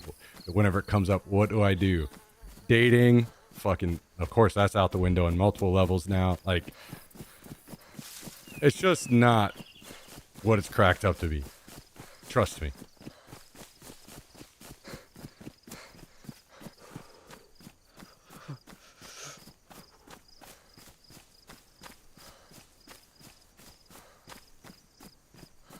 Yeah, it's not, I'll put it this way, it is not sustainable at my stage. No. I think you probably don't reach a level of potential stability or sustainability until you get to the level where you're getting consistent sponsorship opportunities outside of the games. I don't know where that level's at exactly now. I would say you could probably begin to start doing some of that stuff around 200 consistent viewers. Maybe. But the sponsorship opportunities are probably going to be few and far between. But and at that point, again, throw out anything that you would consider nice. Throw that out the window. Because you're not getting that. You're not getting a nice car. You're not getting a nice apartment. You're not getting nice food. Anything you would consider nice is not coming with those numbers. You gotta really, really, really be successful to make, the high view count people have glamorized streaming and content creation and influencer stuff. It's not that. It's not that for most people.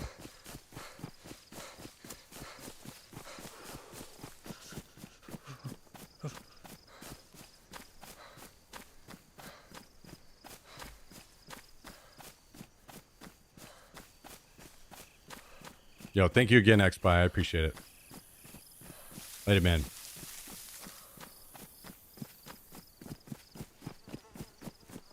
Anyway.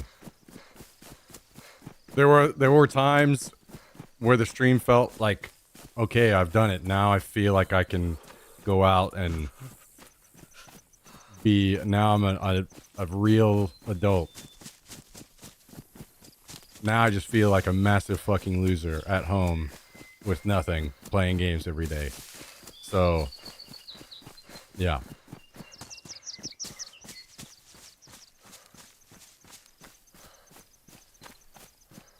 It is not sustainable for really almost anyone.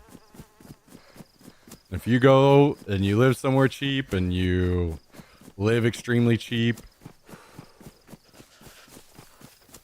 even where I'm at right now is still not quite sustainable.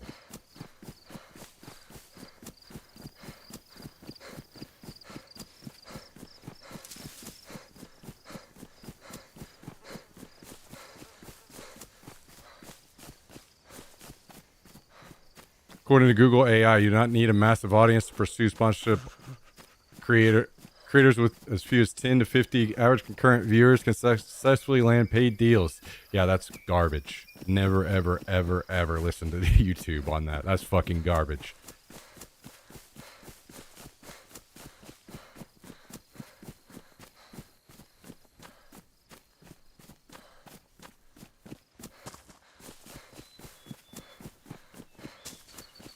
I'm not saying that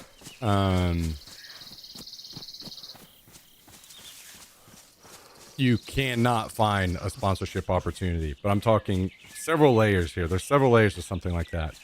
Number one, you're taking the bottom of the barrel, most garbage ass sponsorship opportunities for dirt poor rates that are making you fucking nothing, and you're chasing away your tiny shred of viewership that you already have. Imagine you guys were here and I was pitching fucking what's that fucking shithole meme game forever that everyone was making fun of. Fuck, and it was all over YouTube for the longest time. Raid Shadow Legends, yes. And but you hear me talk about Raid Shadow Legends hundreds of times a day. And then maybe at the end of the month, I've made $50. Like, you're ruining your fucking channel for that dirt. Like, nothing. Like, you basically got fucking nothing for that. So that's number one. Not only are you ruining your own viewership, you're chasing people away, but also you're getting paid fucking nothing. And whenever you do get opportunities, they're very few and far between. It's not sustainable. And to me, anything that I would potentially be able to get right now is not something that I am comfortable shoving down your guys' throat on the level that they would make me to get paid anything worth it at all. It is so much better to just stream and grow your fucking channel.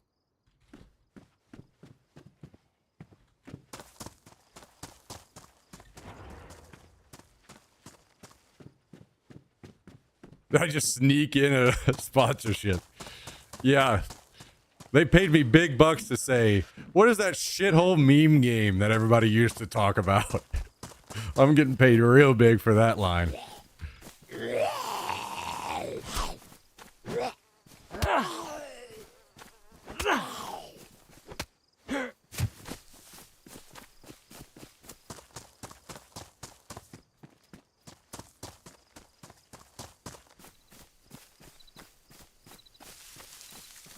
You can also sell stuff like merch. Yeah. There are levels to that as well. Like, man, I'm just weird, I guess. Like, I think streamer merch most of the time is very weird, guys. Like, if I put out a shirt that says smack on the front, that is, to me, that's weird. That is weird. Like, what is that? Like, the streamer merch is good whenever it's either based around the community and the name of the community, or something totally unrelated, like a meme on the stream or something like that. Something where you can wear it in the public and it doesn't really, they wouldn't be like, break, Who's that? You know what I mean?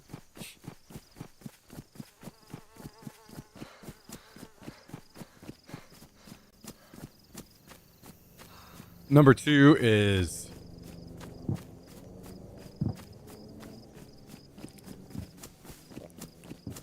it's just to me it's just you're working with these whatever companies to sell like 1 or 2 shirts, and you can say like, sure, every little bit matters, but there's also a certain level to me that is not that.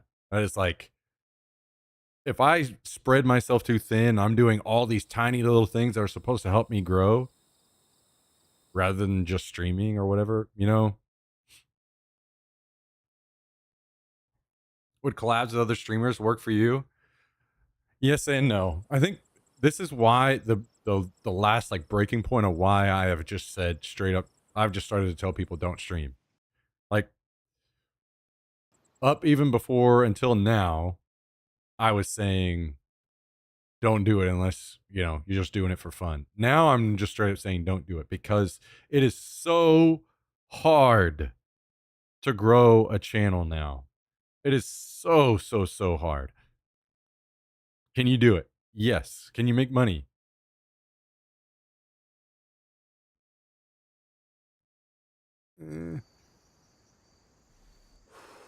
Like, maybe you have what it takes to get to the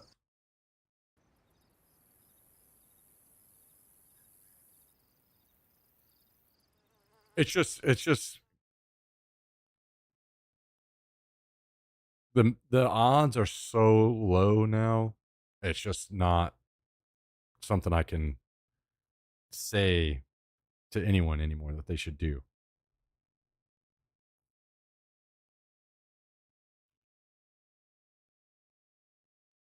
Like, whenever I first started streaming, things were just so different. There were, number one, not a lot of people doing it, right? It's not like my channel got to a very successful point a couple times, but it wasn't like I'm the most entertaining guy out there.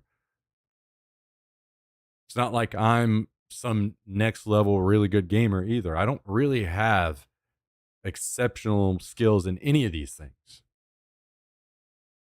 What made it work for me is a lot of luck. I was streaming from the beginning whenever hardly anyone, there was very little like competition. And I happened to be there at the time whenever it was like a double whammy. So like both Twitch blew up and DayZ blew up. And I just happened to be in the right place at the right time. So Twitch is not going to blow up again. That's for sure. I mean, next time it blows up, it could blow up again for sure, but it's probably not going to be the blow up that we think is good, you would say. And the level of competition, as in the options people have, the amount of other streamers is insane. There's so many people streaming now. Like, it's just not, it is not what anyone thinks.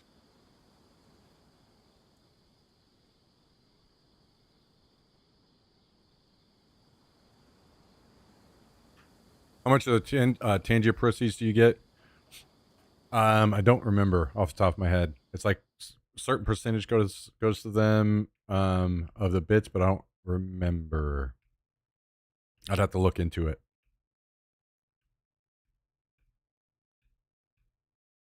Listen, guys, I appreciate the kind words, but doesn't matter what you guys think about me. I'm just gonna shoot straight on this kind of stuff, you know? I think there is a certain level of this that is important to remember, that I think this is why I do think that anyone could eventually be successful. And one of the great examples is someone like Outdoor Boys, right? People will naturally, when it comes to this kind of content or any kind of content, people are going to naturally gravitate toward the people that are like either like them or have a similar sense of humor or similar personality, similar interests. there are plenty of people, literally all of you guys we could go through chat right now and you guys could all name 2 or 3 streamers off the top of your head that you don't like, right? Well, that's okay, because there's plenty of streamers that you could find that are something that you would be interested in, and are like, I'm not running around screaming in some high pitched voice. I'm not saying a bunch of Gen Z stuff, but there are people that want that, right? There's that kind of content. Everybody can find their flavor, basically. So I know that things work here for me because the people that are here consistently, this is the kind of stream or like level, like maybe a lot of you guys are probably my age or close to my age. Obviously we're gonna have some outside of that, but playing a little bit slower paced game like DayZ, there are things that just kind of line up and make sense, right? I'm not saying that I'm the worst fucking streamer on Twitch. I'm just saying I am not exceptionally skilled in any of these areas. I'm not an insane entertainer. Like, look at Peanut. This guy's next level. Insanely hilarious. And he's really fucking good. But I'm also not really fucking good either. I'm not exceptional in any of those. And whenever I say exceptional, like above almost everyone else on Twitch. I'm okay. And I'm okay with that. I'm not looking to be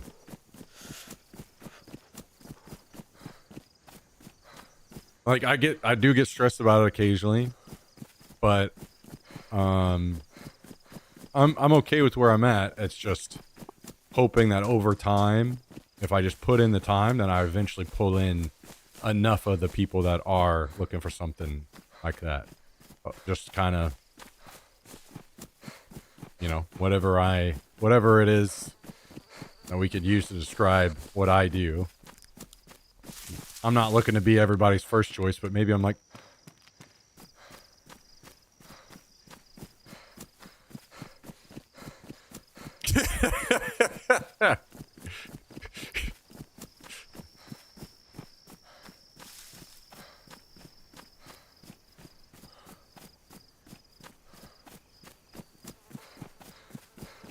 I don't know about that. Anyway, appreciate you, Kabasi. Yeah, I'm okay with where things are, and things have changed for me. I'm not looking to be the biggest or best at anything. And I'll be honest, as scary as it is, if this doesn't work out, that's okay too. But I'm giving it one last shot, you know? I'm giving it one last shot, and if it works out, cool, and if it doesn't, well, it is what it is.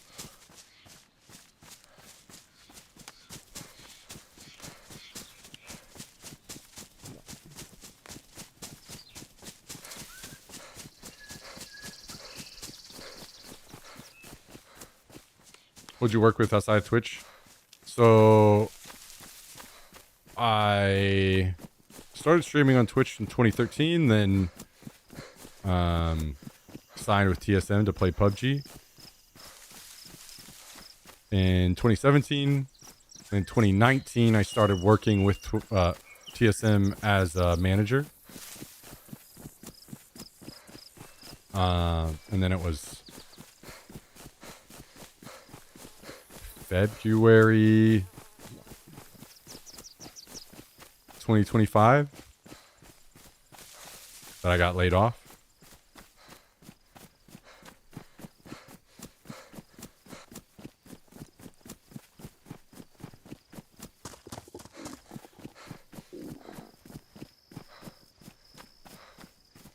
Esports is not in a good spot right now. I mean, TSM is also not in a good spot right now, but esports in general is really not doing very well, unfortunately. But it is what it is, you know. I had some good memories with, especially the time that I got to play pro and travel and stuff. And I will appreciate those memories forever. Made good friends. I mean, honestly, you know, I could say that I have high hopes and dreams that, and like the best of the best situation would be that the channel succeeds on a level where I don't really have to go back to anything else. But I don't even really necessarily care if that's the case. I would also be okay with, you know, my experience in streaming and potentially any kind of hardware and whatever when it comes to streaming and the stuff, if I do the IRL stuff, like any of that, like maybe potentially it happened once with my experience going over to TSM. My experience in a couple different areas got me a job there, and if this stuff kind of led to a job in another adjacent area, that would be great. I would love that. So in the meantime, you know, I'm stripped down. I'm a guy. We can live pretty damn cheap, you know, in our degeneracy. It's just me and my pup, and we just do our thing every day, and we'll see if it becomes something or develops into an opportunity elsewhere. Cool. If not, I have my days where I worry a lot, and then some days where, you know, that I'm a little older, I know that things eventually tend to work out somehow. I mean, it's not always to just sit around and something good happens, but I don't necessarily think I'm exactly sitting around trying to do some stuff that would maybe, there are other opportunities that are adjacent, and I hope that, you know, something comes of it.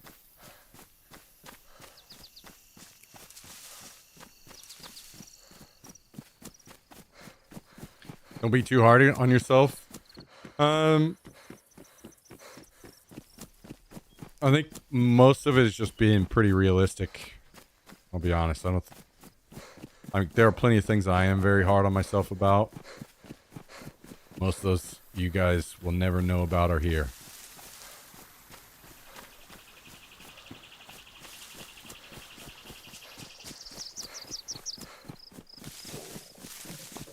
You know what might be the reason why esports are in a bad spot at the moment?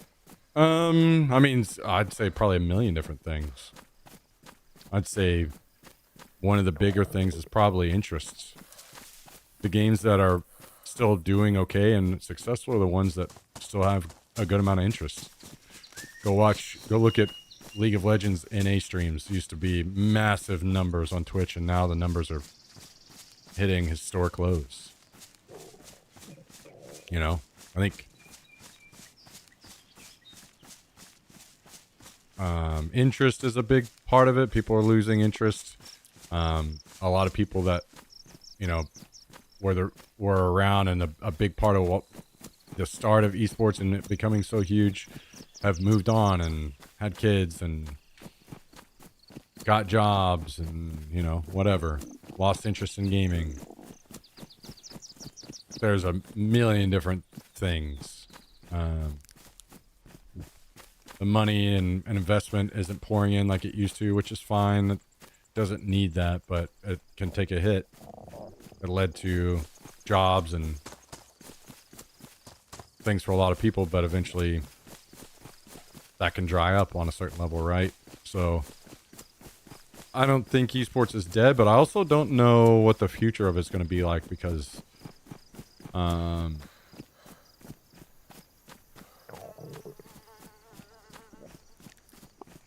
how much longer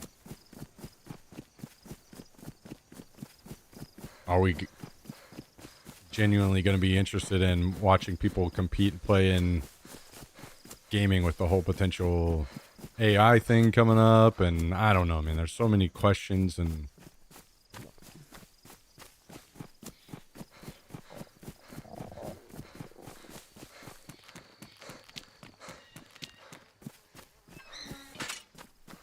all I know is that I was searching for a job in esports for a while, but I think at this point I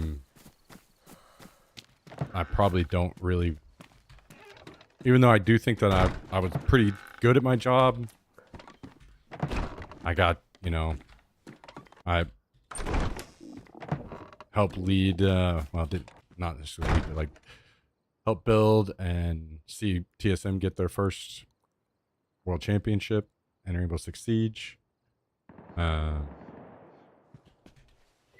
had, you know, did the Continuum thing that also has a world championship.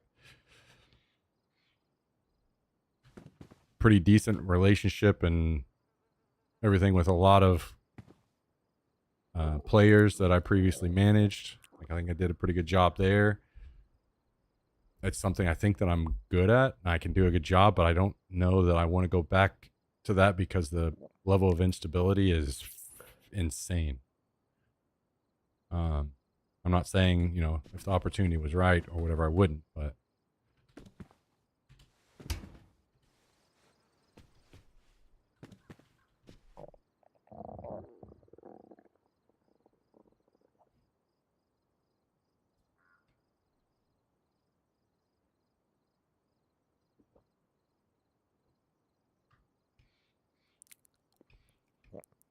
when you're working as a manager to still play DayZ or other games in your spare time, I stopped playing as many games.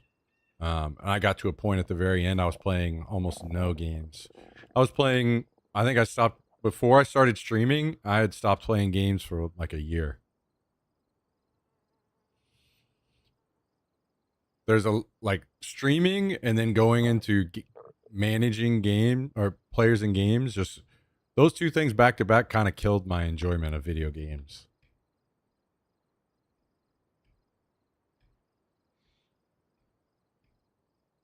Yo, thank you, Ichiko. I appreciate that. There were some good times.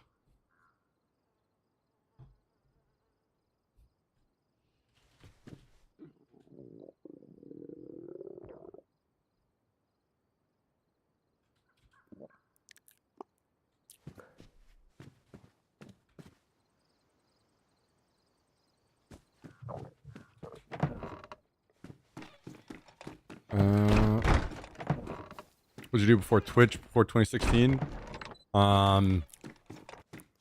a lot of different things. I mean, I started streaming in 2013, but I had a lot of different jobs. A lot of different jobs, and also going to mix of going to school and, you know, a lot of different things.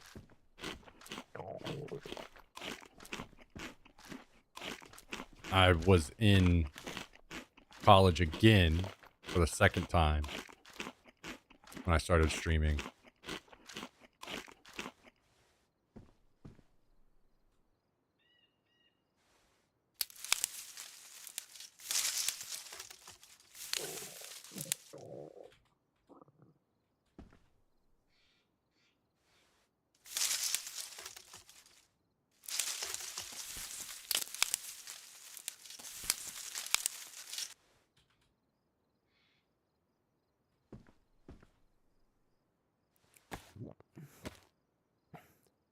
Anyway, enough of the depressing shit. Let's talk about non-depressing stuff for a while. Like DayZ, isn't this a great fucking game, guys?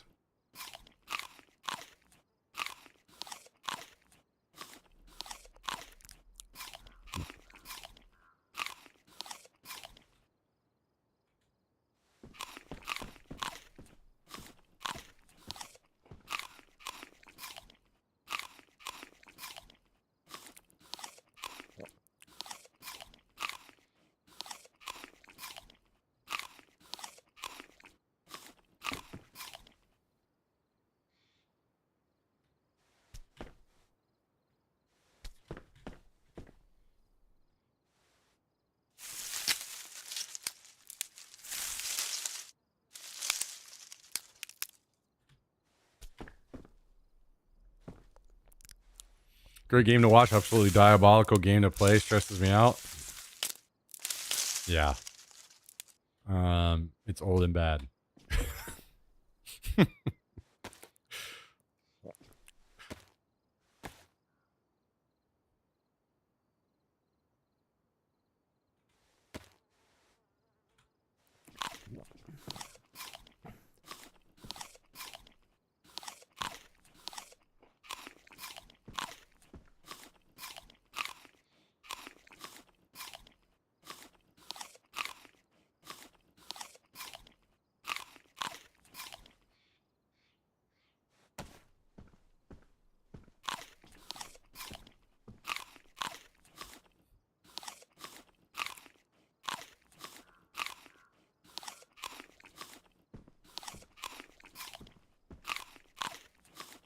Lose interest in gaming? Never? Man, oh man. You know what I think about whenever I see somebody say that? I think this of the people that say I'm never drinking again.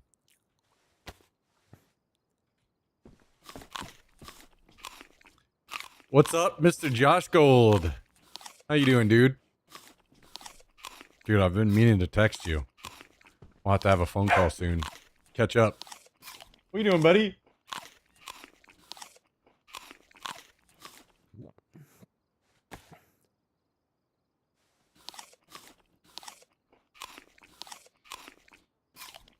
Too stressful and just dying? No, it's more like a combination of things. As you get older, like you can have an interest in games when you're younger, and then life happens, and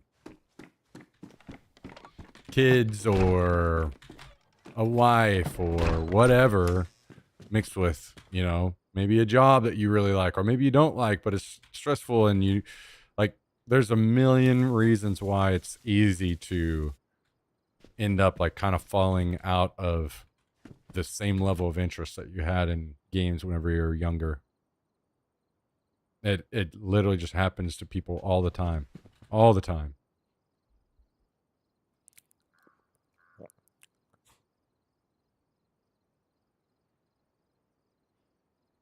Did you ever talk about releasing a second DayZ game? Yeah, they're going to. I imagine they're working on it on some level right now. They haven't like officially announced it, but it's trademarks and stuff are out. So call anytime. I will, man. I'll we'll be catching up soon. We'll be catching up soon, man. I hope things are great for you and the family. Haven't chatted in so long.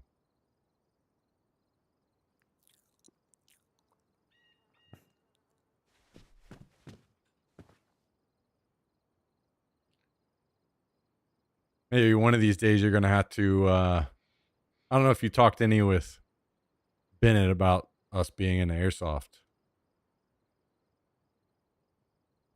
But we got a little bit of a blackout revival going on. A little bit.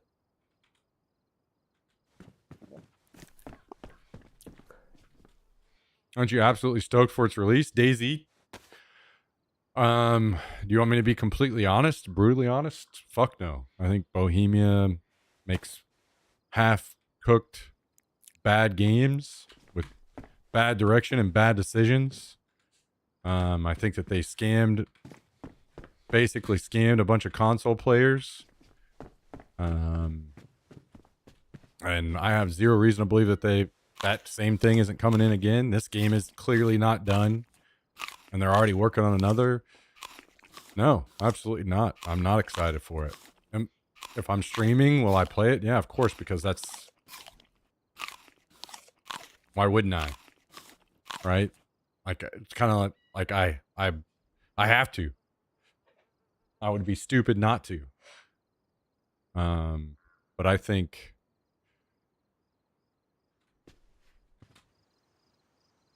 Yeah, I could go on and on. I'll move on from the negativity and keep it positive and just say no.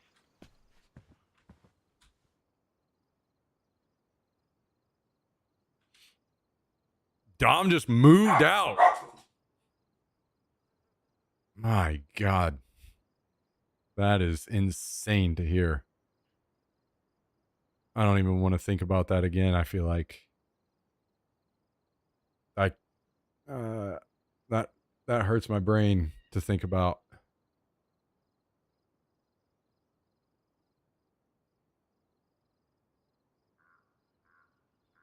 Just found all your gear though. All the memories come flooding back. Yeah. So airsoft is massive down here in Texas. Like there's a paintball field here in Austin, and every Sunday they do airsoft, and there's like 150 to 200 people there every Sunday playing. It's crazy how massive it is. So we've been hitting up big Milsim events, going to big games on the military base out here, Mount facility.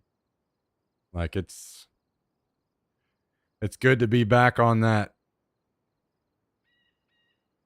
And airsoft is about a million times better than paintball, I think, at this point, especially for older guys like us. It's the way to go.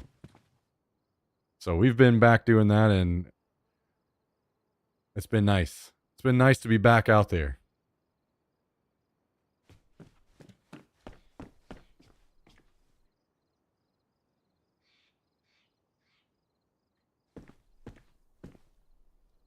Bobblehead blackout picture. Oh my God.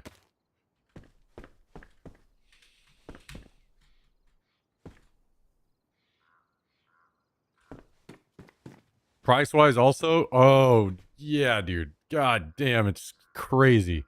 It's so funny when I see airsoft players, they'll complain about the price of something, and it'll be like $20. And I'm like, you guys are fucking crazy. Airsoft is so cheap compared to paintball. It's not even close.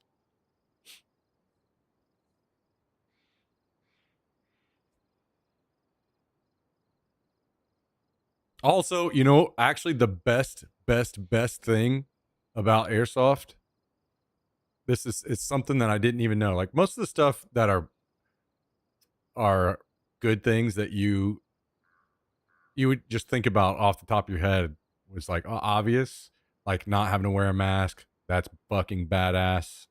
I love that, but that's obvious. One of my favorite things about airsoft compared to paintball is that in airsoft, like when you play paintball, all guns shoot the same speed, right? So you can't technically really have a sniper or anything like that. But in airsoft, you actually chrono your guns based on what class you're playing. So if you're shooting a sniper, like I have, you're actually shooting a lot hotter than everyone else. So you get to actually shoot further than everyone else. And the same thing with like all the classes in between. So you can buy guns and play certain classes based on that. And that is really fun. I love that.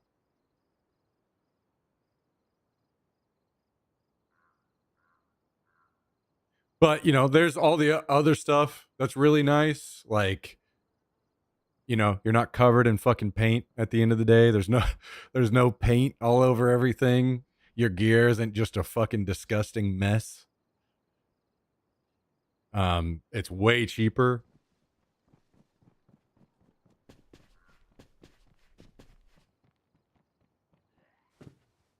Yo, Mito, I can drop you some stuff. You want some nails and stuff? Do you have a door up?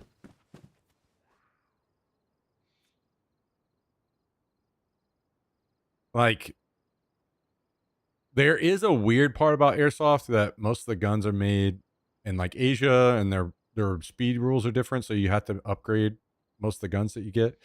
But like, you can buy a badass gun, like top tier gun for like $400, which, you know, sounds like a good chunk of money. But when you compare that to airsoft or paintball, where most good guns are like $800, $1,000, you know, at least, then, you know, then you can run plenty of your guns on batteries, so you don't have to ever run air.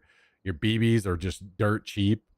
It's like $30 will buy you enough BBs where to use the entire weekend, and maybe even longer than that.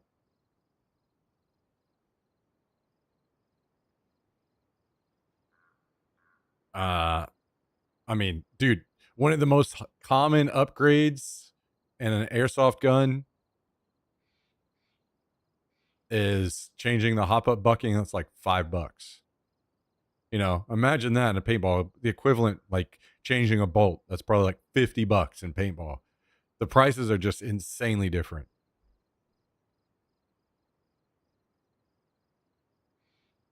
But Bennett came down and played with us one time. I think he told me that you guys live near one another, but he hasn't come back again. I don't know if he's not interested or what, but maybe he shared with you, or maybe if you ever had any interest, you could talk to him about it.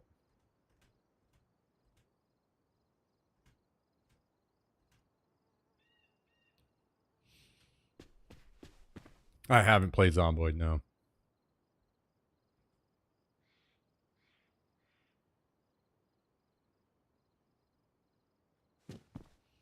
All right. I guess.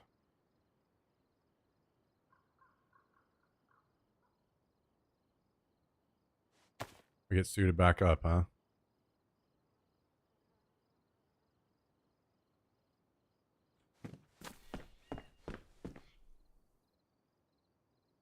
He talks about it a lot. He enjoyed it. Just said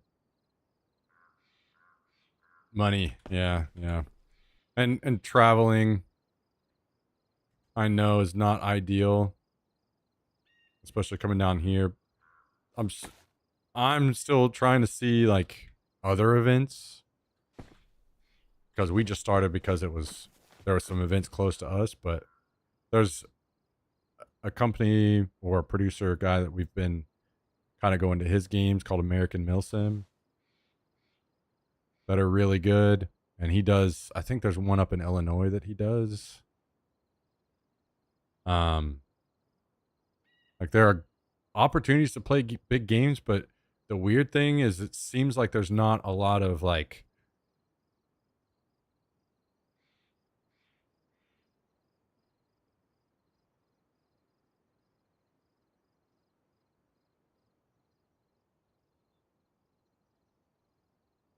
seems like there's not a lot of events like right there in that area close by, which is kind of strange considering there were some of the best paintball fields right there, right? But I don't know. Hopefully that changes in the future. Yo, Bass Ace, thank you for the 9-month resub today. Thanks for dropping your prime on us. Much appreciated. Hope you're doing well. Hope your week is going great. We're doing all right. Alive for another day, you know. Still kicking. Still here. Still here. Alive for another day. Hope your week has been great, Bass Ace. Thank you.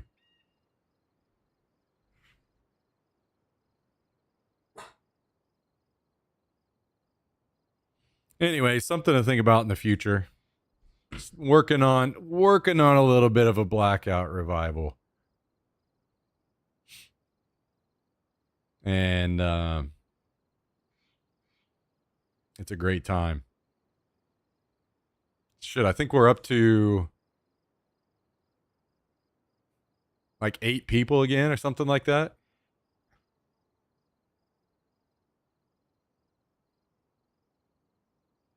The only thing is the big games that we've been hitting up are a bit of a drive. The next big game that we go to is in December. So, you know, maybe you're interested only in the thought of it, and you're like, no, it's not really for me anymore, and I get that. Maybe you're actually kind of slightly interested, and you just want to hear more. Maybe not really interested in playing anymore. Whatever it may be, December is our next big game. So something to think about. And I mean, we've got plenty of gear. The only thing would be just, you know, the travel down here. So, and we've got some people from that area coming down already. Like we've got Tristan, he lives in Springfield. Then the Arkansas boys that I'm sure you remember them.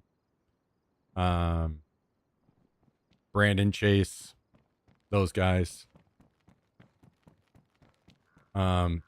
Chris, if I don't know what his plans are or thoughts to coming again. Josh Davis.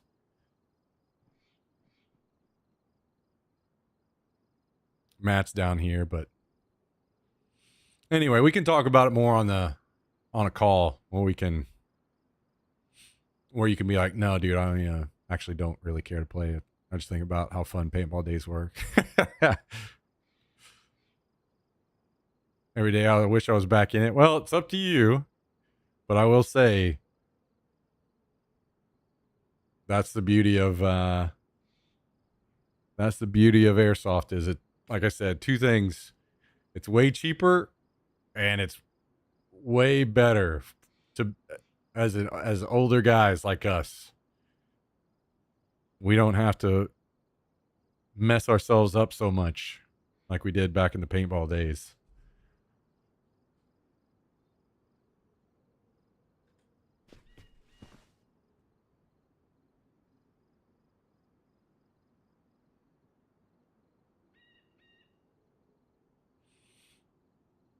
Anyway, I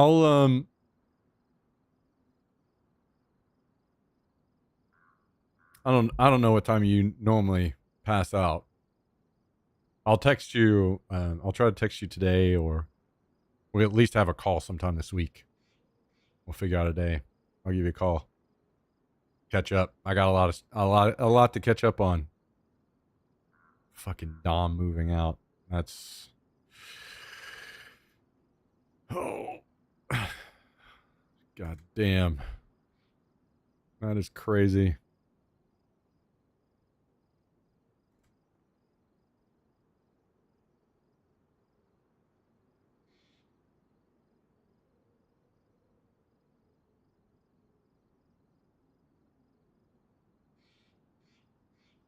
$74. Do I want to use? I don't think I have a lot of ammo for this. Maybe we'll just use the G36.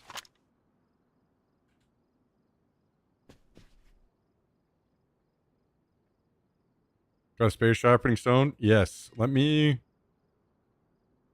just cook you up a bag of stuff.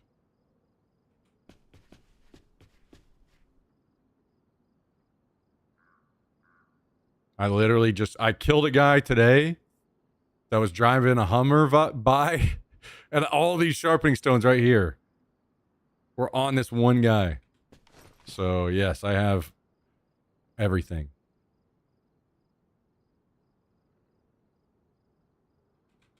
Just need a sharpening stone? Well, yeah, you're going to get more than that.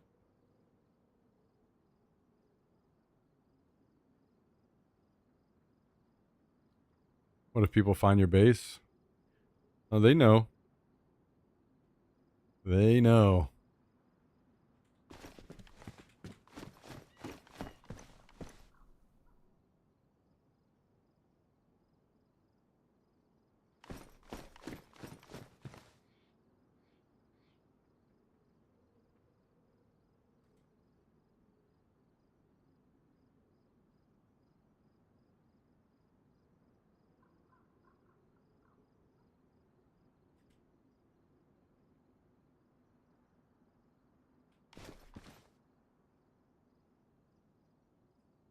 Worry about guns another time.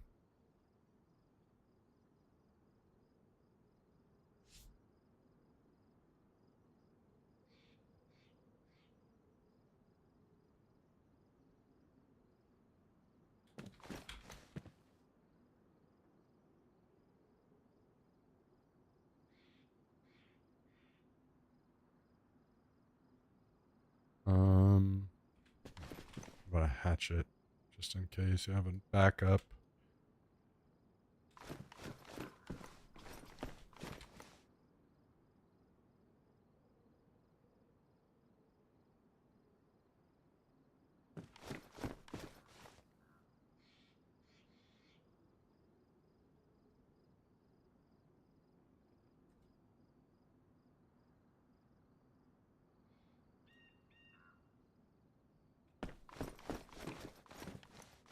Yeah, I know you're saying no need. I'm just giving you some building stuff that I'm not using.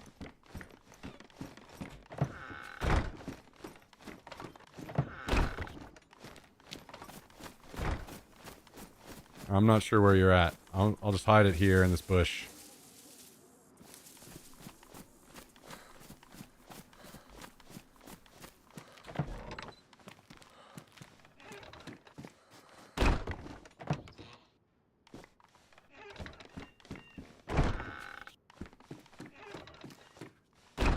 Wait for you to call. Not, hell no. We're not. No. You're a busy man. You got people you gotta watch out for, take care of. You're not staying up all night. Some phone call with a Thank you, Texas. Thank you. washed up old man like me.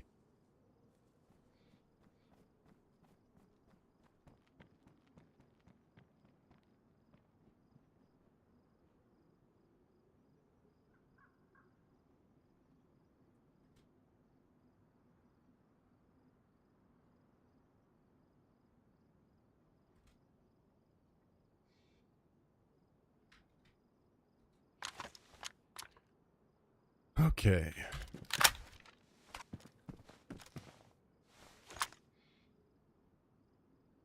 Let's get suited up.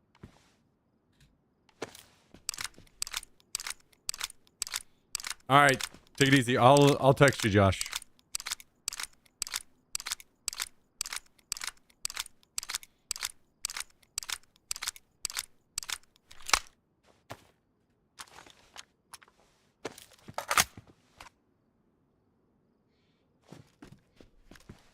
Okay.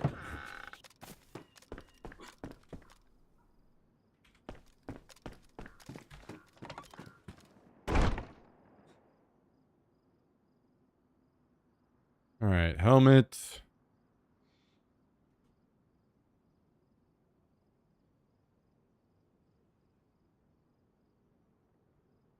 Bandages. Let's grab an extra mag if I have one around. Yeah. First things first, we'll go toward where I died because I put some stuff down. I don't know if any of that stuff will be left, but we can go check.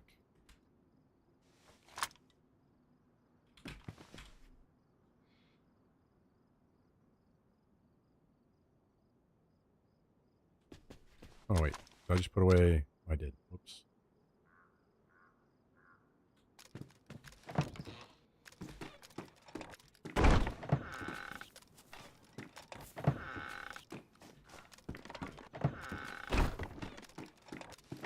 Yo, take it easy, Aram. We'll see you later, man. Have a good evening. Hope you're headed out for dinner. I hope you get to eat something good.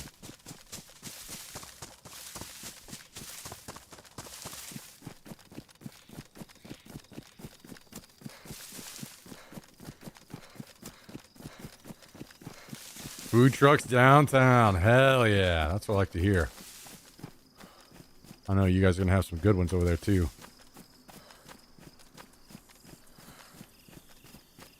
Enjoy, dude.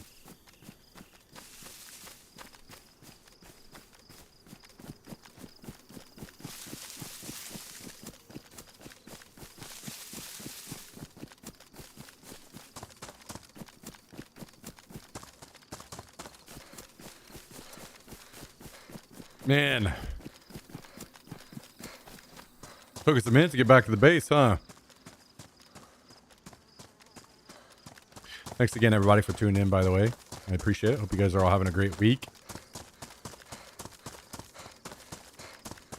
I know we have a few people still trickling in occasionally, here and there, from our videos. I've started posting just short form content on Instagram and YouTube. Definitely something I should have done a long time ago, but I'm stupid, so you know how it goes. Anyway,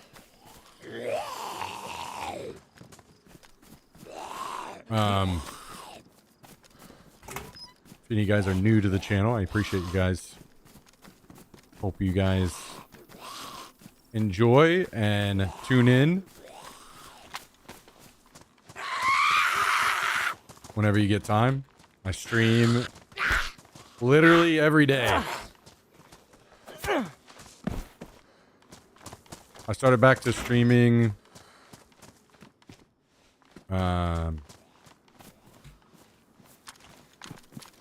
February of last year, and since then I have missed 2 days, and that was because I went to an airsoft event that I had planned to stream, and I couldn't get it to work right. So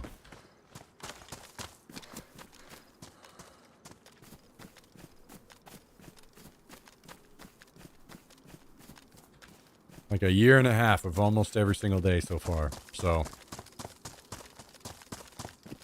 I'll be here. If you guys end up with the time,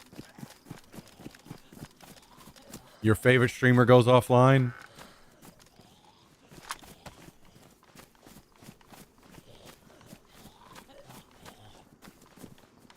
come hang out with us.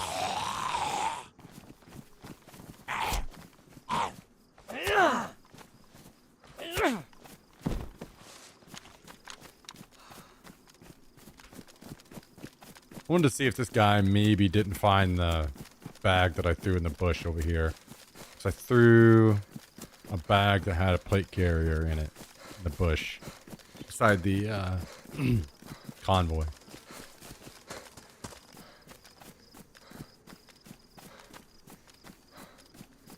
And trying not to spiral down and not have armor. Oh, there's a med event over here too. That could be good for us. We need an NBC protector case. Save room in our...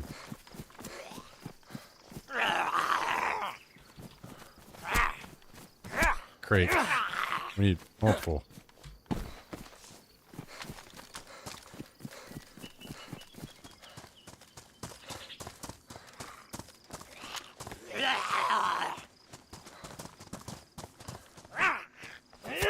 Could be already looted. Not sure.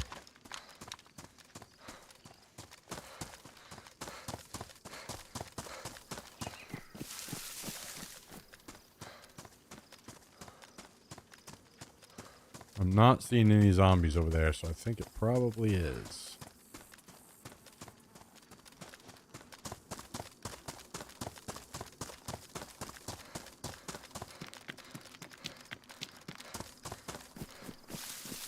Okay, there's our bag and the extra Mosin, which is good.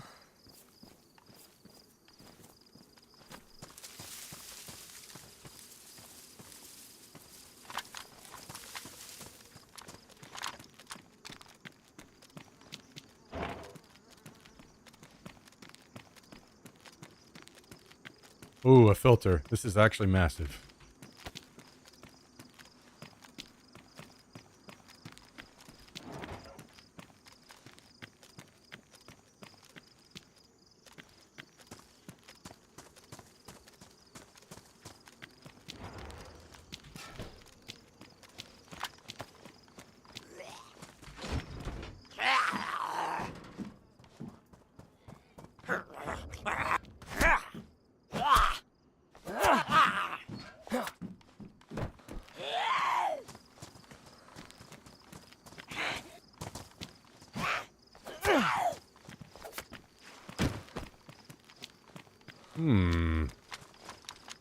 This guy left a lot of stuff,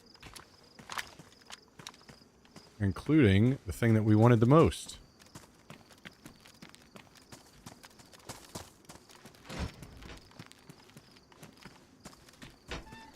So not all is lost.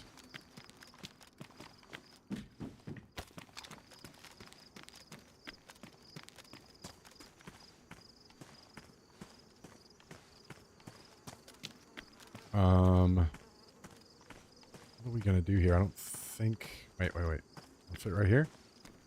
It will. Beautiful. Thank God.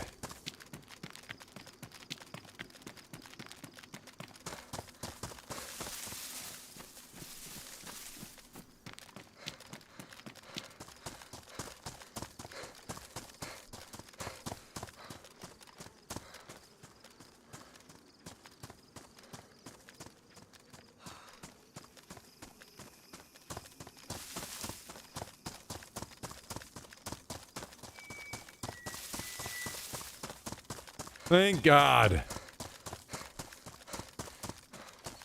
Not a total wash if we can get back and drop this ammo crate off.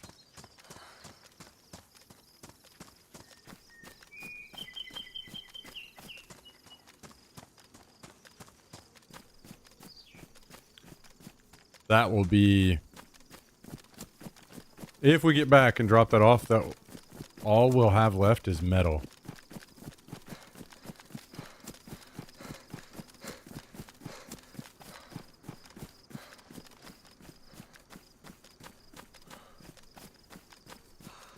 I think we need 7 sheets, 7 more sheets.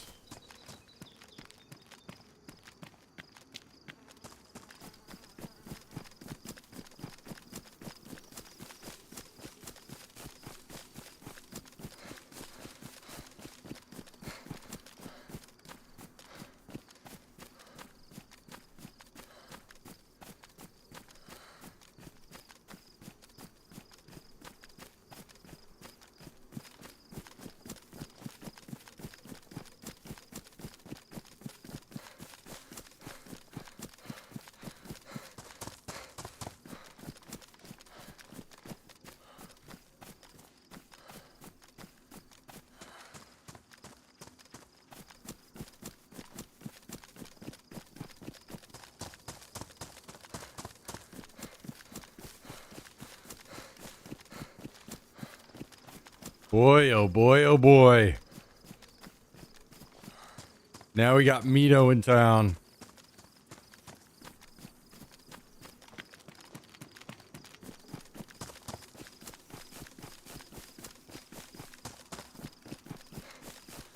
That's good shit. That is good shit.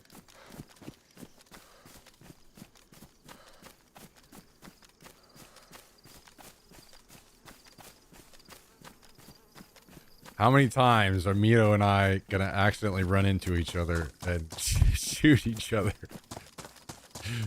Oh God. Oh. He's gonna probably need this.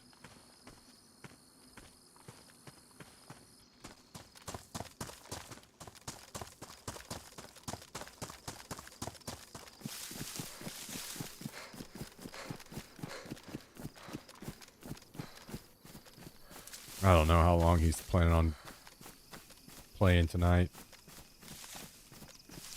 Probably pretty damn late for him.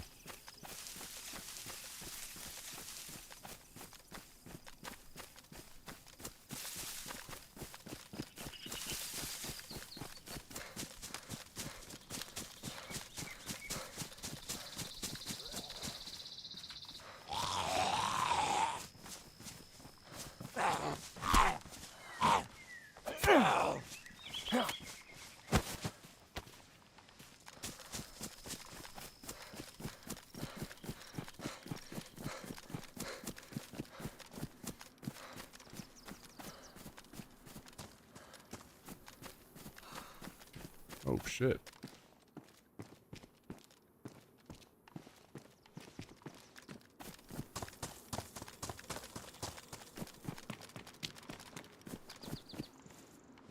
Yo, I'm dropping a pickaxe out here.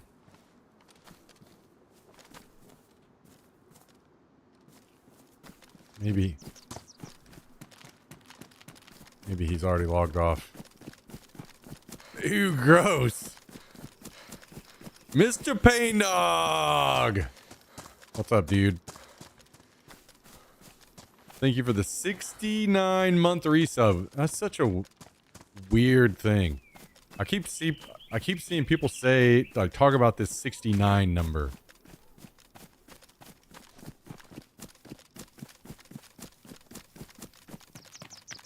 I don't understand the significance of that. Or this other 420 number, but either way, I appreciate the 69, almost 70-month resub, Mr. Pain Dog. How you doing, dude? Has there been any developments on the job front? Last we talked, you mentioned kind of getting screwed pretty bad out of an opportunity. Gold miners or something. Oh, okay. That makes sense. No developments as of yet. Well, that sucks, but I hope opportunities are coming soon, man.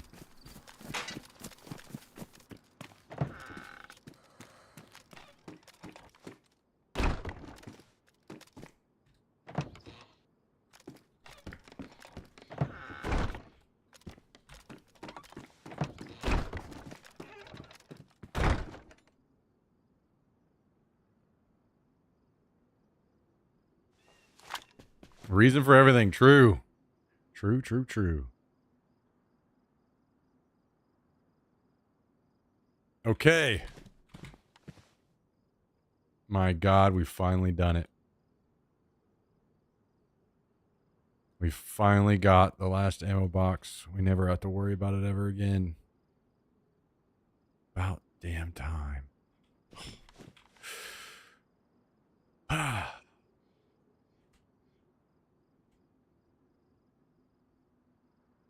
Put all this junk over here now. Oh, I forgot I got another filter too. That is a beautiful, beautiful thing. Beautiful.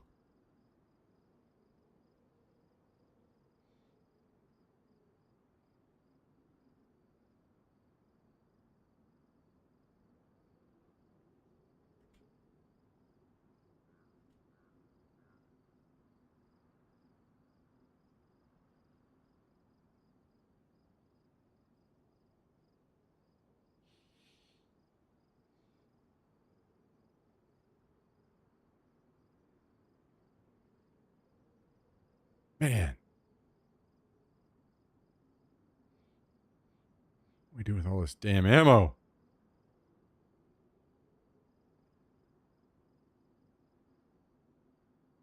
We still have too much.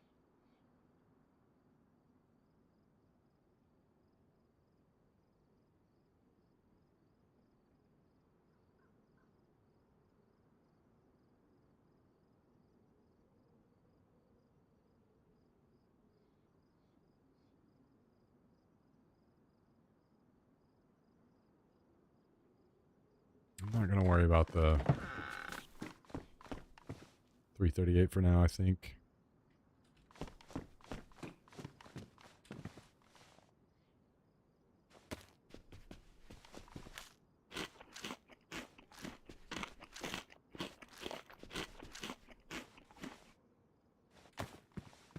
Plate carrier back on.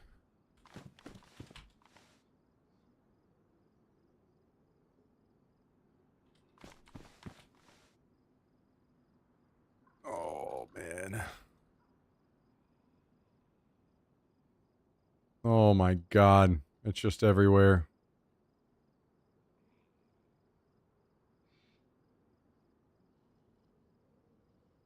We're going to have to reorganize this mess.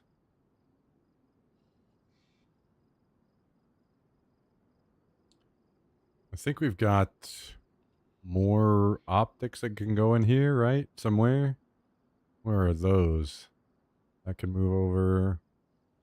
These can move over. These can move over. Can all these mags go too? Probably not. Probably didn't free up that much room. Could maybe put all the grenade launcher stuff down here. And smokes. Optic. Boy, oh boy, I sure did not free up that much room, did I? Oh. This is not good. Maybe we toss this hunting scope.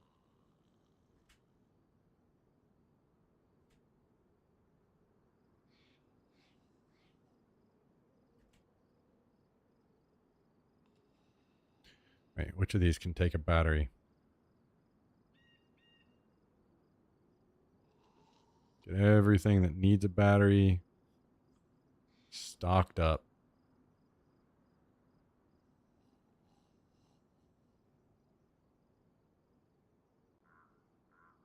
Let's go ahead and check all of these.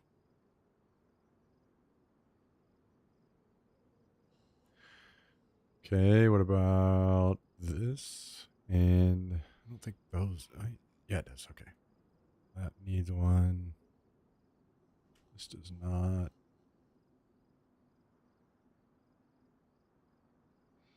Oh, there go a giant chunk of our batteries, which is all right. Okay, what are we doing mag-wise here? Wait a second. Oh, wait, no, this is a second 60 rounder. I forgot.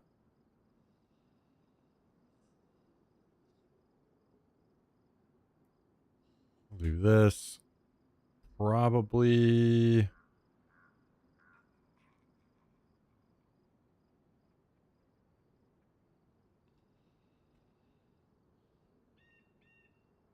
What are we thinning out on here? Maybe these.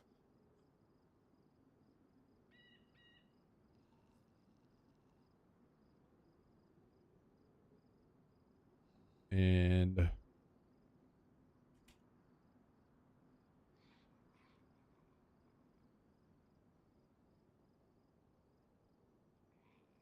we keeping the rest of these. This can get tossed. Probably want to keep these.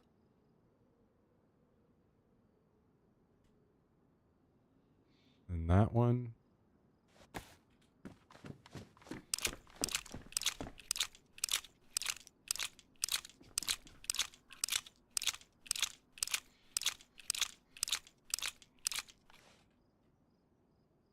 Toss that. Oh my god, so much ammo. Okay.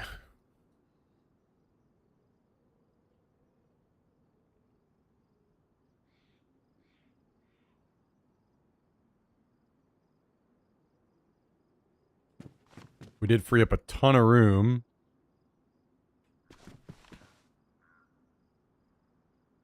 In here, though, which is nice. Let's just grab all this for now. See what of this will go in here.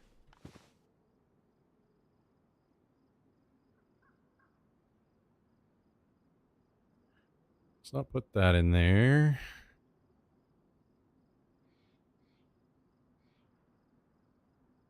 We can do this. We'll use this spray paint on here.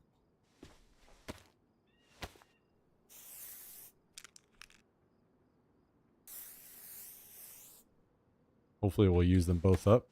Definitely use the green up.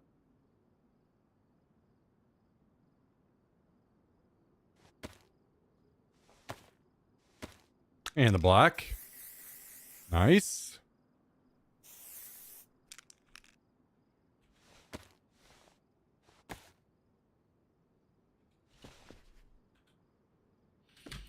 Okay. Don't have room for these.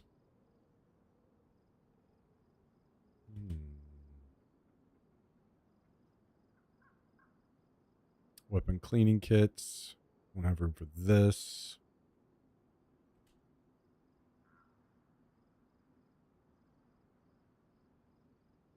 This probably.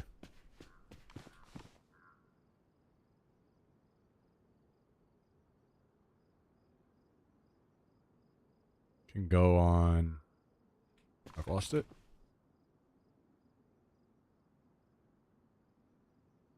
Wait, where was that? Here it is.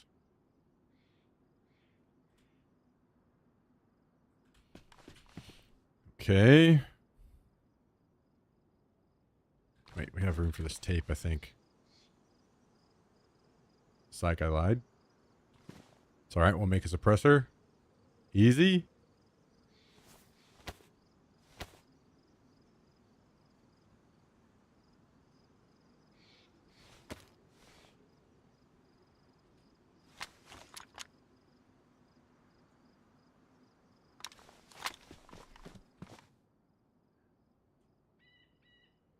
Okay, so maybe we'll put these in here for now.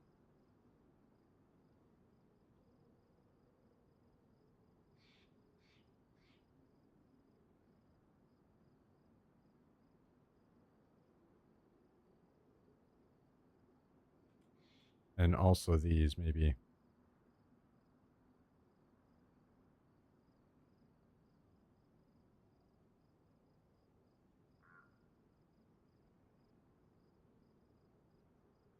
Okay, and then this was going on this bag, right?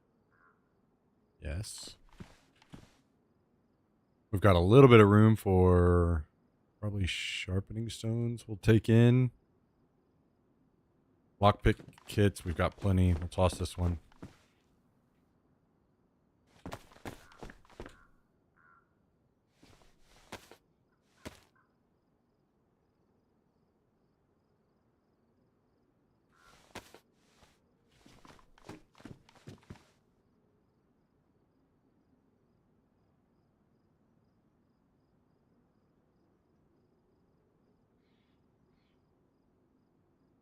Do this.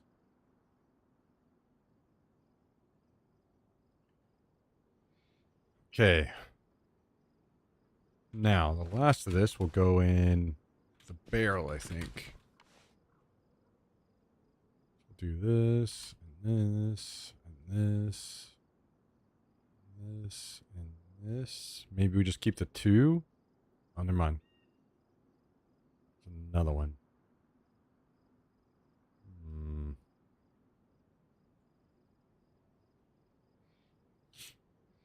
Hmm.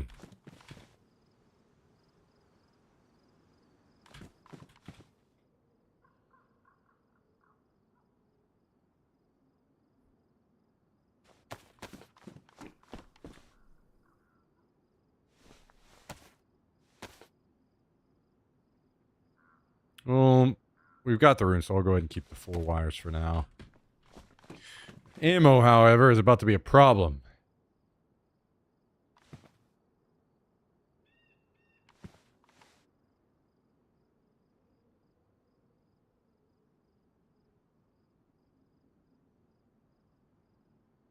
Okay, we'll do extra mags in here for now. Let's get rid of that scope. That's garbage.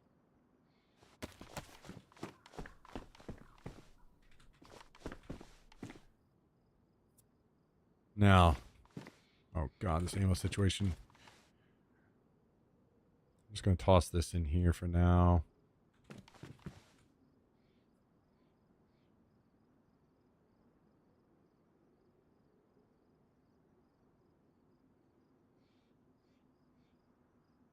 I usually just toss this ammo, but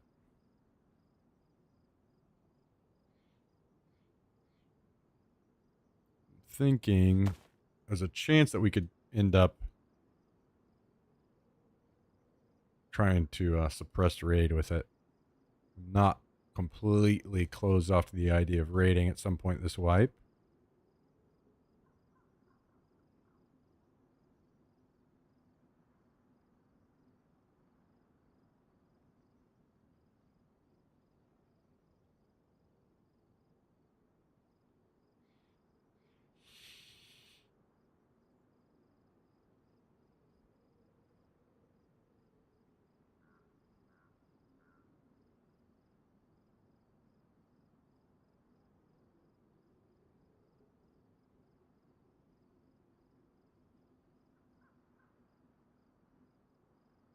More Mosin, that needs to come with me. My god. Just never ends. Never ends. Okay, do we have more mags that need to be filled? Some 5.56 in here.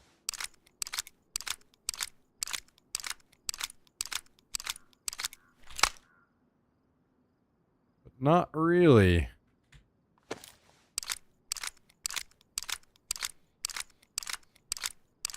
We need a couple snipers up on the wall now to fill those slots.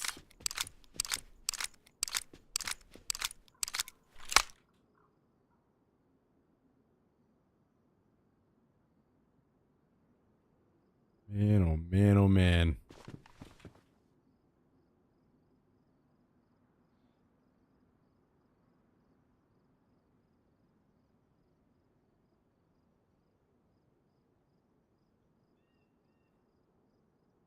Wait a second. You know what? I'm just going to put all the rest of this down here. We got other things to do.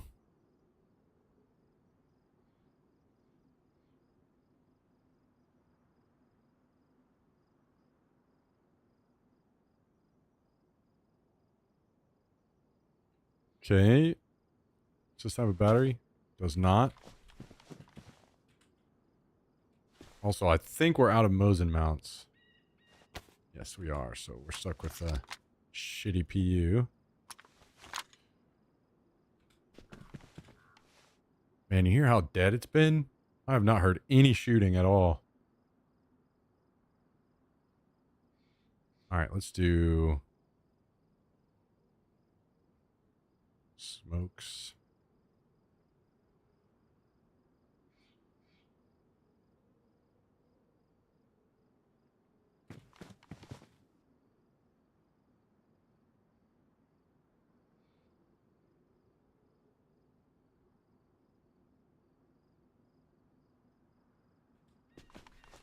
Let's do all the grenade launcher stuff over here. Wait, was that in the barrel? Yes.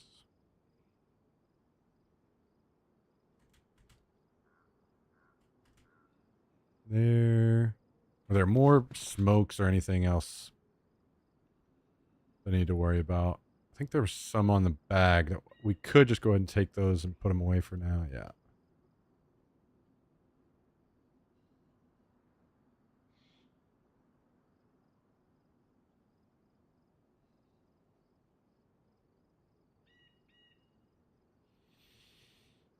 Okay. Have we finally gotten there?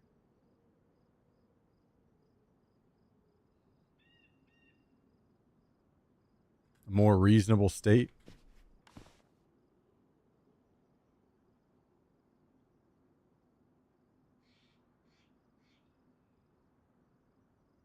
Much better. Much better.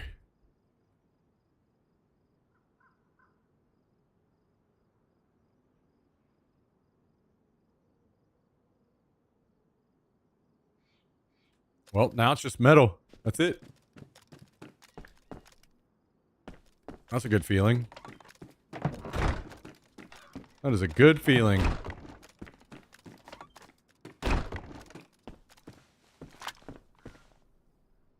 Wait, did I have a...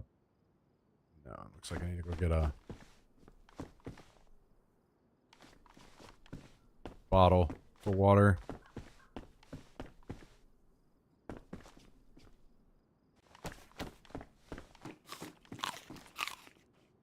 Then we can go.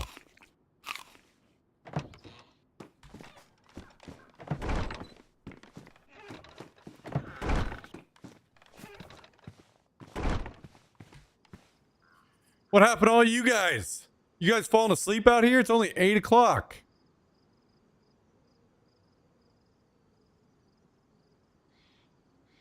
Guys in here in the chat talking hot shit all day long. Now you're nodding off.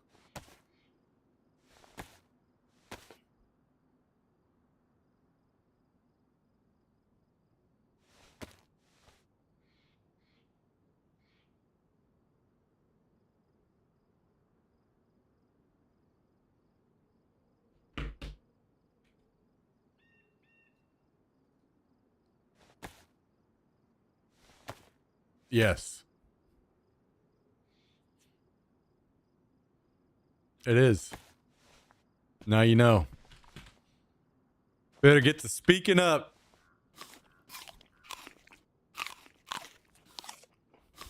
I'm gay now.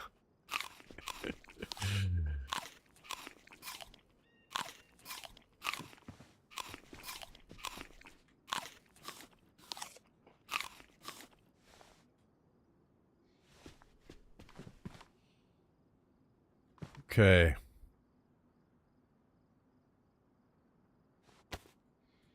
We get some water and we're out of here. Man, Sir is dead quiet. Holy. What's going on around here?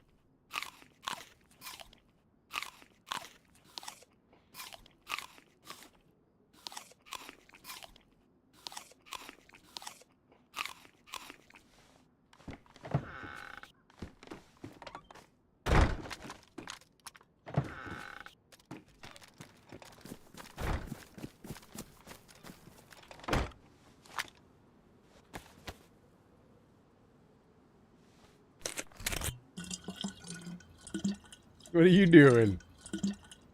You're conked out over there, huh?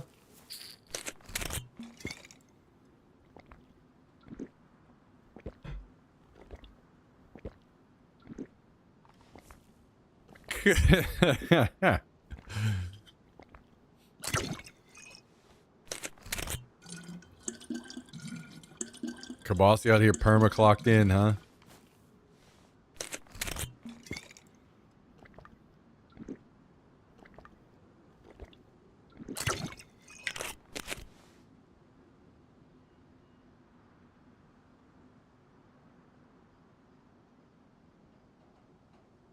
Jummy, when are we running raids, brother?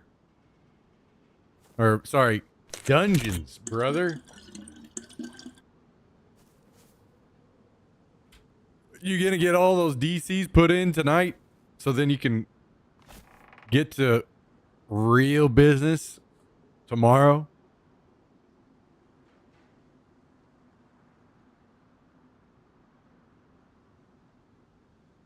Buddy, okay, okay. Oh.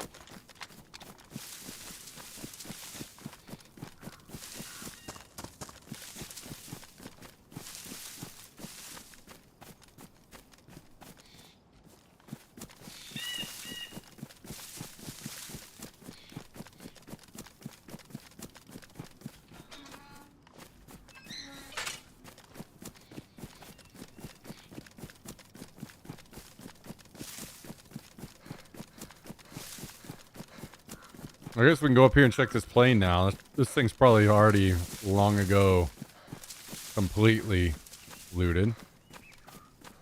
But you know what we could maybe find is a plate carrier zombie. We take one of those right now.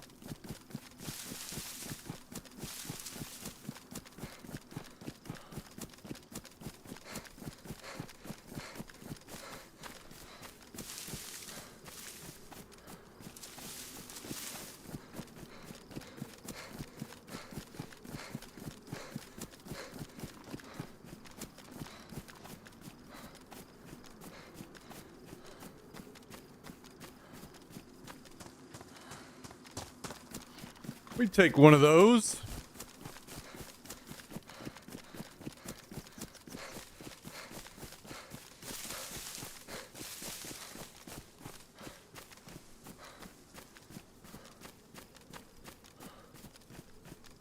Get our mannequin stocked back up.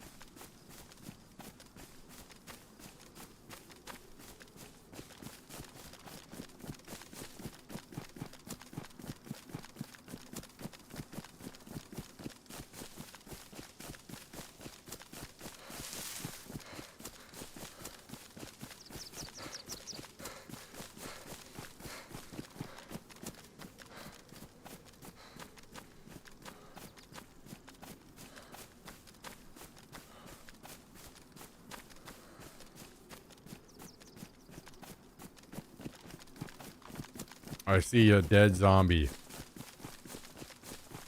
Not a good sign. We don't like that. We wanted live zombies.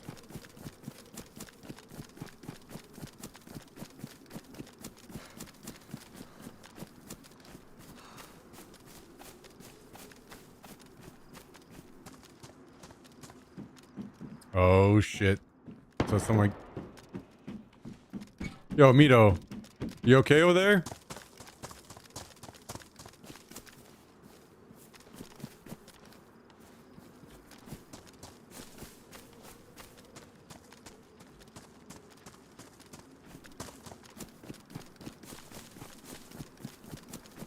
Please tell me Mito didn't just get fucking shot.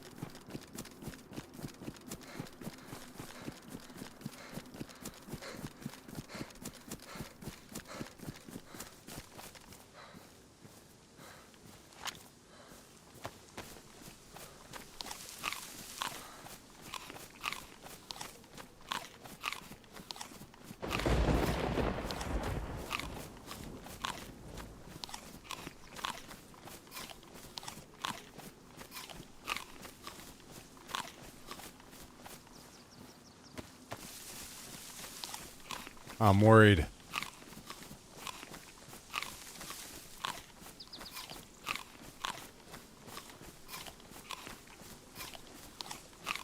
Surely if he got shot, he'd be in here right now, right? Telling us that he got shot. Maybe he did the shooting.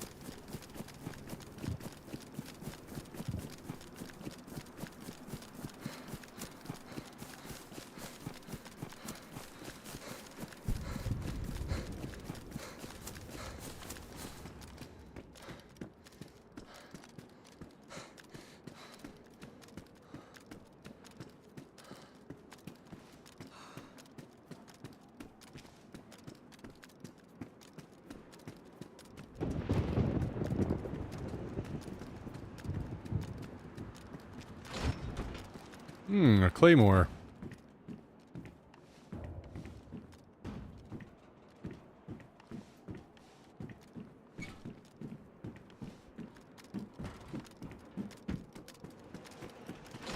We got room for that now.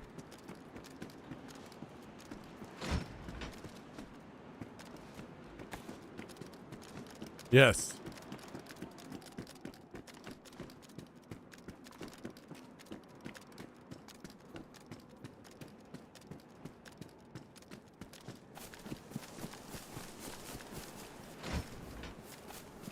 Yeah, true.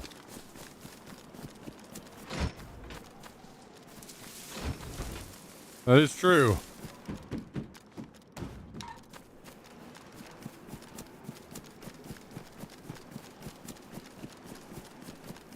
Damn quiet gay chat.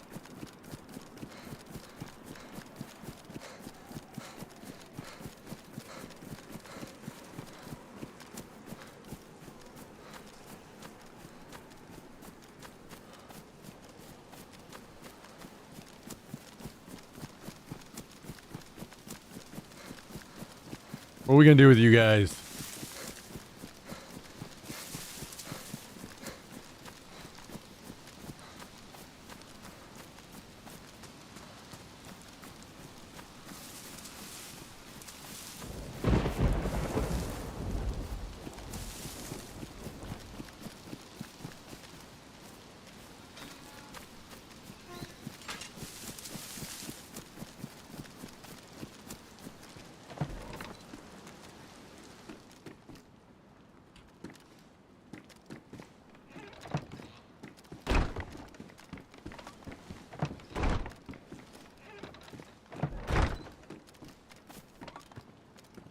Okay. Claymore acquired.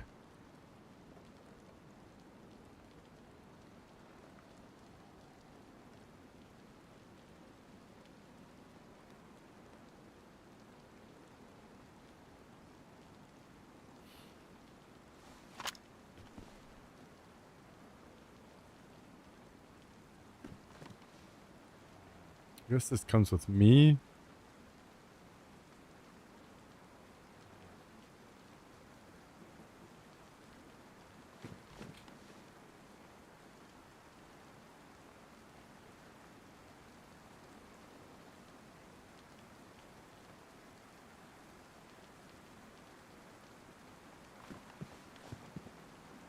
I'll just throw this grenade launcher on this bag for now.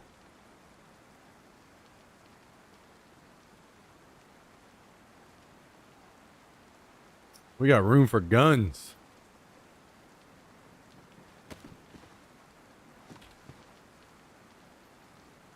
We got room.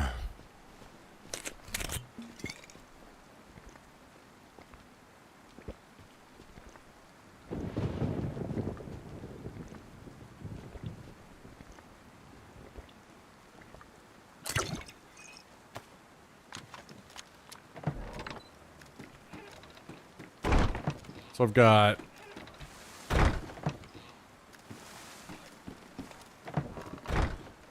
two metal there.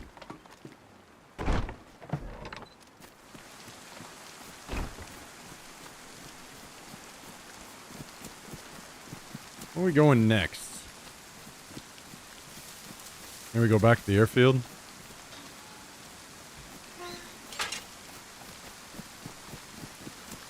See if we can get our hands on AKM.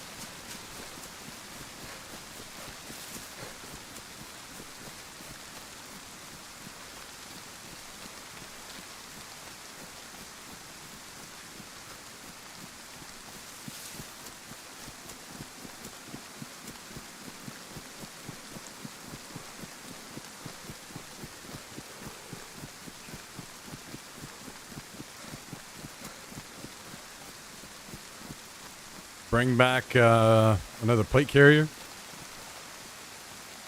We got room.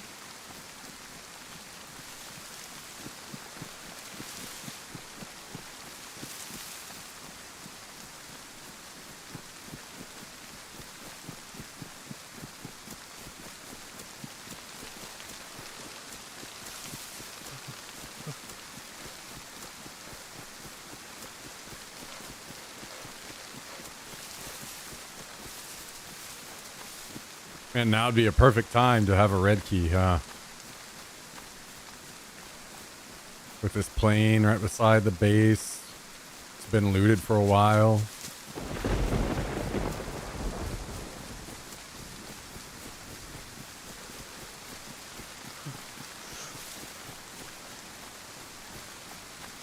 You know, speaking of, maybe we should go take a look and see. I'm curious what's even spawning inside of these red crates these days.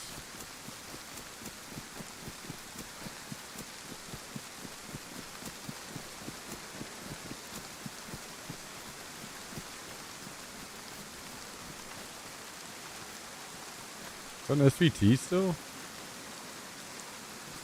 Yeah, it looks like it is. Has a scope on it. Oh. Is that a full IED in there? And then maybe an orange key? That is a juicy, juicy, juicy crate.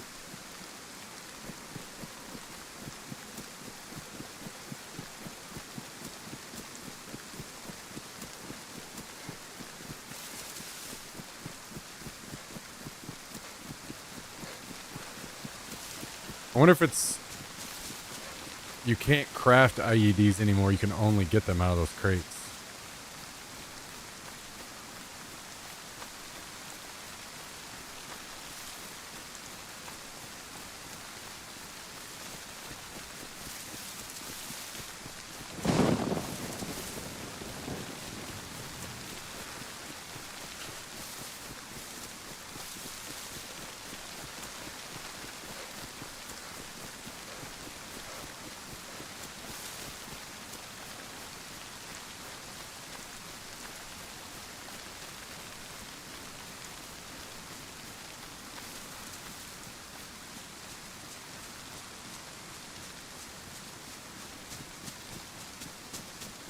Uh-oh.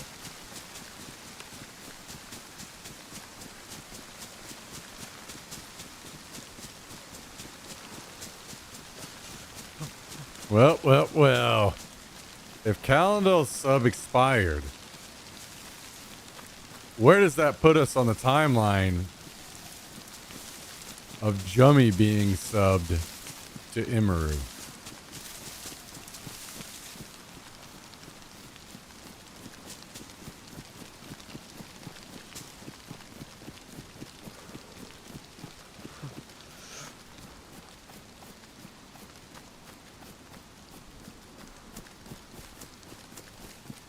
It's alright, guys. It's okay if Jummy is subbed to Imaru. He's just doing view botting research. Okay?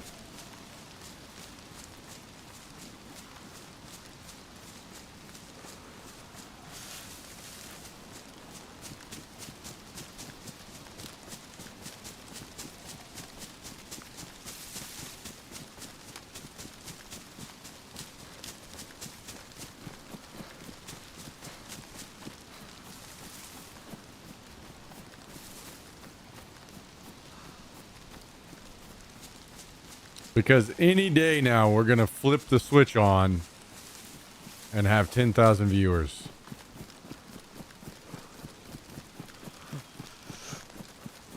Just you guys wait. But whenever it happens, you guys have to all act like it's totally normal. And it's been that way all along.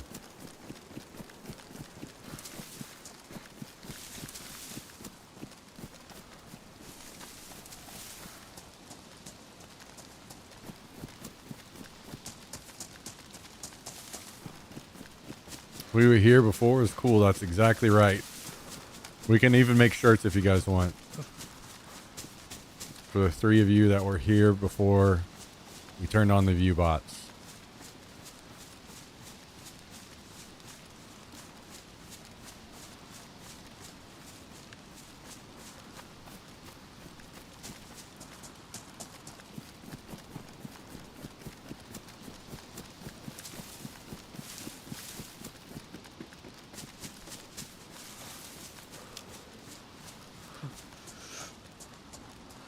We doing the peanut. Wait, what is this in reference to?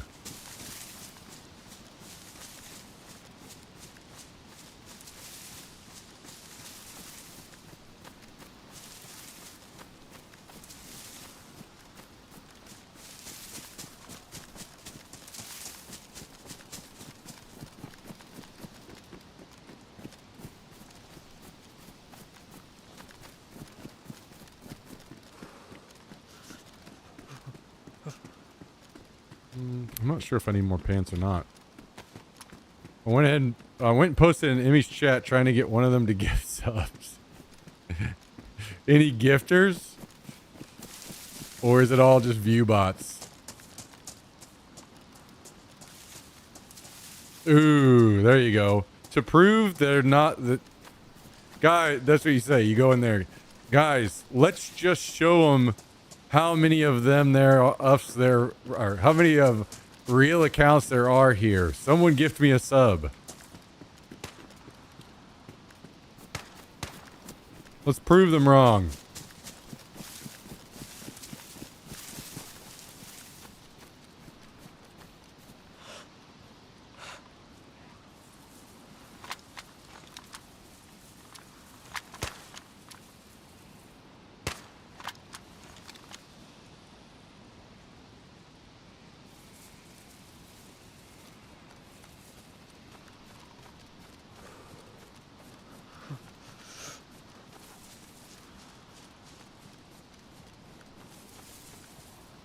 Fucked up.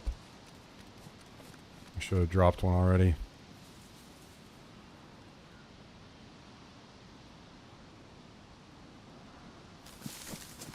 Forgot my mouse not a PU on it.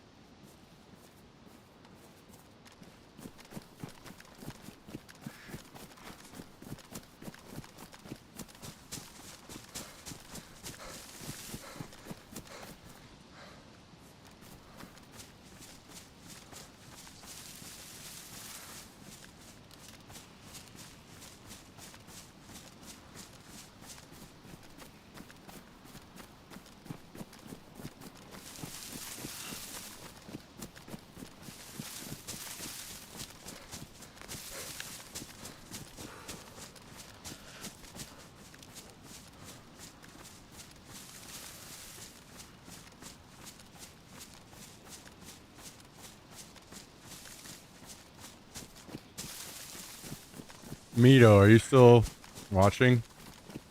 If so, I've got you another code lock. That is if I don't die before I get back.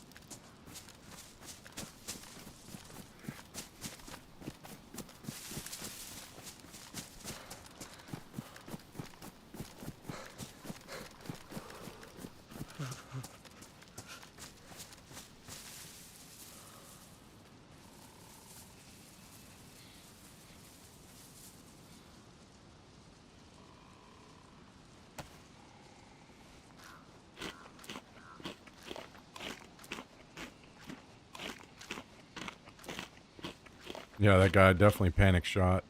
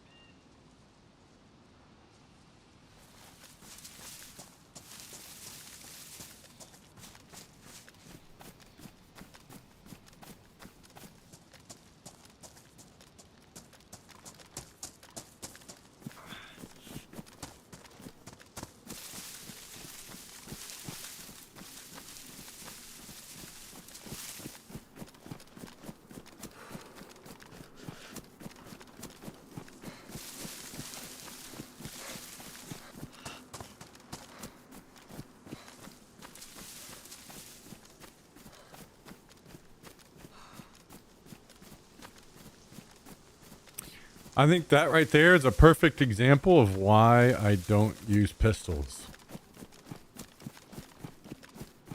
So many people use pistols, like suppressed pistols, to kill zombies like that. I would have never even known those guys were there, and I would have maybe never even spotted them, gone after them. But he was shooting zombies with a suppressed pistol.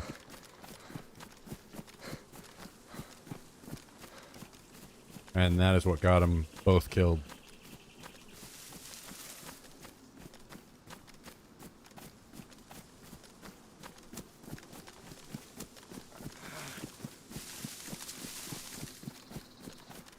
It sucks and it's slow killing zombies with a knife.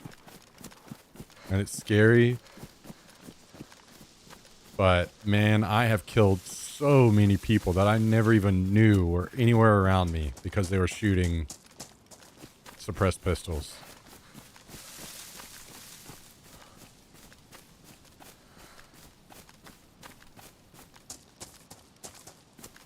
Personally, I think the only time it's worth to be shooting zombies with a suppressed pistol is at a chopper crash or a plane crash.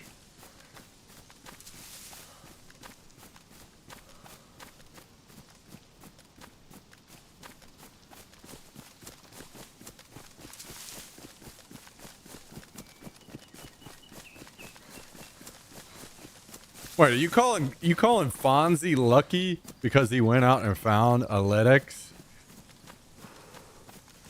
Well, last LEDX I knew that you got it from a fucking scav. What is this out here? What is this?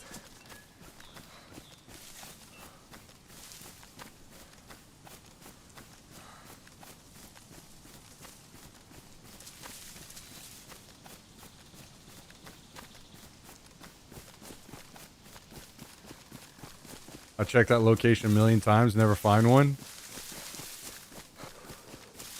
Just load in with Fonzie, he'll go find you one. Have him find it for you.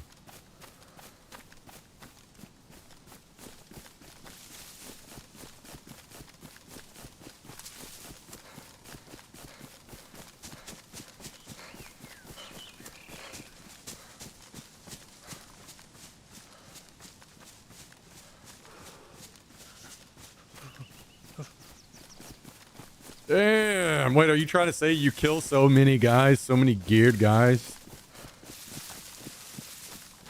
that a LEDX is basically worthless to you? Because you're so rich from all the loot on the people you've been killing?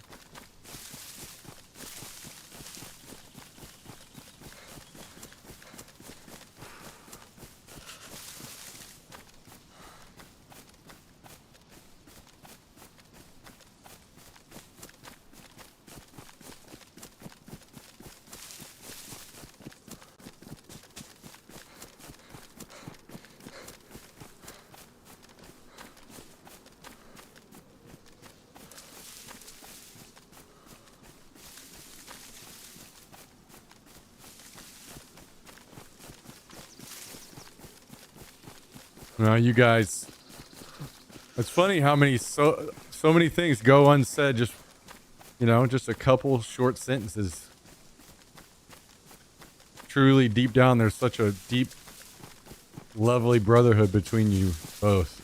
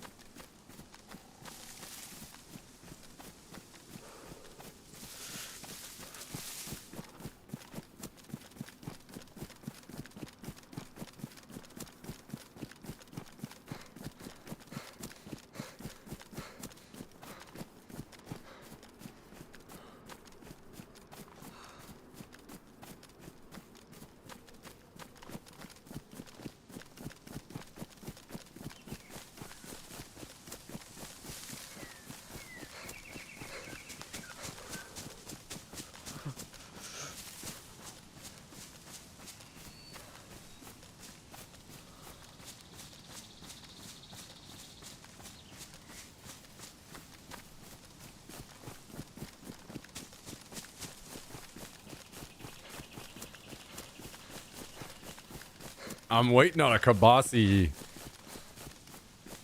Goofy message about Goofy is it gay message right about now. I feel like he's too concentrated on making shareholder money.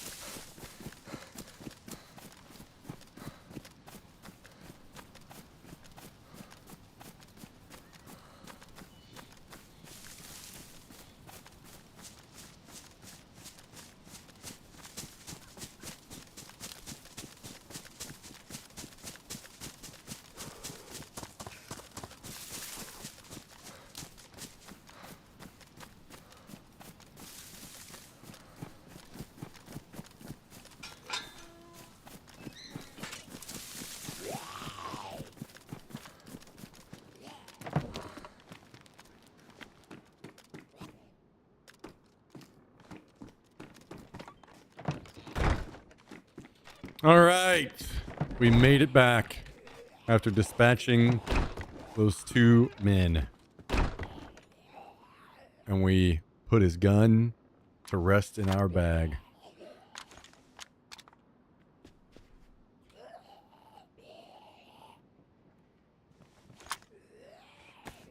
Did I struggle to find tarp? Oh, yeah. Oh, yeah. Funny thing was, I looked for multiple solid days, and then I found all of it in one run in Zelenogorsk.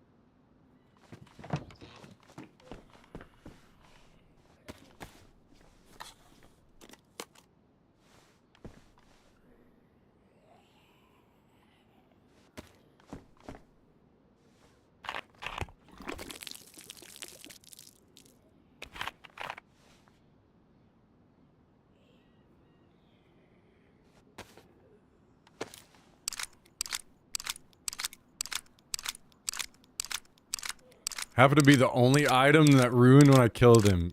My god. I fucking hate when that kind of luck comes out. That's the infuriating shit.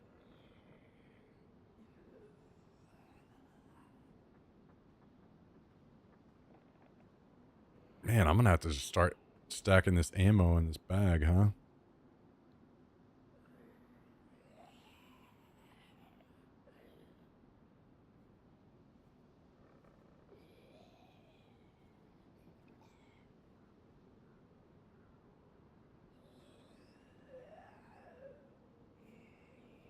Guess I could stay with us.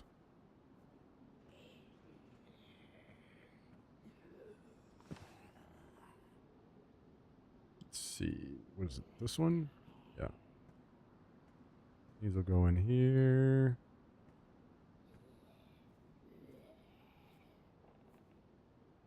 That can go up here. Oh, God, we have more.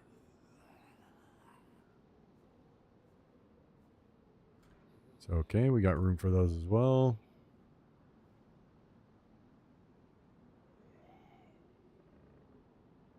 And then...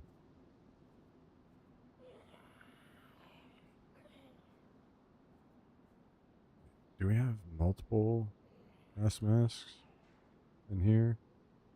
What's this one looking like? Is this the one that has basically full? I think there's one in the barrel. Yeah. Okay. Fill this.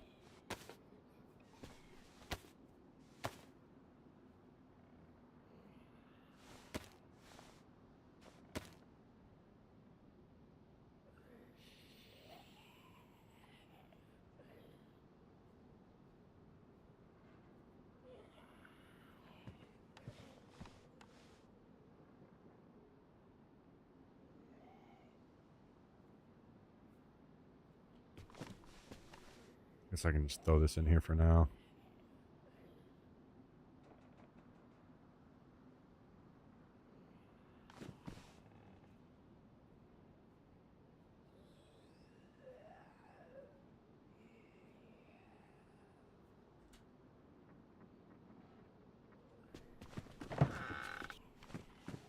Beautiful.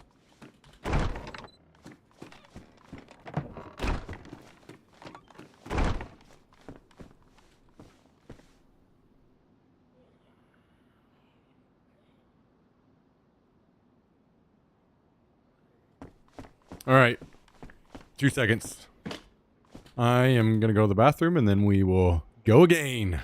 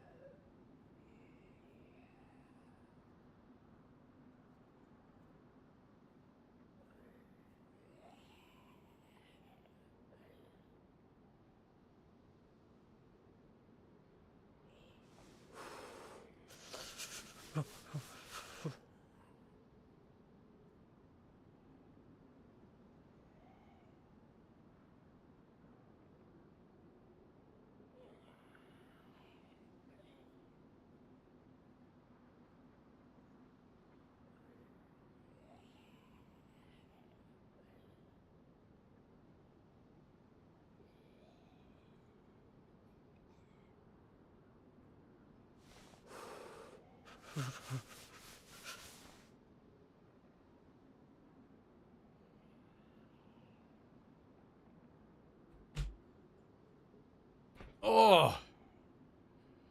Boy, oh boy, oh boy, oh boy. Boy, oh boy, oh boy.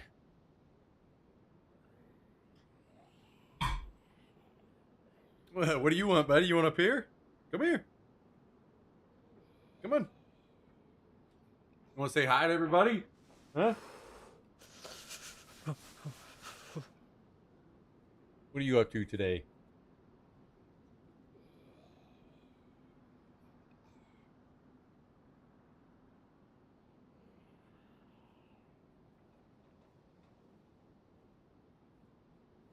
You want to play the game?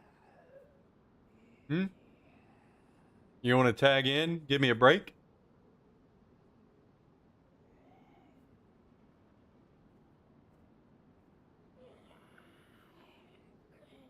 I gotta go smoke some crack.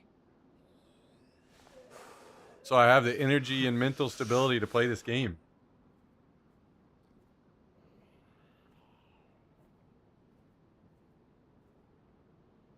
All right, you want a treat? Huh?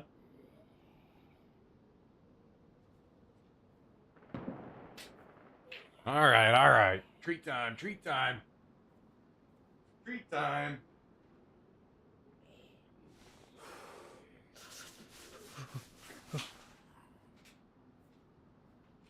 Treat time.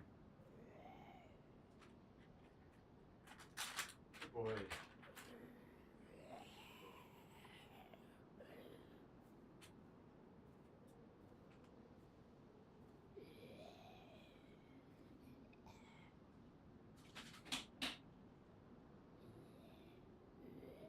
Oh. Is it time to play stand up for a little bit?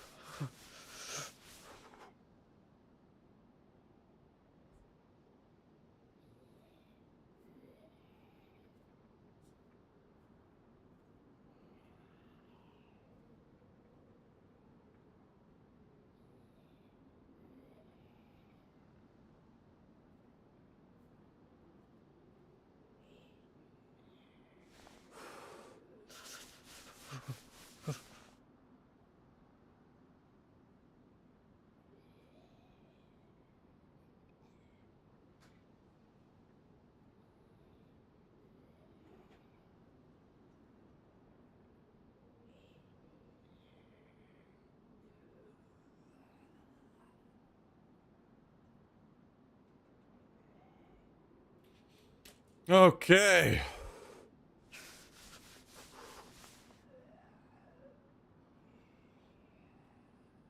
Oh.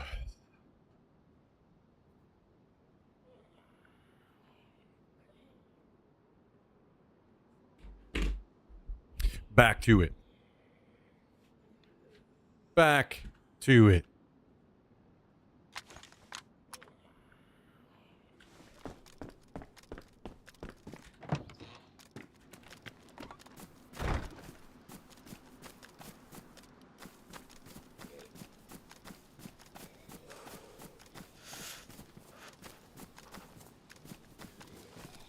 Don't shoot.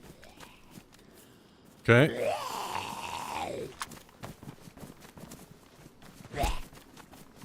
Hey, come get this code lock, Mito.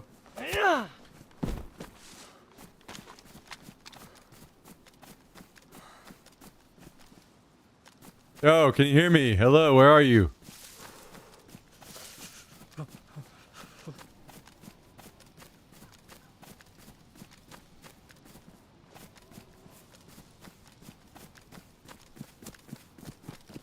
One minute away. I'm gonna go to your base. I'll drop it off at your base.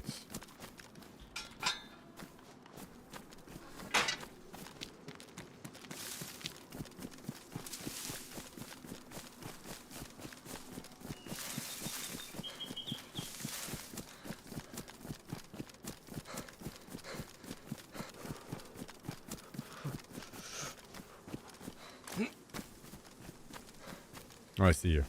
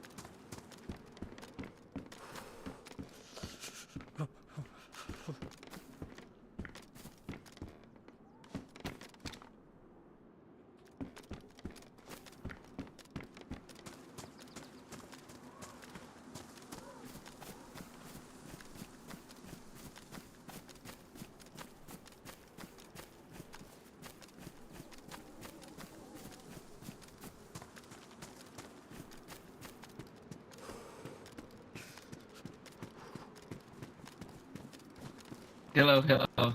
Thank Wait, you. did you get I shot got- earlier? No, I was yellow HP and Wolf headshotted me. Oh shit. Okay. Yeah, but I found 3 insulating clothes on my way. 3? Holy, nice. Yeah. I got 2 doors, 100 plus planks, 3 crates. I'm getting okay, yeah. Man, you're farming. Holy shit. Thanks for the starting help, yeah. Yeah, no problem. You can come and check out.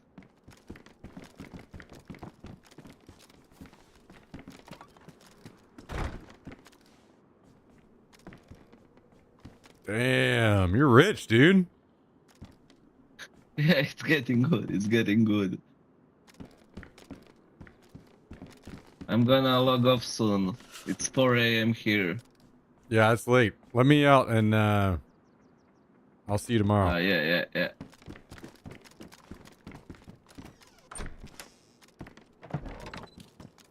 All right, later, Thank man. you, Smack. Have a good day. Rest of the day. Yeah. Bye. You too. Bye. You know, he found 3 cloth. That's crazy. That is crazy.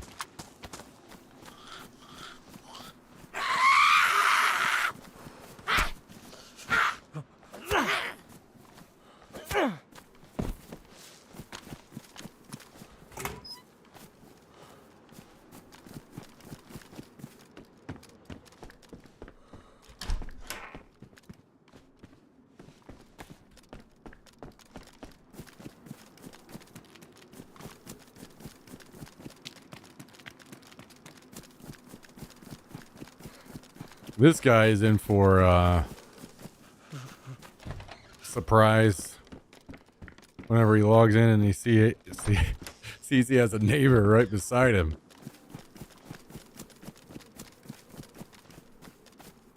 Has he got anything going in here yet that we need to be interested in? I don't even see a crate in there. Oh, there's one full crate. At least. There's another one. Oh yeah, this guy's very poor. I forgot I killed him while he was trying to get hides back to his base. It's funny.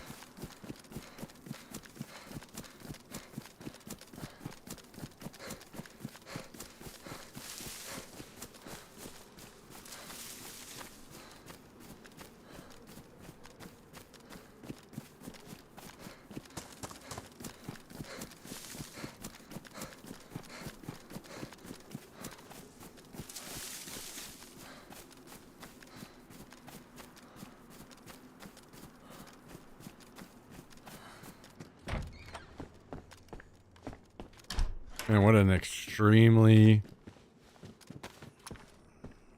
quiet night it has been, huh?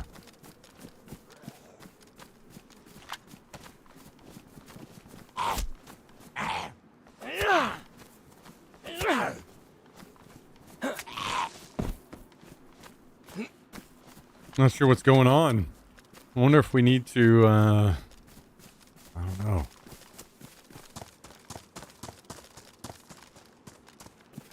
Figure something out there, or if it's going to pick up soon.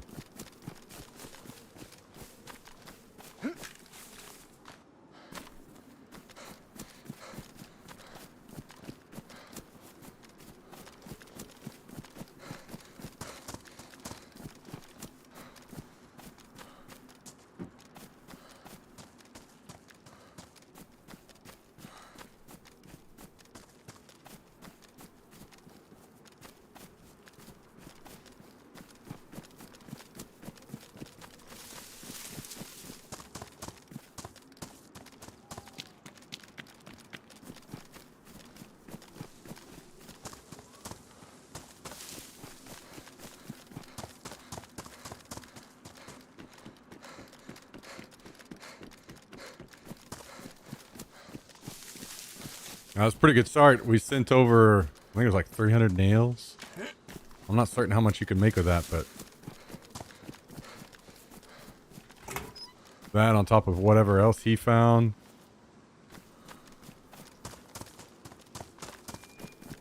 Should be able to get cooking real quick. 2 doors already.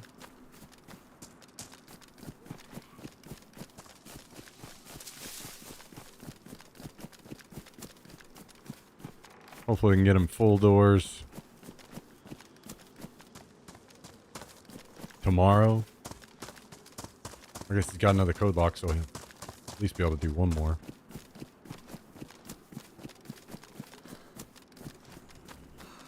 Isn't that nice of those 2 guys at the airfield to bring us another code lock? What fine, upstanding gentlemen.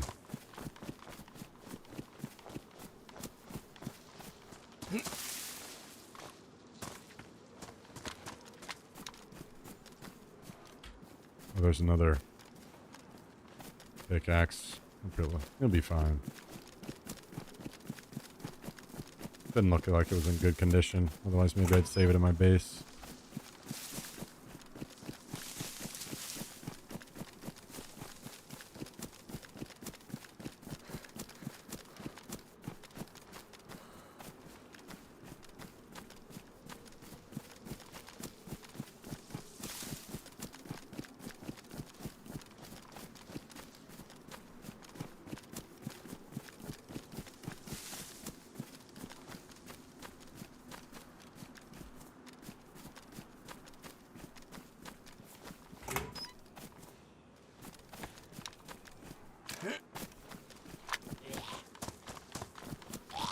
Well, this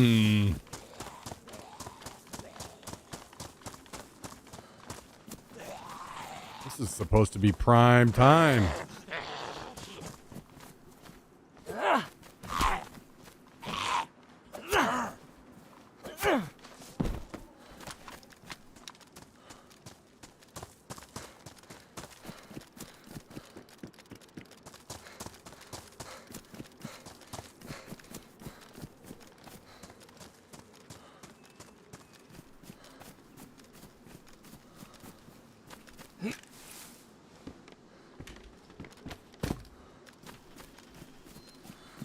I'm finding so much epoxy.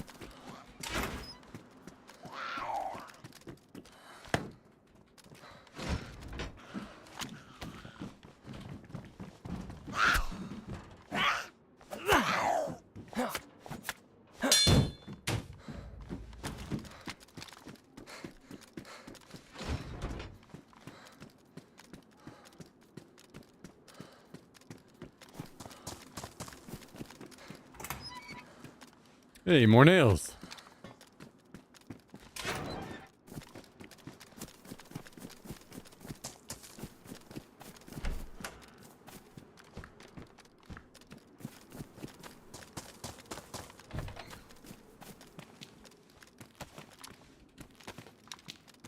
Speaking of 545, I think that's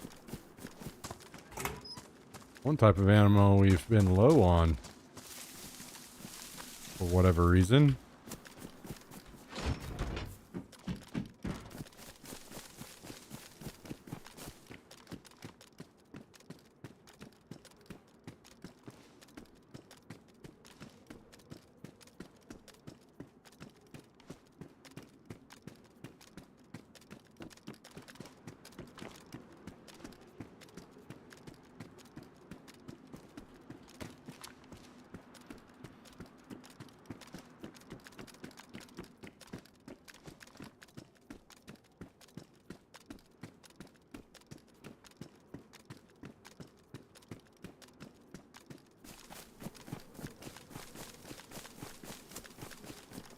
About to get dark. About to get dark.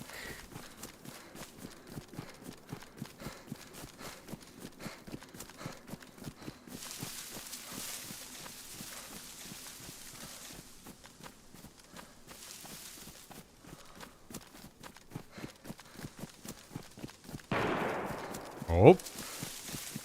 There are live people on the server. Can you believe it?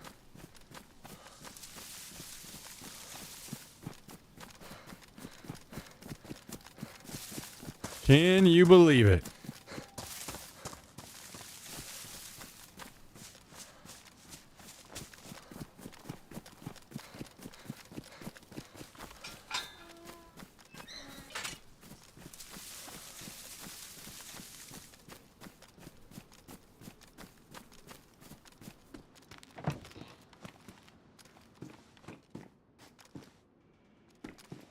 Damn. These laggy doors are brutal.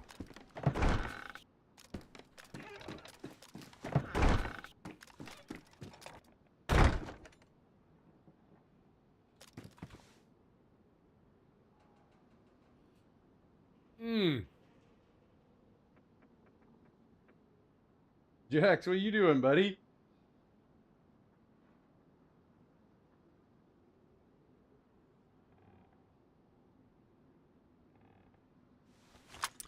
More nails. Would you look at that?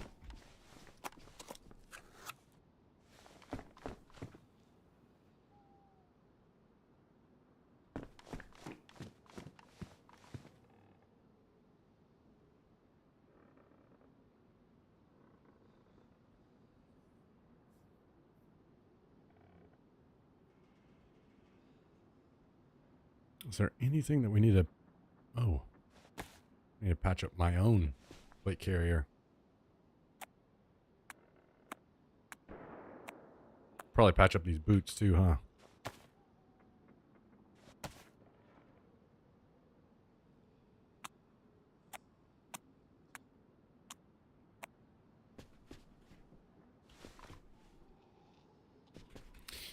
Okay. Maybe we go ahead and toss the last of this. I don't think it'll do...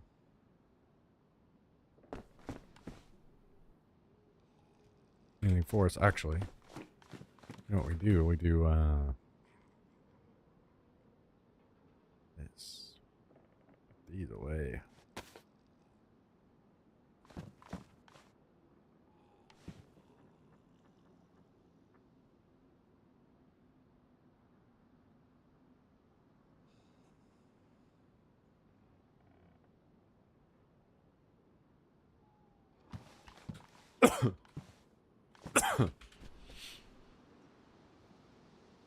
Do I have a suppressor? Nope. Not any room we can put a suppressor, but we can do this. Just put it in here.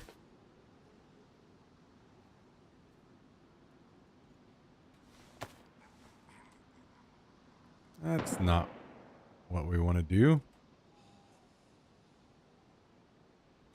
Put it in here. This goes in here. We don't have any room downstairs, so I guess we're eating this.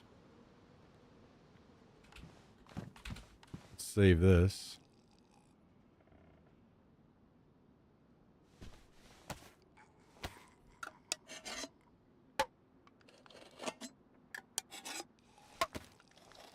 Save the hatchet for now.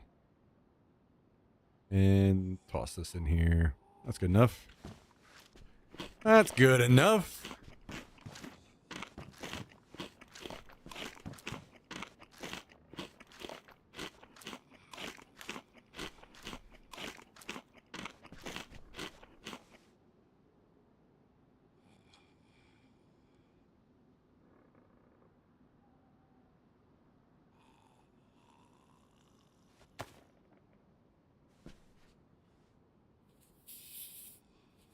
Patch up the jacket.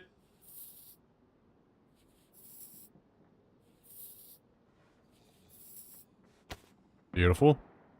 Beautiful.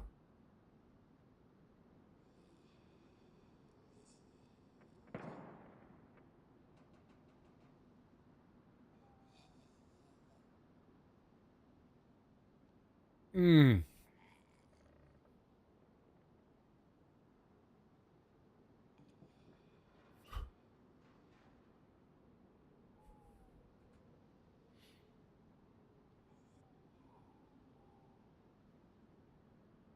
Well,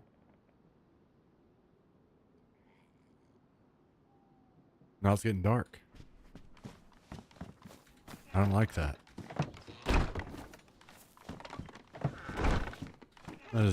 That's not cool.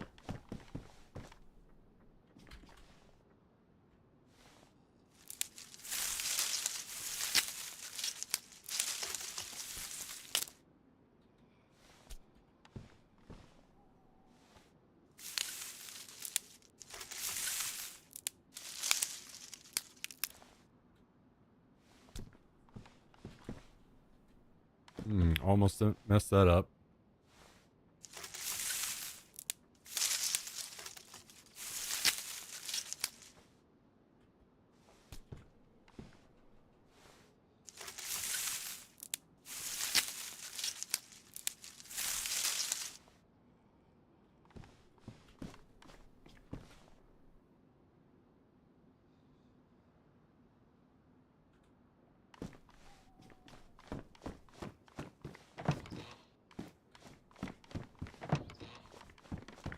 Lowe's. Okay.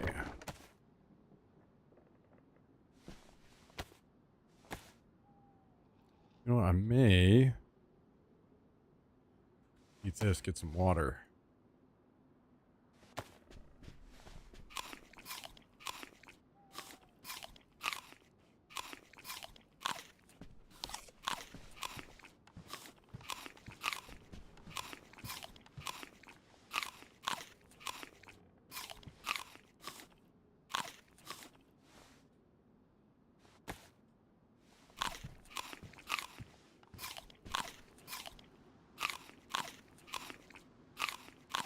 Water.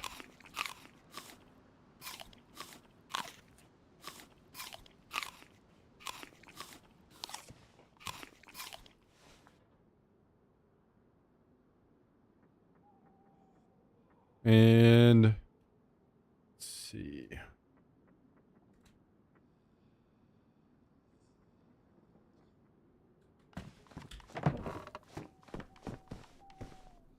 Put this in here. Okay, water.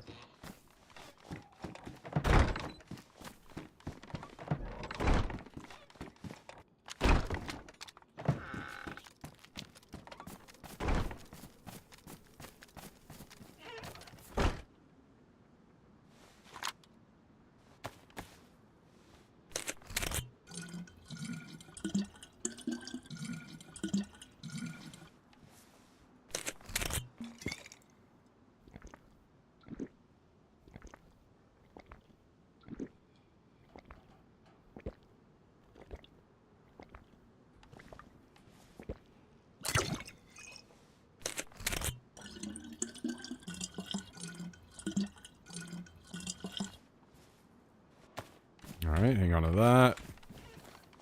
Wait, did one of these bags have room for the other bag? Probably not. Or maybe the military bag had room. Wait, is the G36 fit there? It does not. Okay, nope. Which is fine. Which is fine. All right, guys and gals. Alrighty. I think it's going to be the end of the road for us today.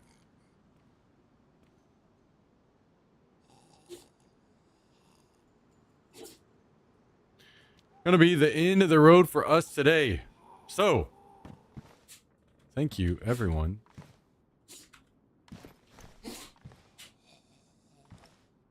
Sorry, I just noticed something. I noticed this box of ammo on the floor, and I don't know if I can get it. Yeah. Can't hide from me, bitch. Okay. Thanks for joining.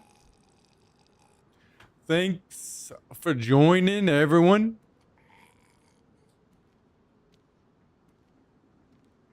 We got to do a couple special shout outs. First and foremost,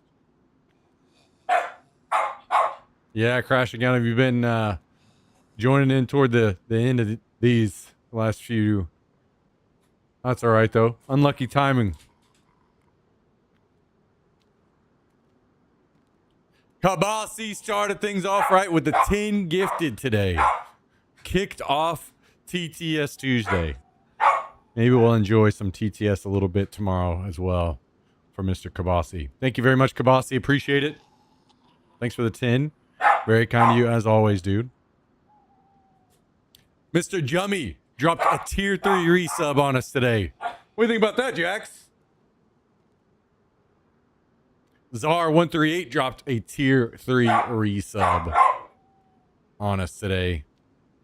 I'm gay, relax.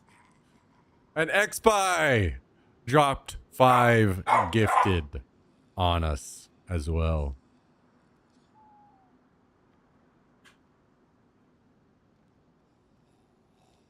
Very kind. Thank you, everybody. We go again tomorrow. Come hang out. We do the thing. The base is almost 100% complete. So close. Have a great night, everybody. Tomorrow, hump day. We'll be halfway there for the weekend. Love you all. Have a good night. See you again tomorrow. Bye.